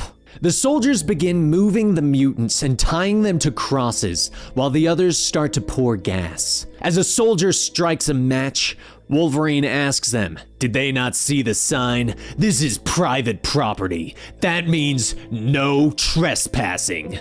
The soldiers quickly turn and open fire, but Colossus stands in the way, letting the bullets bounce off his chest. The soldier with the match quickly tosses it on the mutant tied down, and Wolverine claws his way through, grabbing the mutant and pulling him out. But as the soldiers retreat, a loud robotic voice yells, "X-Men, stand down." Just then, larger than normal sentinels start to fly down, and everyone stops what they're doing. After a few moments, Cyclops tells everyone to gather on him. Stay in formation until they find out what this all means. Wolverine charges in, saying it means the end of them unless they do something now. One of the sentinels calls out, "Stand down! Stand down!" But as Havoc asks, what are they going to do? There is a blast knocking everyone to the ground. Smoke begins to fill the air, and Havoc asks Bobby, shouldn't he be inside? And Bobby asks why, because he lost his ice powers? Up ahead, Wolverine and Beast run straight for one of the Sentinels. The Sentinel fires 2 rockets that explode into nets, sending them to the ground. but Wolverine begins tearing his way back out. Rogue then flies in, telling Wolverine to be careful, but he already starts climbing up the Sentinel's leg, saying it's a little too late for that now. Beast begins to follow, but the Sentinel smacks him off, launching him to the ground. Rogue flies up higher to blast the Sentinel, asking, why can't they just leave them alone? Havoc tells Polaris that there's a Sentinel heading straight for Beast. Those things are metal. This is her shot. She can overload them. What is she doing? Polaris nervously says, yeah, no problem. But as Polaris runs in, she asks herself, why doesn't she just tell them? Because maybe it will pass. Maybe there's a chance she'd be normal again. But they're all she has left, and she is scared of losing them. Back in Cerebra, Emma begins to get a reading from inside the Sentinels. They should try pulling back until they can find out for sure what's going on. As Havoc and Cyclops are attacked, Cyclops says that that's easier said than done. While everyone else still keeps pressing the attack, Bobby runs out and Polaris tells him he should be inside. Bobby asks what? Just because he doesn't have his powers doesn't mean he's not an X-Men. He then runs out, taunting the Sentinels, yelling, come on, have a piece of Bobby Drake, if you're big enough. As the Sentinel fires a blast at him, Polaris helps him up and Bobby says, okay, now it's angry. Now's a good time to show it what you can do. After a few moments of nothing, Bobby asks, what is she waiting for? And Polaris says maybe the Sentinels aren't here to fight them. Maybe. Another blast is fired at the two, and the Sentinel gets ready to step on them. But up top, Wolverine climbs up, saying they had this coming, and he then slams his claws into the Sentinel's forehead, shorting it out and causing it to fall back on the mansion. As the smoke clears, Bobby gets back up, saying he's sorry for screaming, he just didn't think she'd wait that long. Polaris nervously laughs, telling him, should have had a little more faith. Soon, all of the Sentinels begin to stand still, and Emma calls out, she's done it. She's locked on to their thoughts. Cyclops asks, thoughts? They are machines. They're attacking. But while Cyclops begins to gather everyone around, they notice that Polaris isn't with them. Up ahead, Polaris stands beneath one of the Sentinels and looks up, thinking maybe she just thinks she lost her powers. Maybe if she puts herself in a position where she'll really need them, they'll come back. The Sentinel reaches down, picks up Polaris, and then throws her into the woods. Polaris smacks against a few trees before falling down. But then she hears a voice telling her, that was pretty dumb. She's lucky that they're here to help. A group of soldiers walk out, and Polaris asks what's going on. And just then, Valerie steps out from behind the soldiers saying, hey, it's been a long time, huh? Back out in the field, Havoc begins to attack, and Emma tells them that they need to stop. These Sentinels are human. Cyclops runs over to assist, saying these creatures might be a lot of things, but human isn't one of them. And inside the Sentinel, the pilot flips a few switches, saying, those two down there are getting pretty snippy. Permission to liquidate them, Mr. Lexington? Lexington replies, permission denied, Briggs, and ease up a little. While Bobby runs into the woods, Valerie runs out, telling the Sentinels to stop firing before she comes up there and drags them out with her bare hands. Cyclops and Havoc ask, what is she doing? And Valerie says that she is trying to help them, and they are not making it easy. Wolverine begins to walk up, saying, there's also the Sapien League scum who are crawling all over too. Cyclops sighs, saying, they have a lot of unwanted trespassers around here. Valerie then says sarcastically that she is sure if she'd called ahead saying that they were sending over a few Sentinels, that everyone would have welcomed them with open arms. But just then, the back hatch of the Sentinels start to spring open, and all the pilots start to come out. Lexington tells them that some of them already know, but Dr. Cooper is Deputy National Security Advisor for the Mutant Affairs with the Office of National Emergency. His name is Alexander Lexington, Sentinel Squad Leader. It's a pleasure to finally meet them. But as Lexington holds out his hand to shake, Cyclops just stares at him, and another pilot says it looks like the feelings aren't reciprocated. Cyclops turns, saying that if they ever need their help, he will call them. For now, they can all hop back in their big machines and leave. Valerie says that's the thing. That's what she's been trying to tell them. They're here to stay. Cyclops asks, how long do they plan on planting themselves here then? And Valerie says that depends. Briggs starts to get back into his Sentinel, saying he doesn't know why they're even bothering to help these people. If it wasn't for orders, he'd say just let them rot. Havoc then asks if they are all supposed to be keeping the peace, why are some of the goons getting back in their Sentinels? Lexington says, that's standard operating practice. Don't take it personally. Rogue scoffs, saying she'd rather take her chances with the Sapien League. But just then, the masked woman can be heard shouting, fire! And suddenly, fire starts to rain from the sky. As League soldiers start running in, Valerie tells Cyclops that they are under attack. Now he can either let them help, or they can sit on that mutant pride and swivel. But meanwhile in the woods, Bobby feels a gun pressed to the back of his head, and a League soldier tells him don't move. Another soldier tells the man to just shoot, but the gunman says they gotta make sure that this is one of them. Bobby laughs, asking, what? Do they think he's a mutant? He just works in the kitchens. Most nights he just spits in the food for the hell of it. But through the brush, the masked woman walks out telling him to stop talking. He is sentenced to death in the name of the people. While Bobby knees, he asks what people might that be, and the masked woman cracks him across the face with her gun. She then grabs him by the hair and lifts him back up, getting ready to shoot, when suddenly, her arm starts to freeze over. A few moments later, Cyclops and the others rush in after Emma had located Bobby. But when they see him, they see that he is covered in ice. And Bobby asks, what's wrong? Why are they all looking at him like that? But just then, Bobby begins to shout in pain, and Rogue asks, what's happening to his skin? Bobby groans, saying he's just getting his powers back, right? He's a proper X-Man again. That's a good thing. Cyclops tells everyone not to touch him just yet, not until Emma runs some tests first. Bobby looks around, asking, where is Polaris? Back out in the field, Leaguers chase Polaris when Wolverine dives in to save her. He asks, is she out of her mind? But just then, an optic beam blows through the Leaguers and Cyclops yells that this ends now. Everyone runs back into the woods, and Wolverine asks, why didn't she just take out those guys? She's brought down bigger things without trying. Polaris says they took her by surprise is all. She just didn't have time.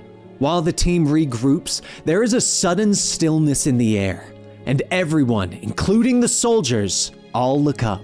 A sentinel materializes, saying, stand down, terrorists. Don't make me get nasty. Havoc asks, is that a stealth sentinel? Okay, they have to admit, that's impressive. The sentinel starts firing on the Leaguers, and Cyclops yells for them to stop. But as he gets close, he gets knocked over by a giant metal foot of the sentinel. Cyclops heads back to Valerie, and she tells him, this is something. X-Men and Sentinels fighting side by side? And Cyclops forces a laugh, saying, yeah, one of them used me as a football. But as the Leaguers are cleared out, one helicopters begin to fly in, and Valerie says, don't worry, this is just security. Maybe that will cost them a little freedom. Cyclops asks, isn't that how it always begins though? Give up a little freedom in the name of security? But then you're asked to give up a little more, and a little more. Later in the medbay, Emma finishes her scans, saying his thought patterns feel quite the same as the other depowered mutants, so she suspects there was something self-imposed about his condition. She entered his brain just as the Sapien League bullet was about to destroy it. She was looking for a blockage, for a lack of better term. The cerebral hemispheres were a mess. Remember, he thought he was about to die, so his consciousness was in turmoil. It was like the last days of the Third Reich in there, without the Wagnerian soundtrack. She couldn't find what she was looking for in the corpus callosum, so she went for the hypothalamus. There was a tiny abnormality behind the pituitary body, a resistance. Bobby yells, "He gets it! She turned him back on again. There's a trigger in his brain or something, a magic trigger." Emma says if it was only that simple. There is no magic trigger, and she didn't turn on his powers. That is beyond even her. She simply helped him reconnect to the powers he had all the time. His mind suffered a severe shock from the events of M-Day. He was so scared of losing his powers that he himself turned them off. Polaris asks, maybe if that's what happened to Bobby, they could do it to others? Emma tells her to please pay attention. Bobby wasn't depowered. He depowered himself. Bobby laughs, reaching out, saying, he's just a little unique. But as his arm touches Polaris, she screams, and Havoc tells him to back off, learn a little control. Bobby begins to concentrate, and then actually reverts back to himself without his powers. Cyclops asks, is he supposed to be able to do that? And Bobby asks, how is he supposed to compete with Havoc if he's always looking like the abominable snowman? Cyclops then tells him no, change back right now. They can't risk him not having his powers. But Polaris says they don't have to worry about competing with anyone. There is something she should have said, but was too scared to before. Wolverine asks, is it about losing her powers? Because they already assumed that. Bobby asks, what does she mean? And Polaris says she lost her powers, and she knows what that means, so she'll pack her bags and leave. Cyclops follows her, saying she doesn't have to. This is her home. She will always be one of them. Polaris tells them there is nothing for her here since she saw that thing out in space. Now she can sense that whatever it is, it's coming down to Earth. So she'll be wherever it is when it lands. Bobby asks when what lands, and Polaris says she isn't sure, but she's going to find out. As Polaris walks away, Bobby says he will go talk her out of it, but Havoc pushes him out of the way, saying he's too late. He will only hurt her again. They all know it's too dangerous for Polaris to leave on her own. That is why he will follow her wherever she goes. He is leaving the X-Men. Later, after gathering his stuff, Havoc begins to leave, and Cyclops tells him he can't do this. He is ordering him to stay. Polaris says that she doesn't want to cause any trouble, and Cyclops goes on saying he heard her. If she wants to go on some wild goose chase looking for lost powers, fine. But he isn't losing him too. There's a struggle on the horizon, maybe the biggest they've ever faced. They owe it to the students. Havoc walks past, saying he can't let Polaris do this on her own. She needs him. I'm sorry, Scott. As Havoc continues on, Bobby follows with his own bag. Cyclops tells him he isn't doing this. Bobby yells he isn't going to let Havoc be the one to protect her. He isn't going to let him get a clear run at Polaris. Emma then walks up, saying they both need to stop acting like juveniles and start acting like X-Men. Cyclops asks how long does he think he is going to last out there? Look at himself. He can hardly control his own movements.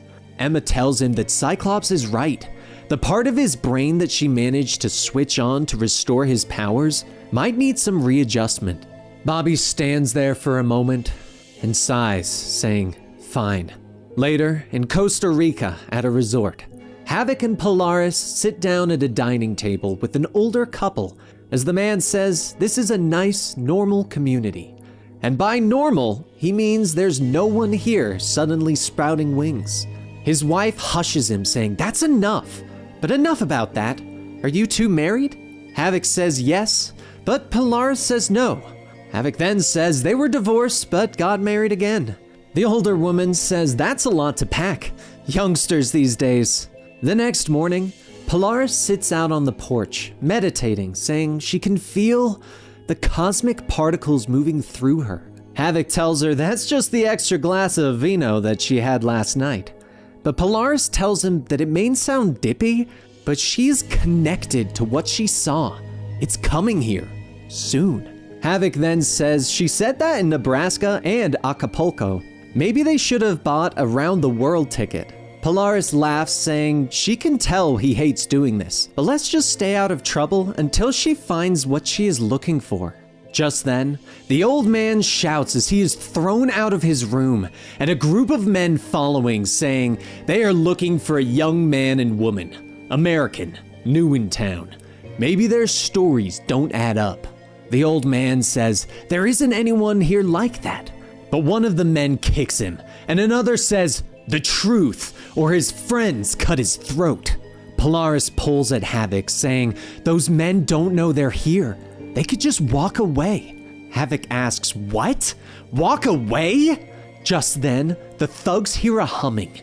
As the ground shakes, Havoc walks up asking, is there a problem here? Before anyone could answer, Havoc blasts the thugs off the old man while the others point their guns. They get ready to fire, but Havoc turns his blasts on them, blowing the guns up in their faces. Havoc begins to walk up, and one of the thugs yells that his knife melted into his hand. And Havoc says, that must hurt. Later that night, the older couple tells Havoc and Polaris that they hope everything works out for them. Just make sure next time that their stories are the same, and decide whether to be married or not. Polaris says they certainly will, but as Havoc takes off, she then says that if you'd listened to what I said, they would have killed that poor man. Havoc tells her that she wasn't herself, just forget it. Where should they head next? And Polaris sighs, saying, maybe home. Suddenly, Havoc stops the car as something shoots across the sky, saying, they may not want to leave just yet. The two quickly head over to where the object crash landed, but Polaris hurries through the broken patch of wood, saying, this is it. This is what she saw in space. Havoc follows closely behind. When he stops, he looks down at a green creature asking, is it alive? The alien begins to speak in a strange language, and Polaris smiles, saying, they aren't alone, are they? As Polaris tries to get closer, Havoc grabs her, saying they should not be anywhere near this thing, especially not at night. The alien begins to speak again, and Polaris yells that it's wanting them to stay. Havoc asks, is that what it's doing? All he can hear is squeaks and whistles. Come on, they should... But before he can finish, there is a sudden blast of air launching Havoc back. Polaris asks if he's okay, and Havoc says that thing just blew him away. Polaris excitedly tells him no, that's her. It's the first sputtering of her powers returning. Isn't this incredible? Havoc grabs her, saying that was not her. They will head back to the hotel for now, and with any luck, this thing will be gone in the morning. Polaris asks what gives him the right to, but then Havoc is blasted away again. Polaris yells that she has only been around him for 5 minutes, and her powers are already coming back. That didn't hurt, did it? Havoc gets to his feet, saying that was not her. That was the creature. Polaris shouts that he is lying, and if he won't believe her, then that's his problem. This is what she saw in space. This is what she's been waiting for. She is staying. But behind her, off in the distance, something begins to phase into existence. Havoc stares, and Polaris turns back, asking, see? Miracles and wonders. The object fully materializes as a sphinx with Apocalypse's face. Havoc grabs Polaris again, saying this place is getting too weird and dangerous. But Polaris kicks him off and starts running towards the alien. Havoc yells for her to come back, but she tells him that he is just like his brother. If he'd have just relaxed and listened to what Dap has to say, Havoc asks, it has a name now? And Polaris says Dap is just one of their names.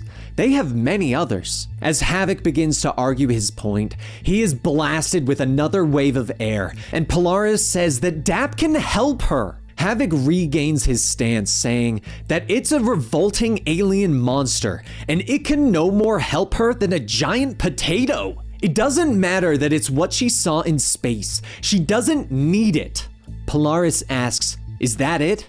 All she needs is him? And Havoc tells her, no, she probably doesn't need him either. She doesn't need Bobby. She doesn't need her mutant powers. But this is an alien creature, way beyond their but the alien then speaks once more and launches Alex back into a tree, knocking him out. Polaris looks back saying, she knows it was him this time, Dap. If he really hurt Havoc, they can't be friends anymore. Dap speaks, and Polaris says she knows she has been smitten with him since she first saw him, but please don't make her choose between her friends and him. As Dap talks, Polaris says he is asking so much of her. But just then, the masked woman from the States jumps out of the woods with a knife, grabbing Polaris from behind. Polaris screams for Havoc, and as he gets up, Havoc sends a shockwave, knocking the masked woman off. However, he doesn't stop there. He focuses his blasts and aims it directly at Dap, saying he should have done this when he first saw him. Dap releases another blast of energy, pushing Havoc back, but Havoc pushes back as hard as he can, obliterating the alien. The mangled flesh of the alien begins to liquefy, reaching out towards Polaris and the masked woman. As it lifts them into the air, Polaris shouts for help, and Havoc watches, asking, what has he done? Once they're gone, he looks down to see the masked woman's mask, along with a pendant with a picture of a little girl. And that was House of M. What did you guys think? Personally, I thought this was a great event, and it was really cool seeing a Marvel world where the tables were turned and mutants were in power. What did you think? Let me know in the comments down below, and if you enjoyed it, please be sure to give the video a like and subscribe to the channel as well. And if you want to support the channel even further, you can head over to our Patreon at patreon.com/Comicstorian. It really helps more than you can imagine, so thank you so much for supporting us there. And if you enjoy me, Dan, you can find me on my personal Twitch channel every Monday, Wednesday, and Friday at twitch.tv/Silo91. That's CYLOO91. Thanks again, guys, and I will see you again next time.